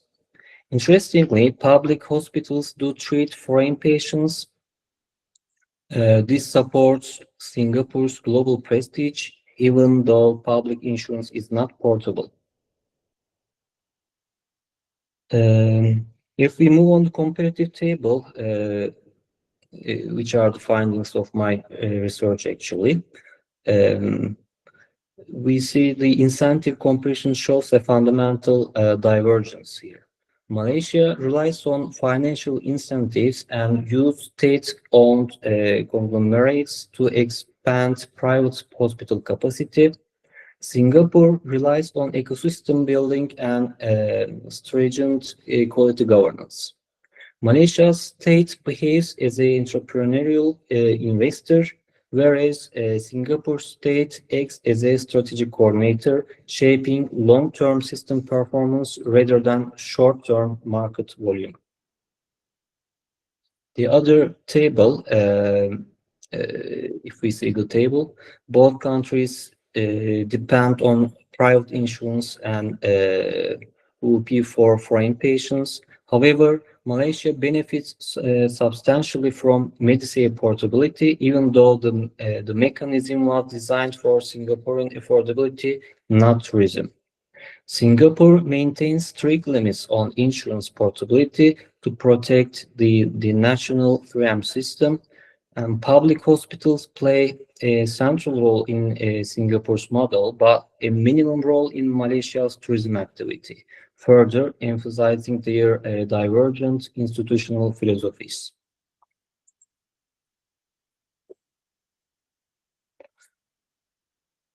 The comparative findings reveal several insights. Incentives shape a country's identity in the global market. Insurance does not attract tourists directly, but it stabilizes demand through affordability and predictability. Ecosystem strength, not fiscal incentives, provides long-term competitive advantage, and cross-border insurance and regulatory linkages can significantly redirect patient flows. Most importantly, governance capacity determines resilience during crisis. Emerging destinations such as Turkey, UAE, India, and Kazakhstan can learn fiscal incentives alone are insufficient and potentially risky. Strong institutions, institutional coherence, branding, and accreditation ecosystems are essential. Workforce protection mechanisms must prevent internal brain drain. Cross-border insurance harmonization could dramatically increase regional mobility, the strategic goal must be balanced, coordinated, and quality-driven growth. As a conclusion, Malaysia and Singapore illustrates that there is no single correct model. As we saw, Malaysia had an entrepreneurial, incentive-heavy and volume-driven model, while Singapore has an ecosystem-based, reputation-driven, and quality-focused model. Insurance plays a catalytic but indirect role. The future of global health tourism will likely involve hybrid models integrating affordability, quality, and cross-border financing mechanisms. Thank you for your attention.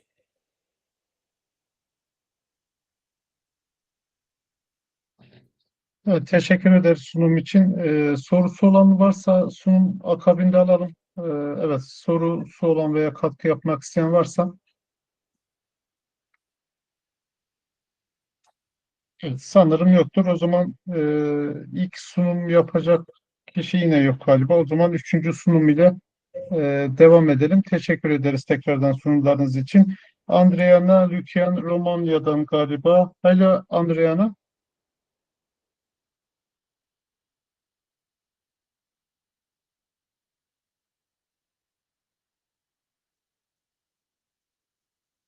Evet, bakalım katılımcılar arasındaydı ama.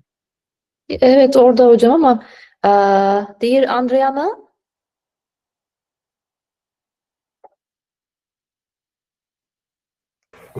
Yes, yes. Okay, welcome. Okay, thank you. Thank you very much for having me. One second.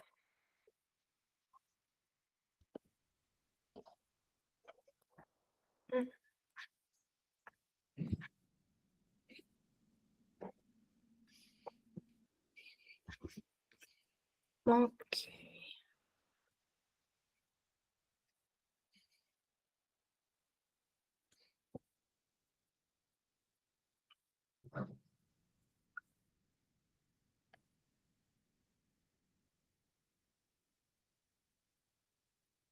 Okay. All right.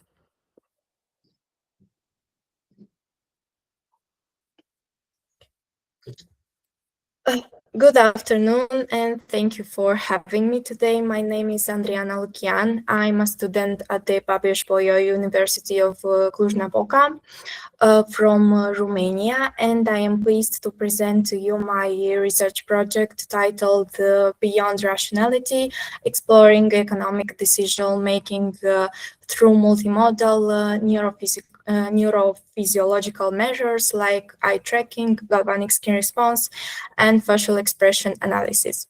This work is conducted under the supervision of my professor, Dr. Larissa Margareta Bătrâncea.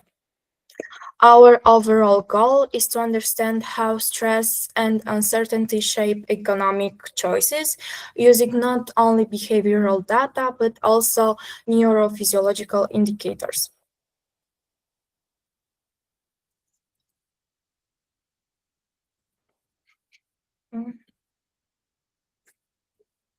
Okay. Our project is structured around 3 core objectives. 1, to assess the impact of temporal uncertainty and delayed feedback on decision quality. Many real decisions involve waiting for outcomes, and this waiting period can introduce an anticipatory stress. 2, to identify neurophysiological signatures associated with stress-driven changes in economic behavior.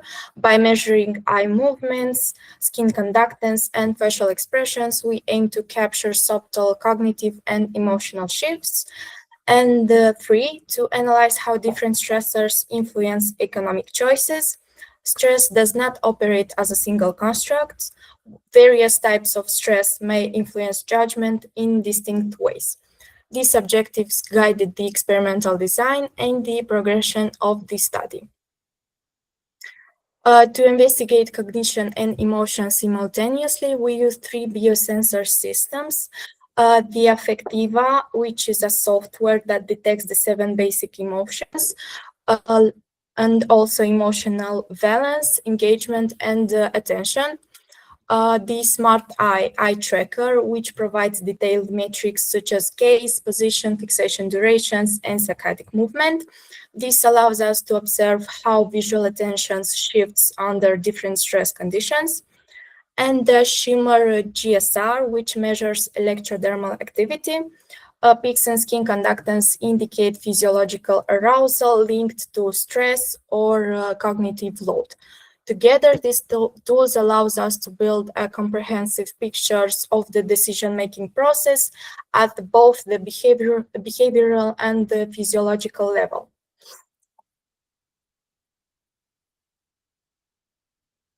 Okay.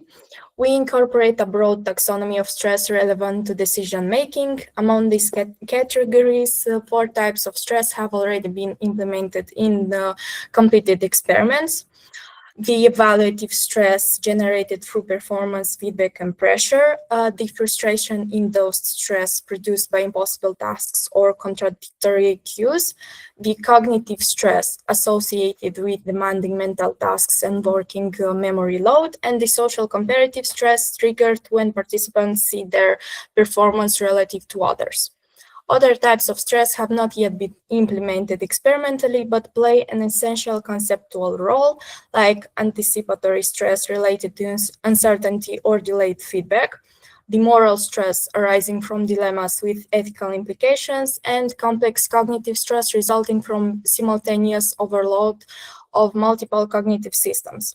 These distinctions inform the logic of the experimental structure, and each condition was designed to operationalize with one or more of these stress mechanisms. In this first group of conditions, we have the all wrong condition, in which the participant completed the 6-timed arithmetic exercise and always received the feedback incorrect answer and the score 0 out of 6. This induced evaluative stress and frustrations, and after this, they completed the business decision-making task. The control conditions, here the participants completed only the business decision-making task without any stress manipulation. This offers a baseline for comparison across all experimental flows, and both of these conditions have already been fully completed with participants. Also, we have other 4 conditions, like all correct conditions, which has the same logic as the all wrong, but here participants received exclusively positive feedback during arithmetic tasks. This acts as a low stress comparison conditions. Also, the no feedback, in which the participants received no feedback at all, producing uncertainty and mild cognitive tension. The no solution, in which participants were given an impossible mathematical tasks designed to induce frustration and cognitive load, and the no solution peer pressure stress. In these conditions, we added timed social comparative messages such as 25% succeeded till now, or last attempt, or hurry, to increase perceived pressure. All 4 conditions in this slide have been fully completed, and together with the all wrong condition and control present earlier, they form the dataset of the first experimental phase, totaling 49 participants aged between 18 and 54 years. This slide introduces the upcoming experimental phase, which is still in progress and has not yet been concluded. The moral stress, in which participants will face economic scenarios involving moral dilemmas, conflicts between ethical values, and financial incentives. We aim to examine how previously induced stress affects moral judgment. Also, the interaction between stress and cognitive load will be another conditions, Here we will introduce a parallel cognitive task to examine how limited attentional resources interact with stress to shape decision performance. And last but not least, the delayed feedback condition, in which we'll manipulate the timing of the feedback to induce anticipatory stress and temporal uncertainty. These three experimental flows will be carried out next, and only after completing them, we will begin the statistical analysis. All participants signed an informed consent form before taking part in the study, and also to complement the physiological measurement, we used two self-report instruments like perceived stress scale, a questionnaire for measuring the stress over a long period of time, which was presented to the participants before beginning the experiment, and the subjective units of the stress scale, which is another questionnaire presented to the participants after completing the experiment, which measures the immediate stress. The planned analysis that we plan to conclude are ANOVA, t-test, chi-square, a binary logistic regression, and Pearson correlations. For the upcoming experimental phase, moral stress combined with cognitive load and delayed feedback, the duration of each session will last approximately 30 to 40 minutes per participant. And when speaking about sample size, we used non-probability convenience sampling, and each experimental conditions includes between 60 and 70 participants, resulting in a total sample size of 49 participants so far, without those three conditions presented earlier. Here we have the business decision tasks and the complex mathematical exercise presented to the participants in the no solution and no solution peer pressure conditions. The problem is intentionally unsolvable within the time constraints, ensuring the inductions of frustration and cognitive stress. And in the business decision task, participants choose between three investments options: a safe option, a moderate risk options, and a high risk speculative option. Additionally, they receive contradictory advice, one expert recommending the safe options and another suggesting riskier alternatives.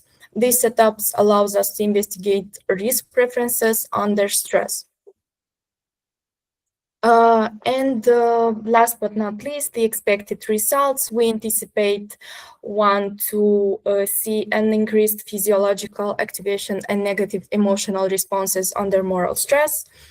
To see the reduced decision performance when stress interacts with cognitive overload, and to observe a higher anticipatory stress and reduced perceived control under delayed feedback. These hypotheses will be tested analytically once all experimental phases are completed. The references, and thank you for your attention.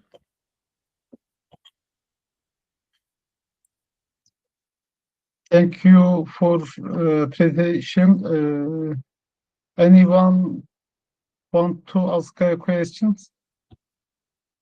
Evet, sorusu olan varsa arkadaşlar, Andriana'yı alabiliriz. Hocam müsaadenizle ben bir şey sormak isterim. Dear Andrea, welcome again. Thank you for your presentation.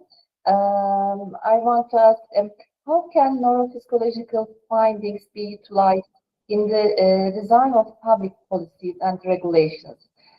For example, could these measures be employed to detect investors' excessively risk behaviors or irrational spending tendencies, thereby enabling the creation of paternalistic policies aimed at consumer protection? I'm sorry, I did not quite catch your.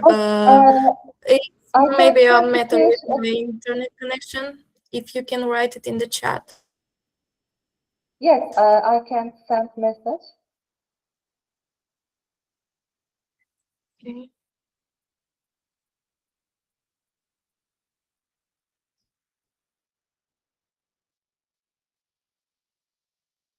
Evet, sanırım Mesaj gönderdim hocam. mesaj Yes, olarak. yes, yes, I catch the it now.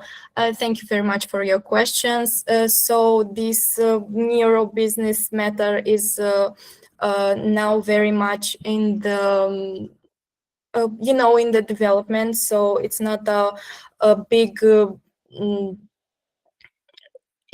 It's not studied very much, and I did my research on my thesis, and now I'm doing my master. And when doing my master, we have to, in the final of masters, we need to open a business. So I came up with this idea to open up a neuromarketing firm based on the research that I concluded earlier. And so I have very much hope that this method will be it will be possible for us to implement, also to detect the investors' excessively risky behaviors, not only in firms but in many other environments. Thank you. Thank you very much. Evet, sanırım başka sorusu olan yok sanırım. Thanks again. Evet, bir sonraki konuşmacı Çanakkale 18 Mart Üniversitesi'nde Mustafa Onur Yurdal. Merhabalar hocam, sesim geliyor mu? Evet, geliyor. Merhabalar değerli hocalarım, saygıdeğer katılımcılar. Hepinizi saygıyla selamlıyorum. Sunumumu açıyorum hemen.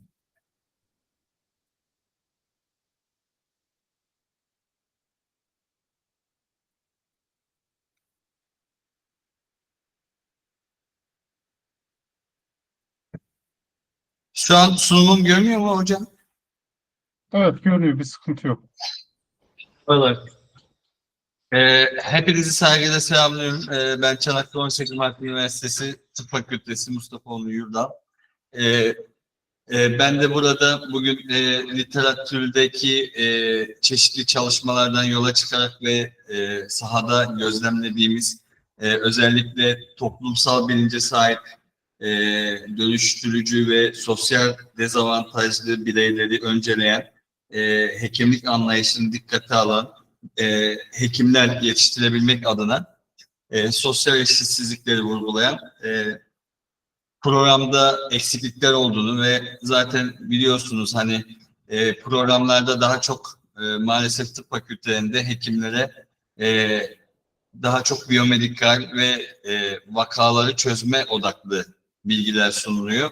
Maalesef iletişim, empati ve diğer sosyal becerileri doğrudan programa yansıtmakta ve öğrencilere bunları kazandırmakta güçlükler çekiyoruz.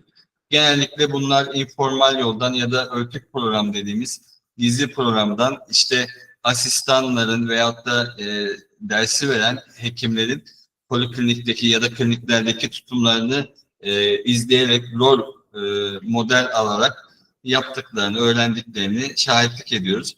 Bu kapsamda Cinemedicine dediğimiz dünyada çeşitli uygulamalar var. Film üzerinden öğrencilere vakaların anlatıldığı, örnek olguların sunulduğu bir yöntem var.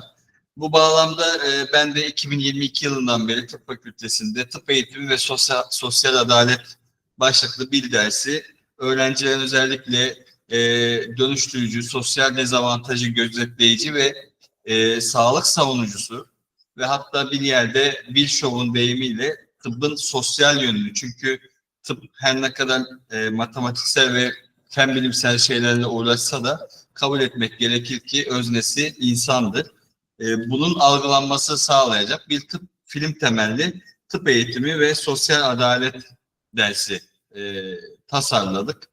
Ve bu dersi vermeye başladım. Bu dersi verirken Özellikle işte az önce söylediğim gibi sosyal sağlık olgularına, sosyal dezavantajlı bireylere farklı yaklaşma, azınlık gruplarına farklı yaklaşma, pozitif ayrımcılıkları sağlama, kişilerin sosyal ve sağlıkla ilgili ortak seçimlerini saygı duyma, işte cinsiyet değiştirme olabilir, başka türlü şeyler olabilir. Bunlara karşı saygılı ve anlayışlı yaklaşma ve bunu da bir sosyal dezavantaj olarak kabul etmek gibi ve tıp yoluyla sosyal adalet savunucusu hekimler oluşturabilecek bir yapı, bir ders oluşturmaya çalıştım. Ve bu dersi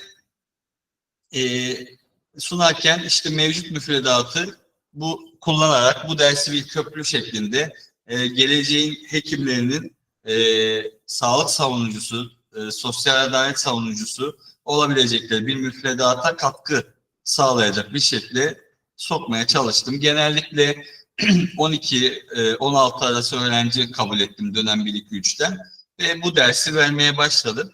Öğrencilerden gelen eleştirilerle 2 yıl içinde çeşitli filmleri değiştirdim ve mevcut bir müfredat oluşturdum.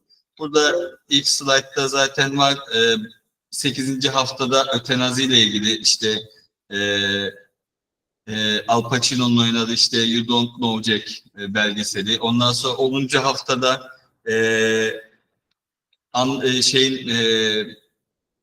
Wolf filmi var.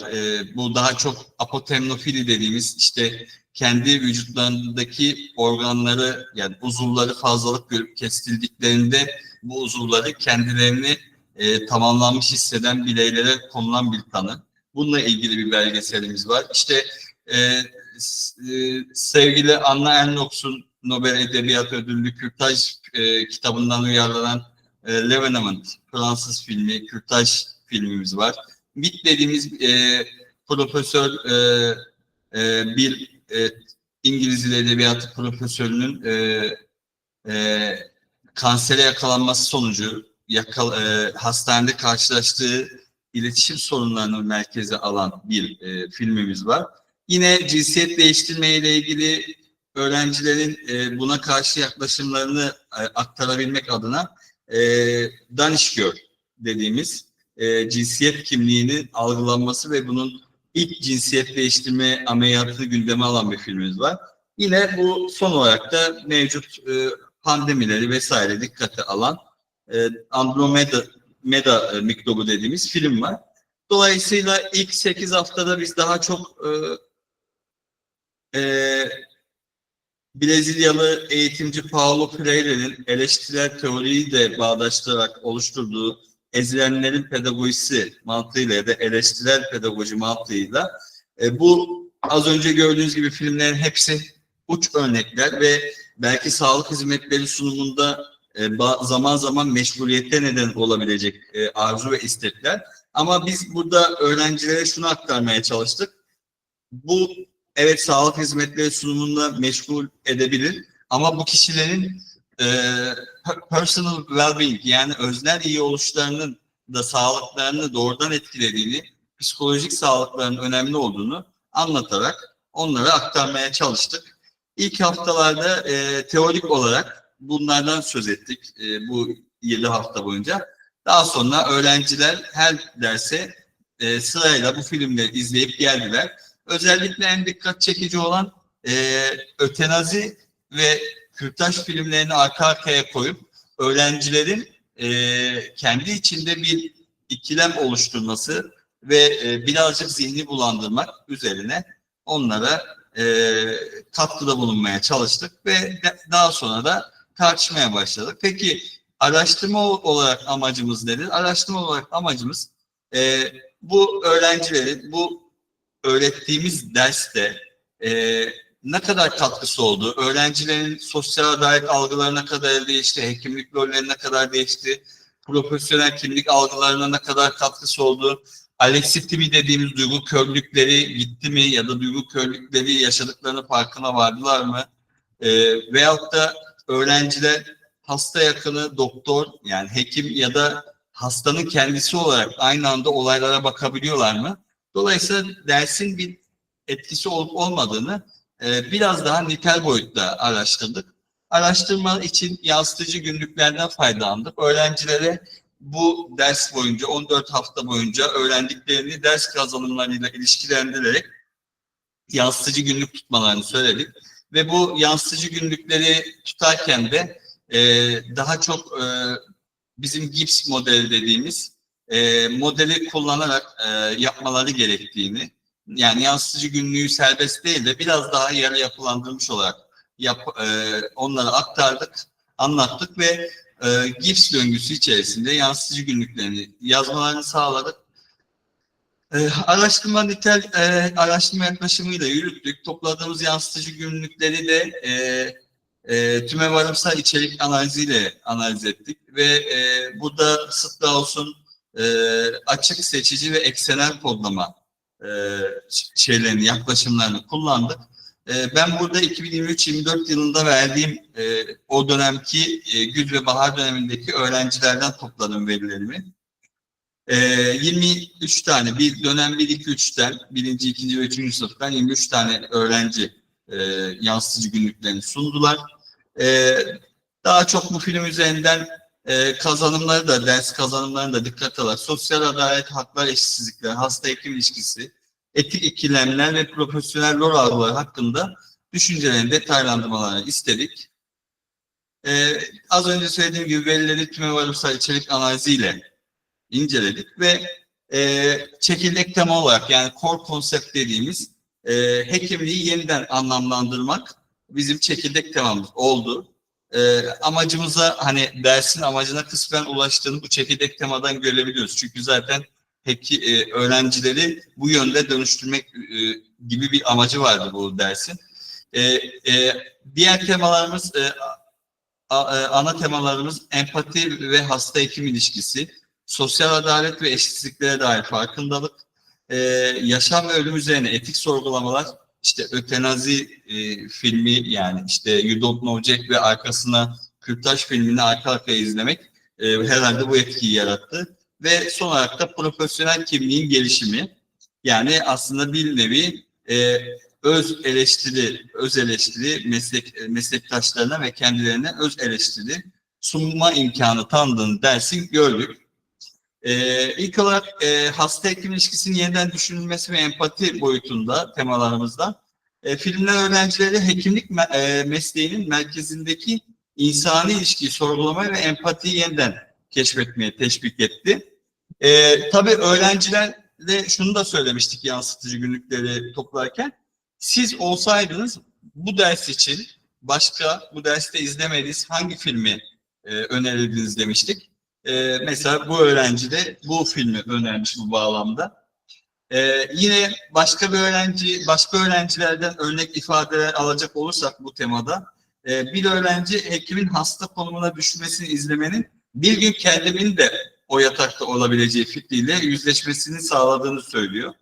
Mesela bir öğrencimiz de şöyle demişti, şöyle yazmış. Demiş ki, beni etkilediği için ifade ediyorum. İşte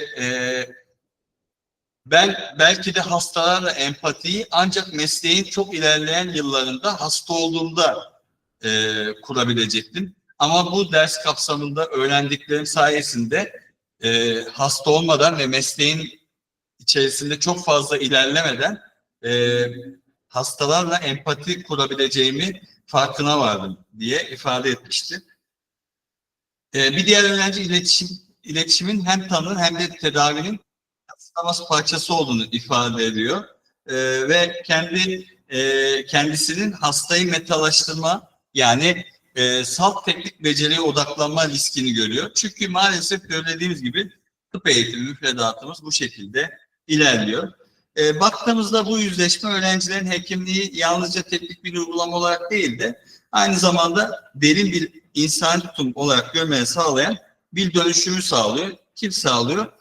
Tabii ki bu dersteki kazanımları. Bir diğer temamız sosyal adalet ve yapısal eşitsizliklere dair farkındalık. Burada öğrenciler sosyal adaletsizliğin teorik bir kavram olmadığını, ırkçılık, yolsuzluk ve ayrımcılığın hasta deneyimini ve sağlık kurumlarının işleyişini doğrudan şekillendirdiğini fark ettiklerini ifade ediyorlar. Örnek olarak mesela yapısal ırkçılıkla ilgili siyah bir piyanistin turne boyunca Green Book filminden örnek vermişler. Yani bizim derste izlediğimiz değil de izlemediğimiz bir film örnek vermiş öğrenci. Siyah bir piyanistin turne boyunca beyazlarla aynı tuvalette kullanılmaması gibi gündelik deneyimler yapısal ırkçılığın somut etkilerini ortaya koyduğunu ifade etmiş. Örnek 2 olarak baktığımızda Henrietta Lacks'in Ölümsüz Hayatı filmini örnek vermiş bir öğrenci. Henrietta Lacks'in hücrelerinin hastanın onamı almadan alınması öğrenciler tarafından kişinin özelliğine saygısızlık ve ticari sömürülüğe açılan bir kapı olarak değerlendirildi. Yine bu tema altında başka bir öğrenci de Kürtaj filminde hamileyken çocuğu aldırmaya çalışan ana karakterin çocuğunun düşmesi için doktorun verdiği ilacın aslında folik asit içeren, aksine daha çok anne rahmine tutulmasını sağlayacak bir ilaç. Yani hastanın istediğini tam aksine ve hastayı yanlış bilgilendirerek ilaç verdiğini ve bunun da yine etik olarak doğru olmadığını ifade eden öğrenciler de vardı. Sağlığa erişimin önündeki engeller yine ekonomik eşitsizlik, engellilik ve önyargıyla ilgili ifadeleri var. Özellikle sosyoekonomik dezavantaj derste çok fazla vurguladığımız şeylerden biriydi zaten. Yine bir diğer temamız özellik beden ve yaşam ölüm hakkı üzerine etik sorgulama. İşte Kürtaj ve Ötenazi filmlerinin arka arkaya izlenmesi. Öğrenciler ötenazi, kürtaj ve beden üzerindeki söz hakkı gibi konularda tek doğru yanıt arayışından vazgeçip birbiriyle çatışan etik ilkeleri, özellikle zarar verme, adalet çok yönlü tartışmaya yönelttiğini görüyoruz. Mesela öğrenci bir tanesi demiş ki ders öncesi ötenaziye kesinlikle karşıydım. Filmler ve tartışmalar sonrası daha hasta merkezli bakmayı öğrendim ve fikrim kökten değişti demiş. Yine aynı tema altında öğrencinin bir tanesi devletin kürtajı yasaklaması belirli durumlarda kadını fiilen ölüme terk etmesidir demiştir. Bu da tabii ki Anna Ernaux'un kitabından uyarlanan derste izlediğimiz Levenement, yani Kürtaj filmindeki sahnelerden birine ait aslında. Son temamızda profesyonel kimlik ve dersin dönüştürücü etkisi. Bu da film temelli yansıtma süreci öğrenciye için pasif bir öğrenme aktivitesi olmanın ötesinde geçip kendi önyargılarını fark ettiklerini ve mesleki gücü sorguladıklarını ve iyi hekim tanımını yeniden yazdıkları aktif bir yapılandırma, kendini yeniden inşa etme, aynada bakma gibi bir yere getirmiştir. İyi hekim olmak ne demek gibi şeyler de var bu temanın altında, ifadeler de var, öğrencilerin örnek ifadeleri. Ders gündelik rutinleri sık rastlanan ama kolay cevaplı olmayan durumlarla yüzleşmemizi sağladı ve bu bizi hekimlik bölümümüzü yeniden tartışmaya zorladı. Yine Henrietta Lacks örneğinde tıp, etik ve sosyal adalet ilkelerine değindiği için dersin amaçlarıyla birebir örtüştüğünü söylemiş. Özet olarak bu tema altında baktığımızda öğrenciler metinlerinde ön yargılarını fark ettiklerini, mesleki güç ve otoriteyi sorguladıkları ve iyi hekim tanımlarını yeniden yazdıklarına dair güçlü ifadeleri bulunuyor. Çekirdek temaya dönersek, yani ana core konsepte, yani bu 4 temanın dayandığı ana temaya döndüğümüzde çekirdek temanın hekimliği sosyal adalet merceğinden okumak gibi bir sonuç ortaya çıkıyor. Tıp öğrencilerin deneyimleri film temelli yansıtıcı öğrenmenin onları nasıl dönüştürdüğünü gösteriyor. Empatiyle başlayan bireysel farkındalık, sosyal adalet bilinciyle toplumsal bağlama oturuyor.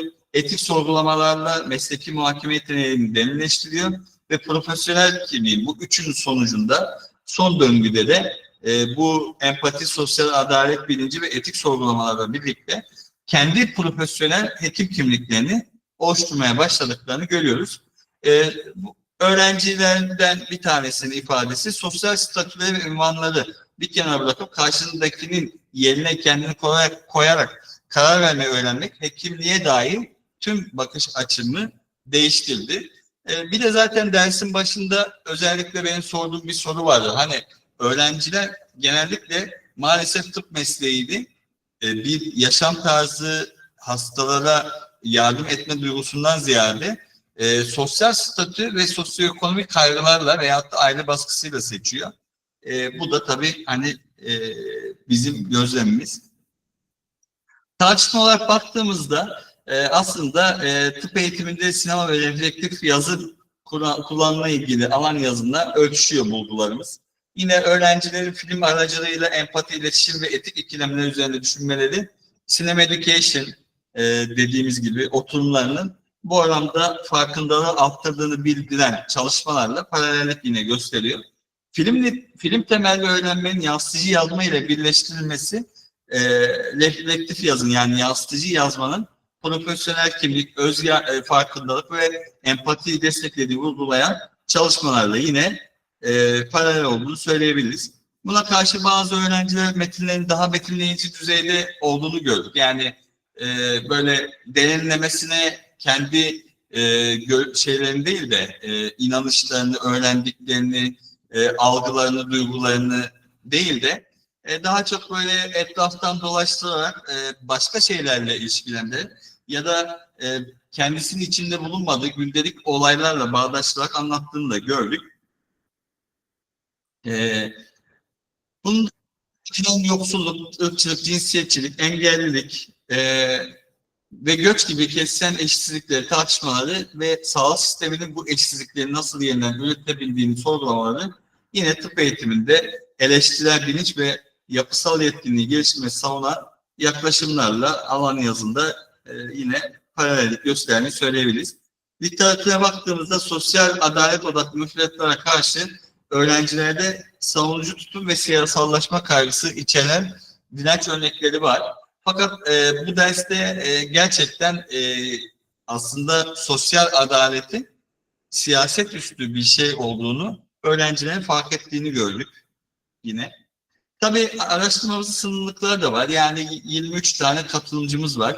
Bunun daha çok boylamsal olarak izlendiği ve nicel verilerle yapıldığı, veri çeşitlemesinin yapıldığı, triangulation yapıldığı çalışmalarda ihtiyaç var. Ama yine bu sınırlılıklara rağmen çalışmamız ya da dersimiz amacına ulaştığını düşünüyorum ve film temelli yansıtıcı günlüklerin sosyal adalet odaklı bir ders bağlamında empati, eleştirel düşünme ve profesyonel kimlik gelişimini destekleyen güçlü bir medikal pedagojik araç olduğunu ve alan yazımındaki önerilerle uyumlu biçimde olduğunu ve bunların gerektiğinde çekirdek müfredata yani zorunlu müfredata eklenmesinde fayda olduğunu söyleyebiliriz.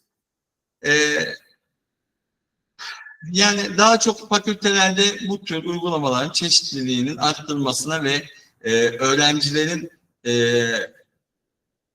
var olan programda görünmeyen ancak rol model olarak yani dersi aldıkları hocalarla klinik veya pratik ortamlarda gördükleri ilişkilerden yola çıkarak sınırlandırmalarının ötesine geçmesi için bu tür uygulamalara ihtiyaç olduğunu söyleyebiliriz ve gelecekte yine farklı kurumlarda geniş ve boylamsal araştırmalara daha çok katılımcının olduğu nicel verileri de içeren araştırmalara ihtiyaç olduğunu söyleyebiliriz. Dinlediğiniz için teşekkür ediyorum. Saygılar sunuyorum. Evet, bu ilginç sunum için teşekkür ediyoruz. Sorusu olan varsa alabiliriz. Hocam müsaadenizle ben bir şey sormak isterim. Tabii hocam buyurun. Elinize emeğinize sağlık hocam. Çok değerli bir sunumdu. Farklı öğretim metotlarının denenmesi de bizde paylaşmanız önemliydi benim açımdan. Hocam ders seçmeli olarak bahsetmiştiniz. Dersi seçen öğrenci profilini göz önünde bulundurduğunuzda nasıl tarif edebilirsiniz? Ya da ayırt edici, seçmeyenlere göre ayırt edici özellikleri var mı öğrencilerin? Hocam şöyle anlatayım. Şimdi bizim tıp fakültesinde akreditasyon kaygısıyla diğer fakültelerden de seçmeli ders istenerek bir havuz oluşturuluyor. Yaklaşık 60 civarında ders var. Dolayısıyla 60 civarında ders var ve 1., 2., 3. sınıflar bu dersleri seçebiliyorlar. Yaklaşık birinci, ikinci, üçüncü sınıflarda 700 civarında öğrencimiz var. Matematiksel olarak baktığımızda ders başına 12, 11, 12 öğrenci düşüyor. Şimdi öğrenciler de şöyle söyleyeyim, dersi birçoğunluğunu kasıtlı seçmediğini söyleyebilirim. Yani eğer sormak istediğiniz buysa dersi bilinçli seçmediklerini söyleyebilirim. Yani birçoğu sistemin otomatik atamasıyla geldi. Ben de dersin başında az önce söylediğim gibi soruyorum. Yani siz bu dersi neden seçtiniz ya da onu da soruyorum. Tıp fakültesini neden seçtiniz? Bunlar benim için kritik sorular. Her derste sorarım yani. Yani her dönem başında soruyorum hocam. Yani ne kadar sabahtanki oturumlarda da konuşmuştuk. İnsan odaklı olmanın ne kadar önemli olduğunu, hele tıp mesleklerinde ve diğer sağlık mesleklerinde de insan merkezli uygulamaları hayranlıkla takip ediyoruz hocam. Elinize emeğinize sağlık. Çok teşekkür ederim hocam. Estağfurullah. Galiba Hasan hocam da soru soracak. Kaldırmış. Buyurun hocam. Evet, Mustafa Onur hocam çok teşekkür ediyorum. Çok ilginç ve çok güzel bir sunumdu. İlk başını biraz kaçırdım ve ilk soru ikinci sınıflara mı veriyordunuz?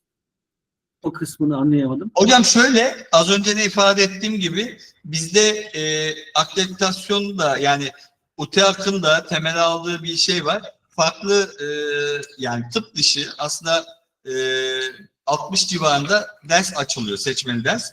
1, 2 ve 3. sınıflarda var bu dersler. Hem güz hem bahar döneminde. Bu 60 tane dersin içinden 700 öğrenci bir tane ders seçiyor. Her dönem bir tane seçmeli ders alıyorlar. Yaklaşık hesaba vurduğunuzda her dersi 12 civarında öğrenci düşüyor. O zaman sizin dersinizde hem 1. sınıf, hem 2. sınıf, hem 3. sınıf öğrenci. Evet, var. Orada sunumda da geçiyor hocam. İşte ben o kısmını kaçırmışım. Hocam o zaman diyoruz ki iyi ki akreditasyon var.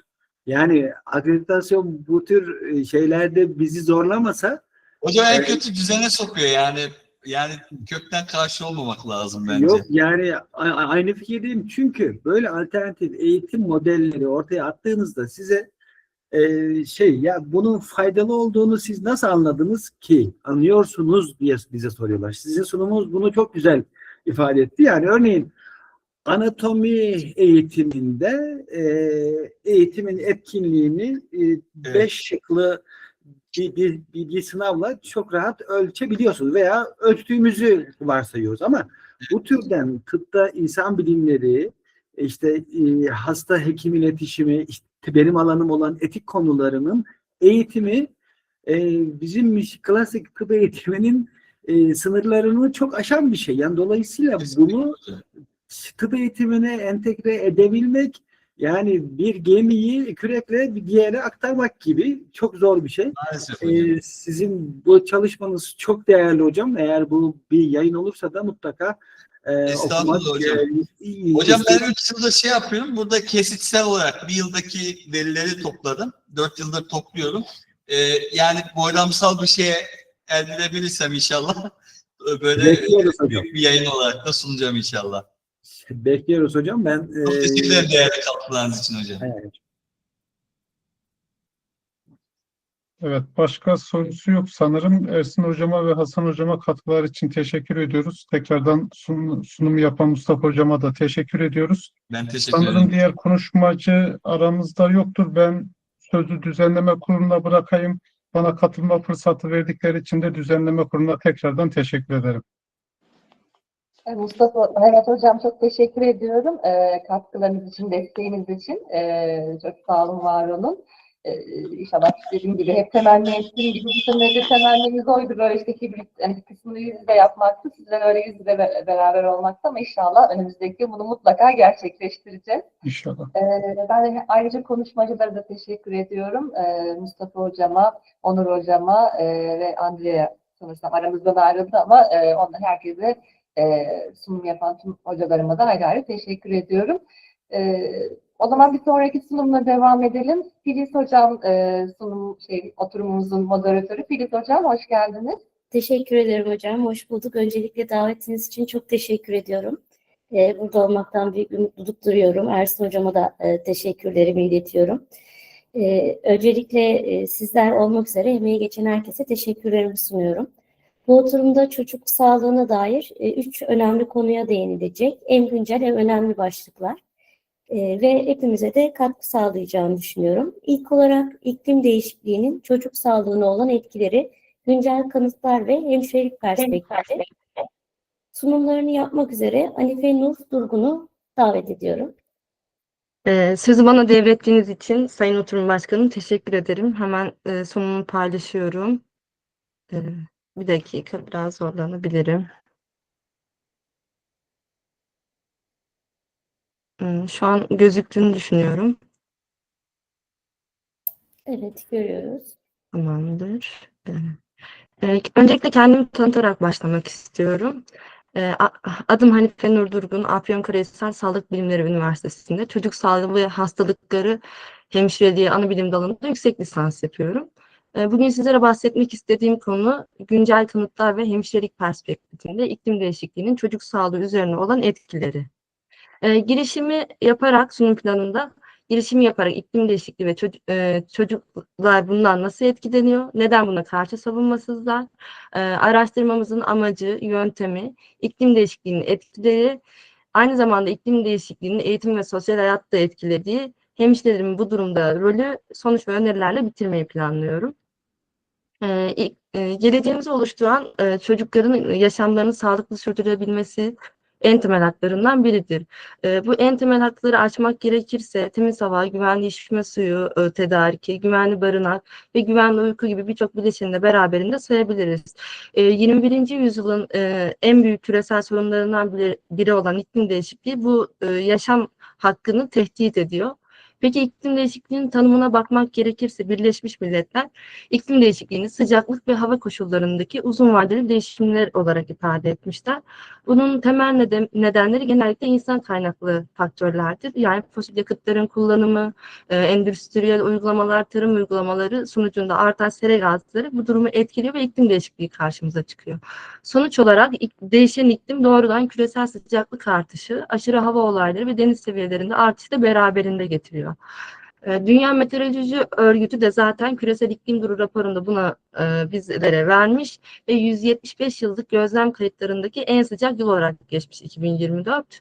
Aynı zamanda uydu kayıtlarında da deniz seviyelerindeki artışı görmekteyiz. Yani bu durum aslında bize daha fazla eğer önlem alınmazsa eşiğin sınırında olduğumuzu gösteriyor. Yani UNICEF ise Çocuk İklim Risk Endeksi raporunda yaklaşık 1 milyar çocuğun iklim krizinin etkilerine karşı son derece yüksek risk altında olduğunu ortaya koydu. Sayı aslında ne kadar yüksek ve neden çocuklar aslında bu kadar çok etkileniyor? Bunlara bakalım birazcık da.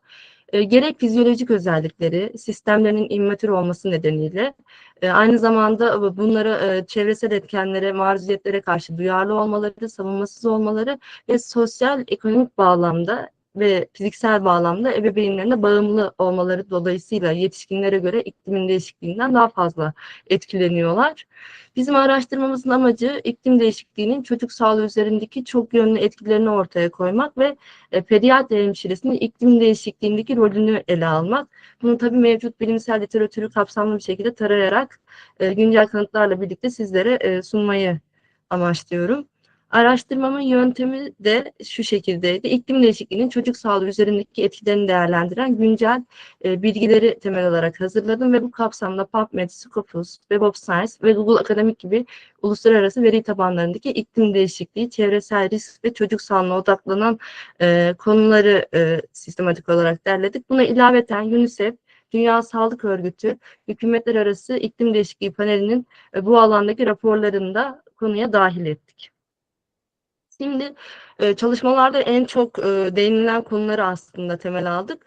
İklim değişikliğinin getirisi olan hava kirliliğinin solunum problemleri üzerine etkileri, aşırı sıcaklık kaynaklı hastalıklar, aynı zamanda iklim değişikliğinin bir diğer getirisi olan gıda ve su kaynaklı sorunlar, vektör ve bulaşıcı hastalıklar, çocuklar üzerindeki ruh sağlığı problemleri, aynı zamanda eğitim ve sosyal hayat. UNICEF 2022 yılında yayınladığı bir rapor. 559 milyon çocuğun o zaman yüksek sıcak ve hava dalgası sıklığına maruz kaldı. 2050 yılında ise bu sayının 2,2 milyara kadar çıkacağını düşünüyor. Aslında sayı diye bahsediyorum ama bahsettiğim konu burada çocuk hayatı.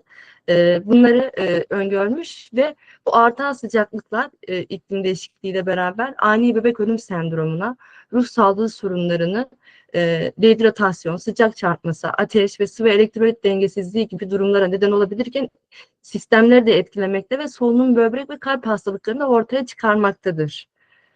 Aynı zamanda artan sıcaklıklar aslında vektörler konusunda birazcık bahsetmek istiyordum ama başlık altında Dan kumması, ısıtma gibi vektör kaynaklı hastalıklarında yayılmasına neden oluyorlar. Bir diğer başlığımız hava kirliliği ve çocuklarda solunum hastalıkları. Bizim için endişe verici olan kısmı şu, ince partiküller yani zararlı maddeler havada arttığı için ve polen mevsiminin süresi de uzadığı için çocuklar alerjenlere açık oluyorlar. Tabii bunun bir diğer nedeni de işte yüksek havalandırmaları olmaları, vücut ağırlıkları birimleri başına, ağızdan solunum yapmaları, çevreyle daha iç içe olmaları nedeniyle bunlara açık oluyorlar ve bundan dolayı çocukların hava yolu epitelleri, akciğer fonksiyonları, lokal immün savunmaları bozuluyor.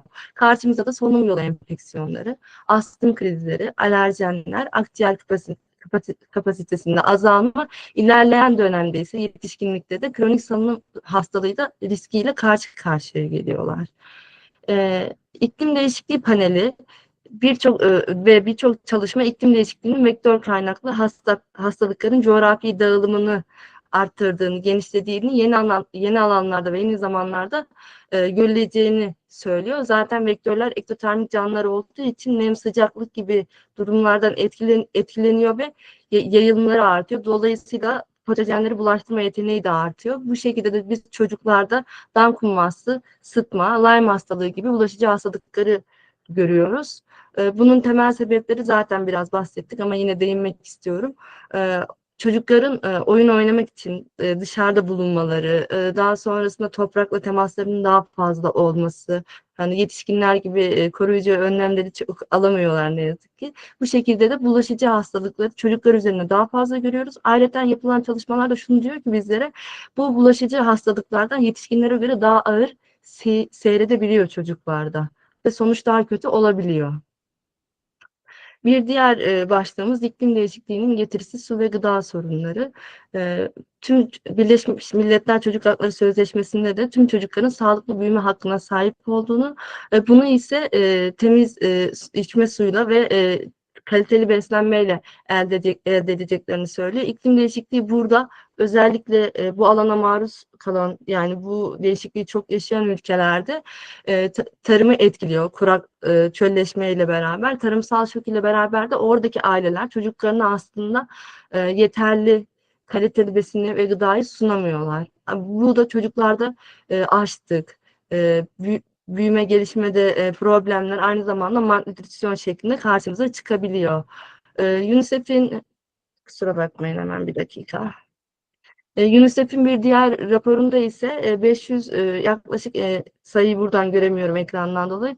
59 milyon diye hatırlıyorum yanlış hatırlamıyorsam. 559 milyon çocuğun temel içme suyuna erişiminde zorluk olduğunu ve çocukların su kıtlığı yaşadığını söylüyorlar.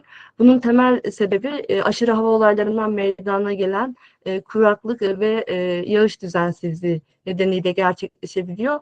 Ya da iklim değişikliğinde seller, yaşanan taşkınlarla beraber su sanitasyonu bozuluyor aslında. Bu da çocuklarda yine bulaşıcı hastalıklara neden oluyor. UNICEF'te zaten bu bulaşıcı hastalıklardan meydana gelen ishallerin 5 yaş altı çocukların ilk 5 nedeni arasında almış. Yani bu bozulan sanitasyon çocuklarda ishallere sebep olabiliyor veya başka hastalıklara sebep oluyor. Yine iklim değişikliği çocuk sağlığı üzerindeki etkilerinden biri de bir başka boyutu da ruh sağlığı problemleri. Aşırı hava olayları çocukların aslında güvenli barınakları olan evleri yok edebiliyor. Aynı zamanda ebeveyn kayıplarına, çocukla ebeveynin ayrılmasına neden olabiliyor. Bu işte nedenlerin yanına maddi kayıplar oluyor ve çocuklar bu süreci, eğer alt temelinde bir psikolojik rahatsızlık varsa şiddetlenebiliyor. Yoksa da psikolojik rahatsızlara maruz kalabiliyor. Uyku bozuklukları gelişebiliyor. Travma sonrası stres bozukluğu gelişebiliyor çocuklarda. Özellikle ergenlerde bağımlılıkları görebiliyoruz. Bu şekilde çocuklar üzerine etkileri oluyor. Dediğimiz gibi en son almak istediğimiz, ayrıntılaşmak istediğim başlık da eğitim ve sosyal hayatı etkilemesiydi. Bu noktada diğer raporumuzda ise yaklaşık 85 ülkede 242 milyon öğrencinin aşırı hava olayları ve iklim kaynaklı nedenlerden dolayı okullardan mahrum kaldığıydı.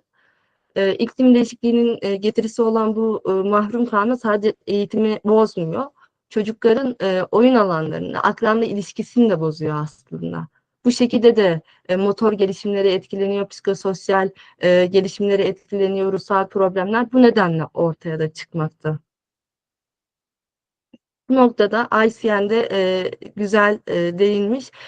Küresel ısınma ve hemşirelik mesleği için önemli bir konu olup doğal çevreyi tüketme, kirlilik, bozulma, yıkma karşı koruma ve sürdürme sorumluluğunu açıklamış bizlere. Bu şekilde açıklama yapmış. Biz de zaten aslında yola çıkma sebebimiz de bir yönü pediatri hemşirelerin buradaki rolüne değinmekti. Bu bağlamda da bizler sağlık profesyonelleri olarak çocuk sağlığının sürdürülmesi ve geliştirilmesi kapsamında iklim değişikliğine bağlı sağlık risklerini erkenden saptayabiliriz. Özellikle dediğim gibi iklim değişikliğinin fazla olduğu, görüldüğü alanlardaki hemşireler bu konuda daha çok ön plana çıkabilir. Eğitici rolümüz ile çocuk sağlığını korumak ve geliştirmek için ailelere ve çocuklara iklim değişikliğine karşı koruyucu davranışlar konusunda eğitim verebiliriz. Sürdürülebilir yaşam davranışlarını çocuk ve ailelere kazandırmasına rehberlik edebilir. Aynı şekilde kendimiz de uygulayarak katkıda bulunabiliriz. Liderlik rolüyle iklim değişikliğinin sağlık etkilerini vurgulamada öncelik edebiliriz ve bir çocuk hakları savunucusu olarak iklim politikalarının geliştirilmesine katkıda bulunabiliriz. Farkındalık oluşturabiliriz. Bir nevi şu an benim de bir amacım bu, bunu vurgulamak. Aynı zamanda araştırmacı rolüyle iklim değişikliğinin çocuk sağlığı üzerinde etkilerini ele alarak kanıta dayalı uygulamalar geliştirebiliriz ve hemşirelik bilimine ve çocuk sağlığına katkı sağlayabiliriz. Bu noktada da kavramsallaştırdım. Sonuç olarak yaptığımız araştırma iklim değişikliğinin çocuk sağlığı üzerindeki etkilerini ve çok yönlülüğünü, artan uzun vadeli risklerin devam edeceğini ortaya koyuyor. Mevcut gelecekteki değişikliğe bağlı olarak kabul edemeyecek düzeyde çocuklara bir hastalık yükü bindiriliyor. Bu bağlamda da iklim duyarlılığını, sağlık hizmetlerini geliştirmek, erken tanı eğitim ve toplum temelli koruyucu uygulamalara öncelik verilmelidir. Biz de pediatri hemşireleri olarak bahsettiğimiz gibi eğitim ve savunuculuk rolleriyle çocukların sağlıklı bir çevrede yaşamalarını desteklemeli ve bu alanda daha fazla araştırmalar gerçekleştirmeliyiz. Öncelikle sizlere, bu kongrenin gerçekleşmesini sağlayanlara ve dikkatini bana veren dinleyicilere çok teşekkür ediyorum. Sözü size devrediyorum. Çok teşekkür ediyoruz. Oldukça geniş kapsamlı bir konu aslında ve sağlığı etkileyen en önemli etmenlerden biri iklim değişikliği. Çok da güzel özetlemişsiniz. Emeğinize sağlık. Soru ve katkısı olan hocalarım varsa onları alabiliriz. Hocam ben katkı sunmak isterim müsaadenizle. Tabii ki hocam, buyurun. Öğlen Birleşik Krallık'tan katılan aramıza konuşmacı hocamız da Hindistan'da özellikle hocam iklim değişikliğiyle beraber prematüre çocukların tehlike altında olduğunu ve hastanelerin farklı lokasyonlara taşındığını aşırı sıcaklık olaylarına bağlı olarak ifade etmişlerdi. Zannediyorum biz her ne kadar teknoloji şeklinde ifade etsek de iklim değişikliği konusunu da tüm mesleklerin gelişimi için merkezine alması gerekliliği ortaya çıkıyor. Bunu söylemek istedim. Teşekkür ediyorum. Çok teşekkür ediyoruz hocam. Başka sorusu ve katkısı olan hocam yoksa ikinci sunuma geçebiliriz. İkinci sunum pediatri hemşireliğinde etik ikilemler, karar süreçleri ve çocuk merkezli yaklaşım. Sunumlarını yapmak üzere Duygu Ceylan hocamı davet ediyorum eğer buradaysa.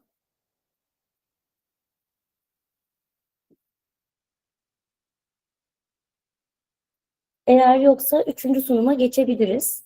Sizler de uygun görüyorsanız. Burada hocam. Merhabalar, hoş geldiniz. Sesiniz gelmiyor bizlere. Sesinizi duyamıyoruz hocam ama.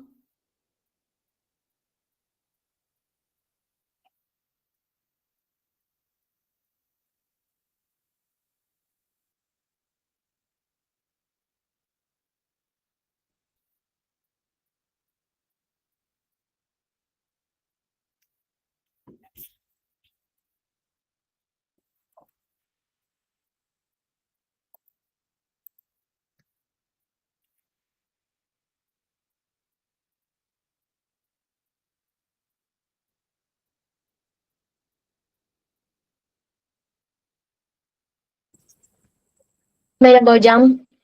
Merhabalar, hoş geldiniz. Hoş buldum. Kusura bakmayın, biraz teknik arıza nedeniyle sesimi duyuramadım sanırım. Evet, sistemsel olabiliyor ya da zorlanabiliyoruz. Bazen teknolojisi bizi yoruyor. Eğer sunumunuzu paylaşırsanız bizler de başlayabiliriz. Hocam hemen paylaşayım sizinle sunumumu.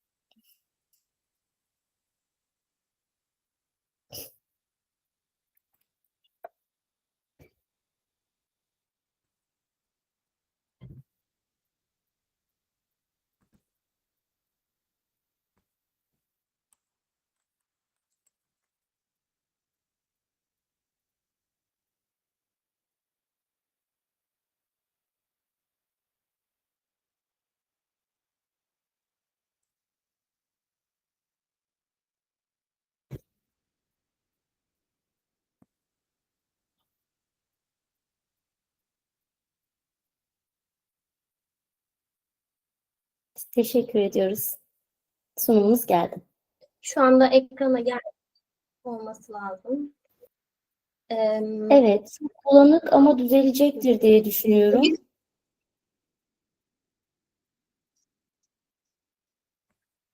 Sesle ilgili gidip gelmeler oluyor.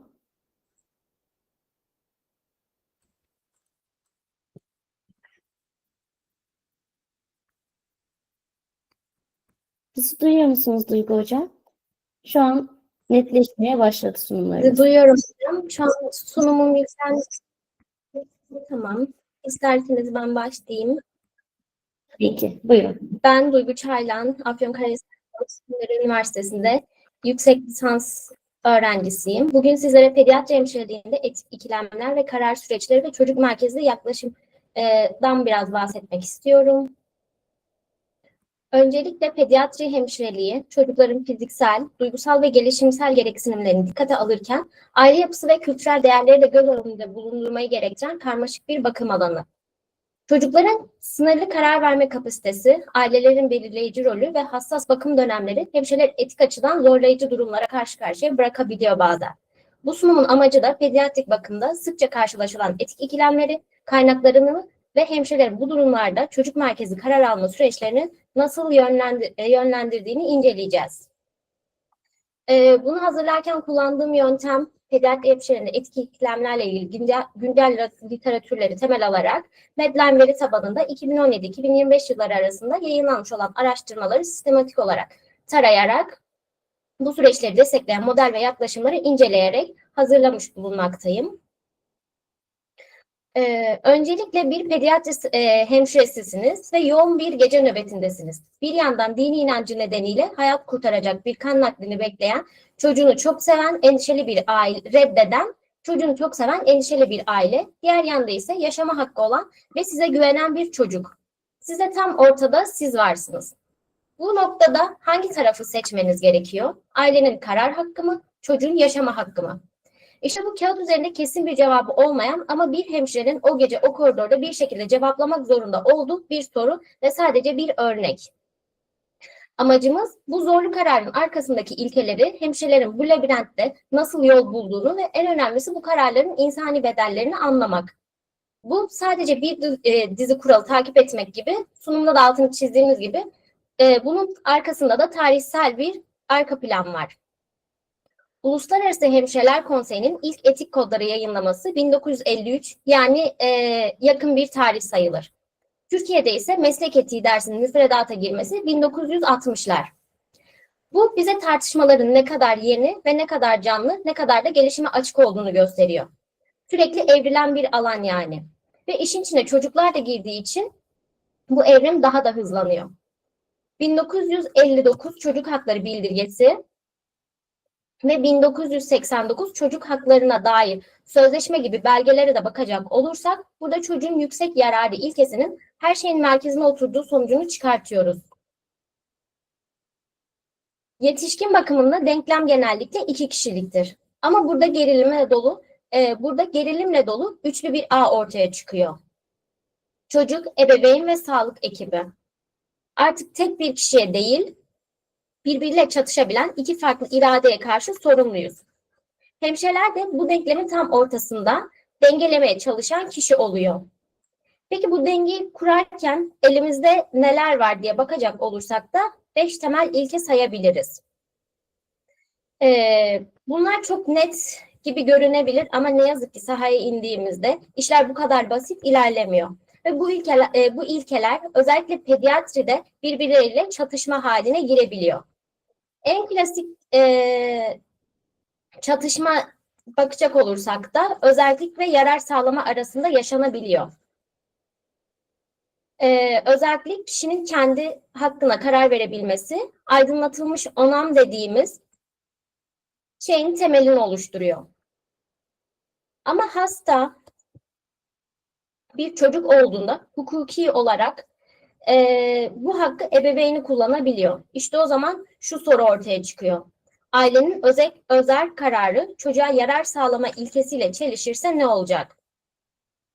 Piaget burada karşımıza çıkıyor. Çocukların düşünme biçimlerinin yaşla birlikte nasıl değiştiğini ortaya koyuyor. Buradaki kilit fikirde 7 yaş civarındaki çocuklar çok önemli bir eşiği atlıyor. Yani neden-sonuç ilişkisini ve kendi bedenleri hakkında daha mantıklı ve düşünmeyi kavramaya başlıyor. İşte bu yüzden 7 yaş ve üzeri çocuklarda ebeveyn onamına ek olarak da kendi onayında alınabileceğini belirtiyor. Yani bu sadece çocuğa nazik davranmakla ilgili bir şey değil. Yani onun gelişmekte olan akıl yürütme kapasitesini ve bir birey olarak varlığını tanımakla ilgili. Senin de bir fikrin var ve bu bizim için önemli demeye çalışıyoruz. Çocuğu pasif bir bakım alıcısı olmaktan çıkartıp sürecin bir aktörü haline getirmeye çalışıyoruz. Yani yasal son söz hala ailede olsa da çocuğun sesini duymak etik sürecin vazgeçilmez bir parçasıdır. Şimdi elimizde 5 pusula gibi 5 temel ilke var. Ama baktığımızda bu pusulanın ibresi sık sık zıt yönlü dönebiliyor. Tam da bunun yaşandığı 4 klasik örnek vermek istiyorum size. Birincisi tedaviyi reddetme. Yani ilk başta da kan nakli demiştik. 2 temel ilke birbiriyle çakışıyor burada. Anayasal olarak güvence altına alınmış hemşire bu 2 devasa gücün tam ortasında kalıyor. Birincisi çocuğun yaşama hakkı, ikincisi ailenin inanç özgürlüğü. Ama bu kararlardan birinin sonucu daha geri döndürülemez olabiliyor. Yani biri daha ağır bir sonuç ortaya çıkartıyor. Hukuki ve etik uygulamada da geri döndürülemez bir zarar olduğunda genellikle yaşama hakkının ağır bastığı bir tablo karşımıza çıkıyor. Ama bu orada o aileyle konuşan hemşire için kararın ne kadar acı verici olduğunu değiştirmiyor. Burada ikinci örneğe baktığımızda da bilgilendirme ve doğruluk. Yani kanser tanısı konmuş bir çocuk ailesi tarafından bilgilendirilmek istemiyor.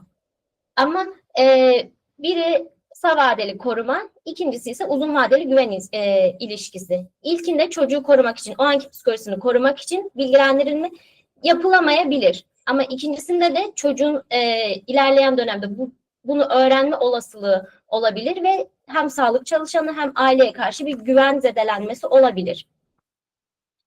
Diğer örneklere bakacak olursak da hatta en çok karşılaştığımız aşı reddi var. Aile aşıyı reddediyor. Bu sadece o aile ve çocuk arasında değil, ailenin bireysel kararı çocuğun koruma haklarıyla da çelişebiliyor. Ama dahası var. Burada işin içine sadece aile değil, toplumda girebiliyor. Çünkü aşı sadece yaptıranı değil, etkileşime girdiği diğer çocukları da koruyan bir kalkan.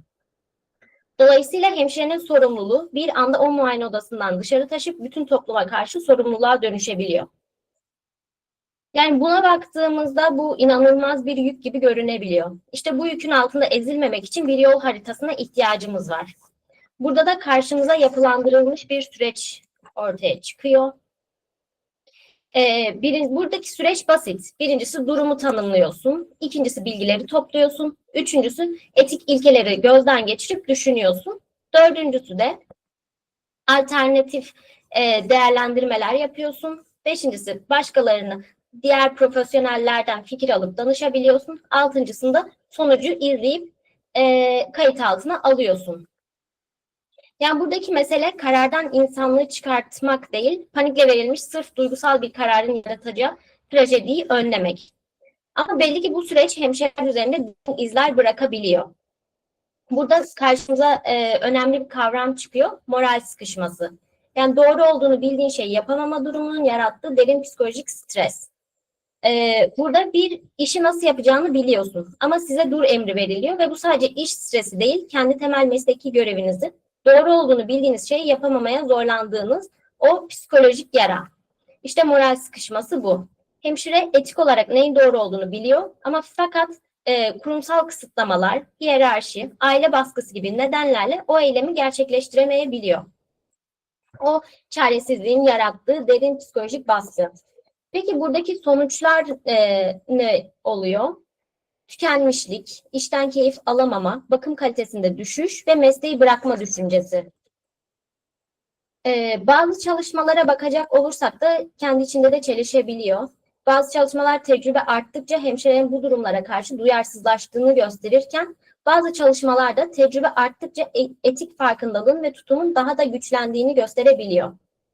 Bunlar bize gösteriyor ki etik bir defa öğrenilip rafa kaldırılan bir ders değil, sürekli tekrar edilmesi gereken bir disiplin. Hemşirelerin etik davranışlarının arttırılabilmesi için de kurumsal desteklere, konuşabilecekleri güvenli alanlara, etik kurullara ve sürekli eğitimlere ihtiyaçları var.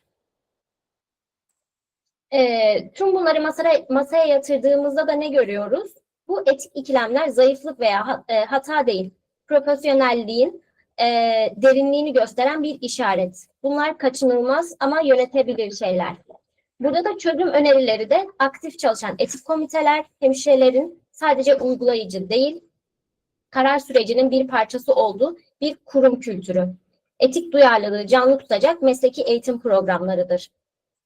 Zaten bu sunumu hazırlama amaçlarımızdan biri de çocukların hem çocukların hem de imkansız gibi görünen seçimlerle her gün yüzleşen sağlık çalışanlarını daha iyi anlamak ve desteklemek için.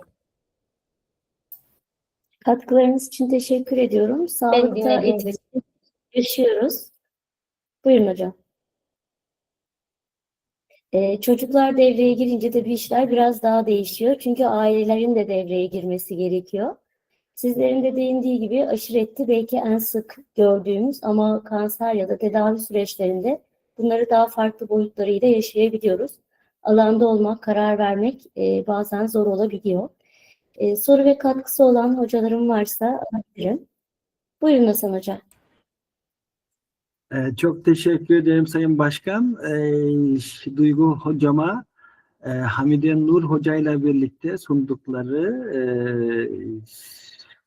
bu sunum için çok teşekkür ediyorum. Çok sağlık hizmetlerinde etik konusu çok önemli ve Duygu Hoca verdiği örneklerle, yani gerçekten çok çarpıcı örneklerdi. Bizi iyice kafamızı karıştırdık. Zaten etik tartışmalardan beklenen de budur. Yani etik kendisi de bahsetti. Bize hazır reçeteler sunmaz. Her vaka için o vakanın şartlarına göre, ki hele bu çocuk hasta olduğunda işler belki 2-3 kat daha da zorlaşmış oluyor. Ben bu güzel konuyu kongre gündemine getirdiği için hocalarıma çok teşekkür ediyorum. Sadece konunun önemini vurgulamak için ben söz aldım. Çok teşekkür ediyorum.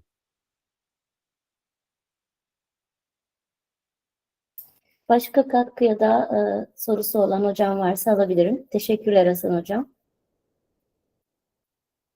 Yoksa Duygu Hocama çok teşekkür ediyorum ve son konumuza geçeceğim. Akran sorbalığı. Ben de teşekkür ederim. Teşekkürler Duygu Hocam.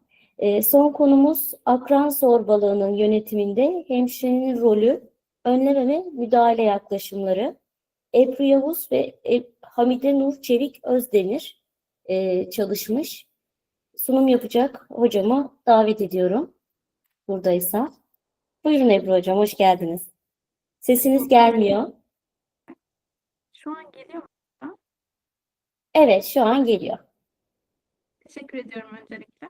Sonra hemen bir yandan paylaşıyorum. Buyurun hocam.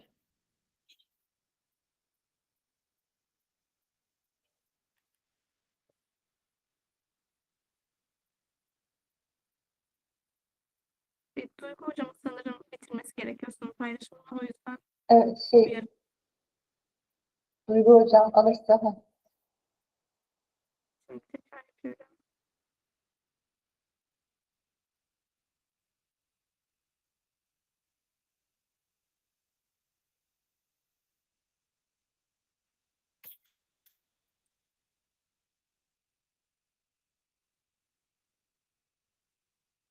Hata veriyor hala.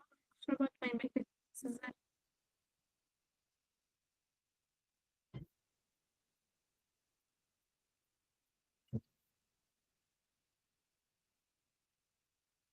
Sizden bir dakikanızı talep edebilir miyim? Lütfen kusura bakmayın. Tabii ki.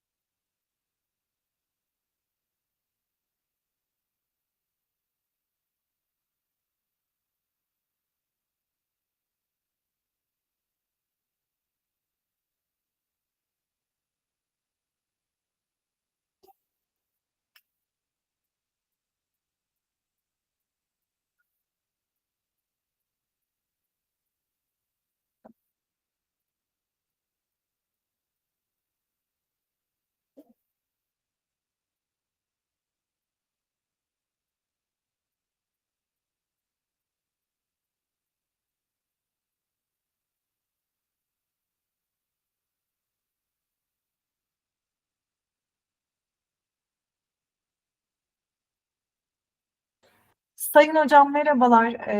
Sevgili Ebru, arkadaşın sonlandırmış oturumu ama hatta oturumdan da çıkmış. Teknik açıdan arıza olmaması gerekir ama deneyebilir misiniz? Bir de Filiz hocam teşekkür ediyorum. Kusura bakmayın lütfen araya giriş Ne yaptım. demek hocam, çok sağ olun. Çok özür diliyorum beklettiğim için. Şu an nedense bilgisayarım hata veriyor.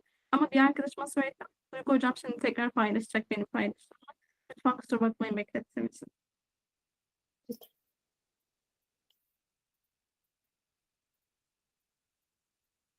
Sunum paylaşımı yapılamazsa hocam sözlü olarak devam edebiliyor muyuz?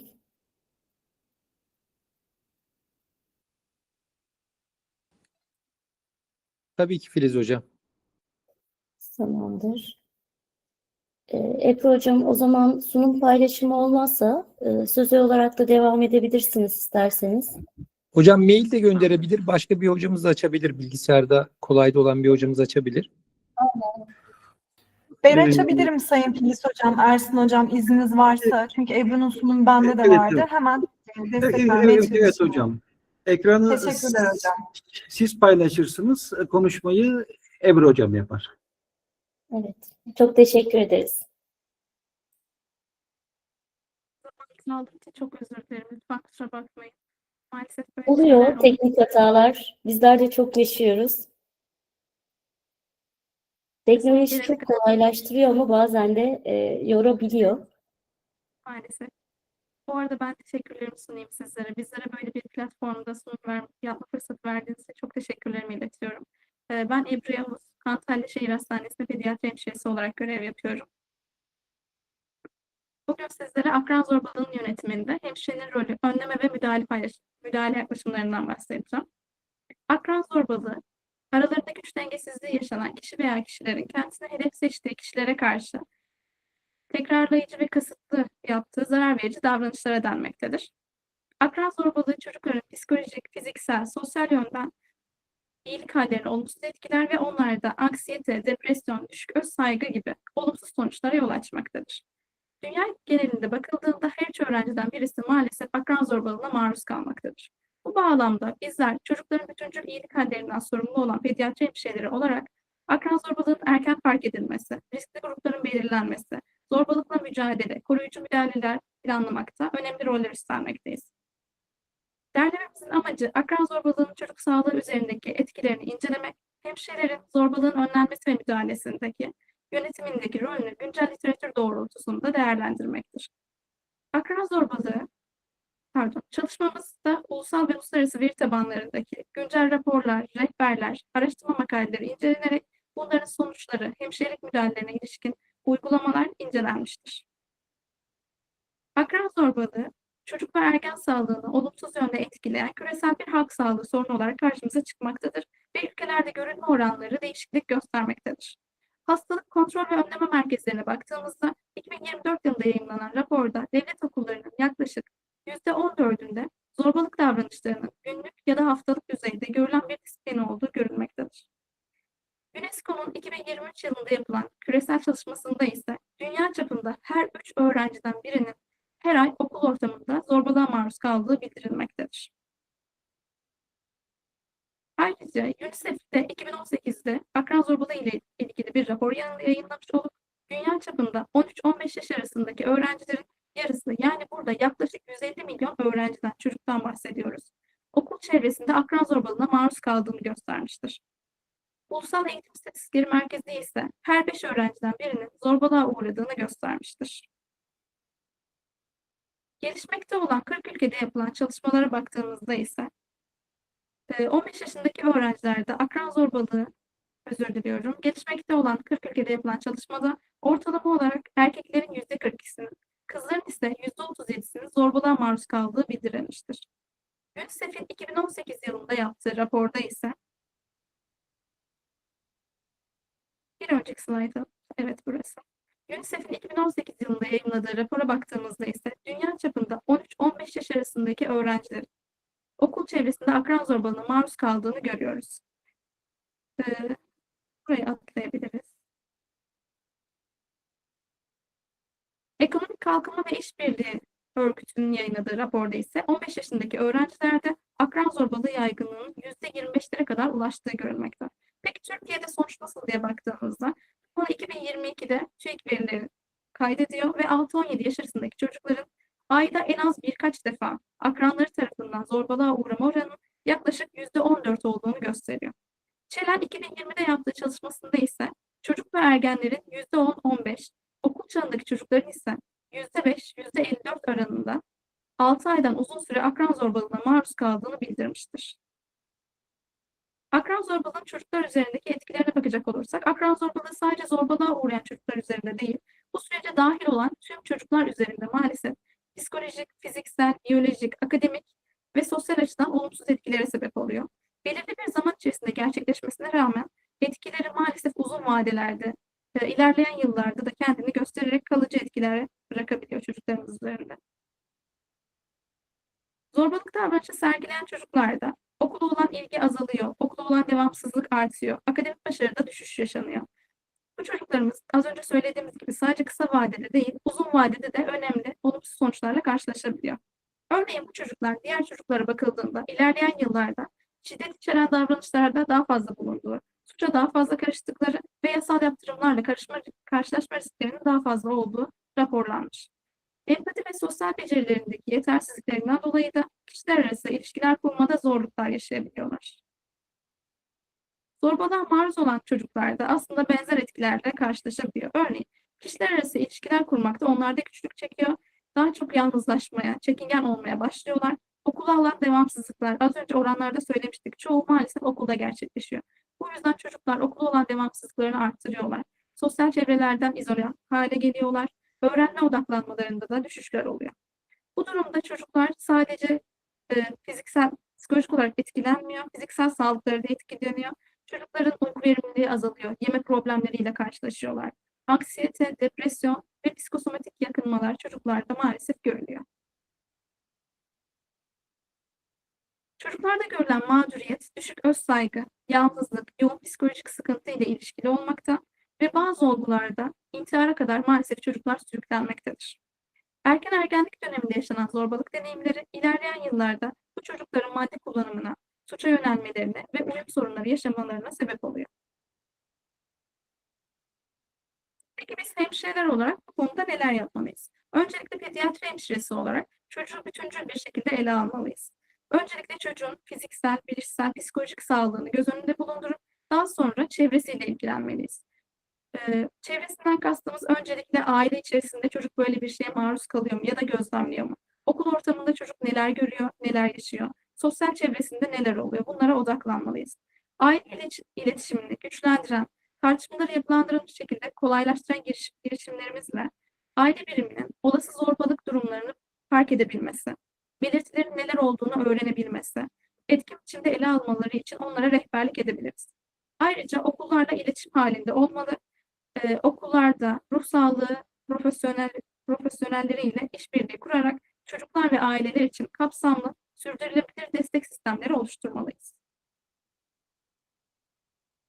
Çocukların karşılanmamış gereksinimlerini belirlemeliyiz. Bunlara yönelik eğitim planlamaları oluşturmalıyız. Az önce söylediğimiz gibi çocukları bütüncül ele almamız çok önemli. Her çocuk birbirinden farklı ve kendine özgüdür. Bu yüzden çocukların kültürel ve manevi değerlerini bakım planlarımıza entegre etmeliyiz. Çocukların dayanıklılığını artırmak, özelliğini desteklemek, sağlık davranışlarını teşvik etmek ve farklılıkları kabul etmelerine yardımcı olmak için risk faktörlerini erken dönemde belirleyebiliyor olmamız lazım. Bu sayede çocukların yaşam kalitesini yükseltebiliriz. Diğer slayta geçebiliriz. Bizlerin birden fazla farklı rolleri var. Bu roller açısından baktığımızda neler yapabiliriz? Eğitimci rolümüz var. Eğitimci rolümüzde çocukların akran zorbalığını tanıması, bununla başa çıkma becerilerini, neler olduğunu onlara öğretebilmek, bu becerileri geliştirebilmek için çocuklarda bilinçli farkındalık oluşturmalıyız. Bakım verici ve sağlığı koruyucu rolümüz sayesinde çocukların akran zorbalığını tanıması, fark etmesi, zorbalığın önlenmesine yönelik çocuğu takip etmeliyiz. İletişimci işbirliği rolümüz ve rehabilite edici, rahatlatıcı rolümüz ile zorbalık yaşayan çocukların yaşadıklarını paylaşabilmesi için güvenli ortamlar oluşturarak onları desteklemeliyiz. Araştırmacı rolümüzle risk altındaki grupları belirleyebiliyor olmamız lazım. Savunucu rolümüzle çocukların haklarını, güvenliğini koruyabilmeli ve çocukların destekleyici, güven ortamında eğitim alabilmelerini sağlayabilmemiz lazım. Bu konu için okul yönetimiyle işbirliği halinde olmamız gerekiyor. Yönetici ve koordine edici rolümüzle tüm okul yaklaşımının benimsenmesi için öncelikle okul yönetimiyle işbirliği içerisinde olup öğretmenler, veliler, okulda çalışan bütün personeller ve öğrencilerle birlikte bir koordinasyon ekibi oluşturmalı. Bu koordinasyon ekibiyle birlikte belirli zamanlarda toplantılar yaparak bu konuda hangi eğitimler düzenlenmeli, hangi gruplar risk altında işbirliğini devam ettirmeliyiz. Bizler aile içindeki iletişim becerilerini, ebeveynlik yaklaşımlarını, çevresel etkenleri, zorbalıkla ilişkili risk faktörlerini belirleyerek katkıda bulunabiliriz. Ayrıca saygı, şiddetten uzak, tutumları destekleyen olumlu ebeveynlik yaklaşımları hakkında ailelere bilgi vererek onlara rehberlik oluşturabiliriz. Ayrıca bilimse de bu konunun daha fazla yer almasını sağlamak için zorbalık vakalarının sıklığı, bunların sebepleri ve etkileri hakkında veriler toplayarak bu alandaki akademik çalışmalara zeminler oluşturmalıyız. Zorbalık hakkında bilimsel çalışmalar yaparak farkındalığı arttırmalı ve önleyici stratejilerin gelişmesine de katkı sağlamalıyız. Sonuç ve önerilere gelecek Evet hocam, sesiniz gitti. Nerede kalmıştık hocam? Oradan devam edelim. En sonlara gitmişti, hatırlıyor musunuz? Gelecek çalışmalarda hemşire liderliğinde ki önleme ve müdahale programlarıyla devam edebiliriz. Evet. Artık sonuca gelmiştim zaten. Sonuç olarak akran zorbalığı sadece çocukları değil, bu çocuklar ileride gelecekler, yeni nesiller olacak. Bu yüzden tüm toplum sağlığını etkileyen küresel bir sorundur. Bizler yürütülen kanıta dayalı danışma müdahalelerde öğrencilere duygu düzenleme becerilerini güçlendirme, öz saygılarını arttırma, dayanıklılıklarını arttırma, kendilerini ifade edebilme için baş etme becerilerini geliştirmelerinde yardımcı olmalıyız. Okul ortamında güvenli bir iklim oluşturması için onlara destekleyici olmalıyız. Hemşireler zorbalığın belirlenmesinde, önlenmesinde, müdahale edilmesinde bütüncül yaklaşım sergilemelidir. Gelecek çalışmalarda hemşire liderliğinde önleme ve müdahale programlarının standartlaştırılması, disiplinler arası işbirliğini güçlendiren, sürdürülebilir modellerin geliştirilmesi ve bu programların etkililiğini değerlendiren deneysel ve uzunlamasını araştırmaların çalışmasını öneriyoruz. Beni dinlediğiniz için çok teşekkür ederim. Her zaman yanımda olan kıymetli danışmanım Hamide Nur Çevik Özdemir'e de teşekkürü borç bilirim. Soru ve katkılarınız varsa alabilirim. Teknik arızadan dolayı çok özür diliyorum. Kusura bakmayın lütfen. Çok teşekkür ediyoruz Ebru Hocam. Aynı zamanda Hamide Hocama da gerçekten akran zorbalığını belki son dönemde en zor haliyle yaşıyoruz. Aslında sizler de bize hemşireliğin sadece bakım verici değil, eğitici ve iletişimci rolünde vurguladığınız için ben bir kez daha teşekkür ediyorum. Soru ve katkısı olan hocam varsa onları da almak isterim. Hocam müsaadenizle ben bir şey paylaşmak isterim. Ebru Hanım, size ve sizin nezdinizde hocanıza çok teşekkür ederiz. Önemli bir konuya dikkat çektiniz. Farklı boyutlarıyla Sağlık Kongresi kapsamında çok farklı boyutları ele aldık. Bu noktada da sizin gibi öğrencilerle, lisansüstü öğrencilerle bunları paylaşmak beni ziyadesiyle mutlu ediyor. Akran zorbalığı konusundaki tecrübemi şu şekilde ifade etmek istiyorum. Kızımız okula giderken yanında beslenme götürüyordu. Yemeğini götürmek istememeye başladı. Çünkü arkadaşları işte alay ediyormuş, işte küçümsüyormuş, o da ondan utanıyormuş. Sonra biz bunun ona anne baba olarak ne kadar normal olduğunu, herkesin aslında aynı yemeği yediğini, onların da bunlarla beslendiğini ifade edip onu bir şekilde kendimiz rehabilite etmeye, uyum sağlamaya çalıştık. Sizin de değindiğiniz üzere burada sanki iş gerçekleşmeden önce hastane boyutu, işte ruhsal boyutu ve pediatri boyutu gerçekleşmeden önce en büyük rol ve sorumluluğun anne babaya düştüğünü düşünüyorum. Belki bu noktada biraz daha anne baba eğitimini önceliklendirmemiz, onlara yönelik politikalar geliştirmemizin daha doğru olabileceğini düşünüyorum. Takdirlerinize de sunuyorum. Teşekkür ederim. Çok teşekkür ediyoruz Ersin Hocam. Bu içten ve samimi paylaşımınız için de kendi hayatımızdan verdiğiniz örnek için de. Başka soru ve katkısı olan hocam var mıdır? Yoksa... Hocam ben de aslında Ersin Hocam'a böyle benzer, hani aynı tabii bizim kızım biraz daha büyük ama hani belki farklı boyutta o benzer şeyleri yaşadığını ve hissettiğini görüyorum. Ve burada da evet ben de aslında çok benzer bir şeyi gözledim. Çünkü o hani buna kızıma o şeyi uygulayan çocuğun işte mesela giydiği bir botta işte dalga geçerek onu hani arkadaşların içinde alay ederek yani ona işte zorbalık uygulaması veya buna benzer şeyler ama sonra anne babanın hani yaklaşım ve hani profiline baktığımda evet diyorum ki çocuk aslında hani buradan başlıyor. Burasını önce düzeltmek gerekiyor ki o çocuk arkasından düzelebilsin. Oraya dokunabilmek herhalde öncelikli olması gereken adım. Tabii zor bir süreç ama hani bundan da hepimiz işte başta çocuklarımız olmak üzere hepimiz yara alıyoruz. Ve artık gerçekten neredeyse her gün bir olayla da karşılaşmak gerçekten hepimizi çok üzüyor. Umarım hani ilerleyen süreçlerde biraz daha bunu minimize edecek böyle adımlar atılabilir. Teşekkür ediyorum Emre Hocam. Ben teşekkür ederim katkılarınız için. Hepsi çok değerliydi. Dinlediğiniz için de çok teşekkür ederim. Ben tüm sunumlar için teşekkür ediyorum. Oldukça keyifliydi ve çok güncel konularda hem sağlık alanında hem de çocuklar üzerinden değinmek ve bunları ele almak. Katılım sağlayan, sunum sağlayan tüm arkadaşlarıma, hocalarıma ve düzenleyen hocama çok teşekkür ediyorum. Emek harcayan hocalarıma. Sözü düzenleme kuruluna bırakıyorum. Evet, çok teşekkür ediyorum Filiz Hocam, katkınız için, desteğiniz için. Aynı zamanda sunum yapan tüm hocalarıma oturumda ayrı ayrı çok teşekkür ediyorum. Gerçekten çok kıymetli başlıklara değindiler. Hepimiz bir şekilde böyle bir yerinden bir katkı aldık. O yüzden emeği geçen herkese teşekkürler. Bugün de emeği geçen tüm hocalarıma, tekrardan tüm düzenleme kurulundaki hocalarıma da ayrı ayrı teşekkür ediyorum. Tüm katılımcılara ayrı ayrı teşekkür ediyorum. Evet, yarın inşallah görüşmek üzere. Yarın 11.30'da programımız kaldığı yerden devam edecek. Bilmiyorum Ersin Hocam, Hasan Hocam kapatmadan önce sizler de bir şey demek ister misiniz kısaca? Hocam ben de çok teşekkür ederim. Sabahtan beri çok güzel sunumlar dinledik, izledik. Bazılarına yorumlarımızla katıldık.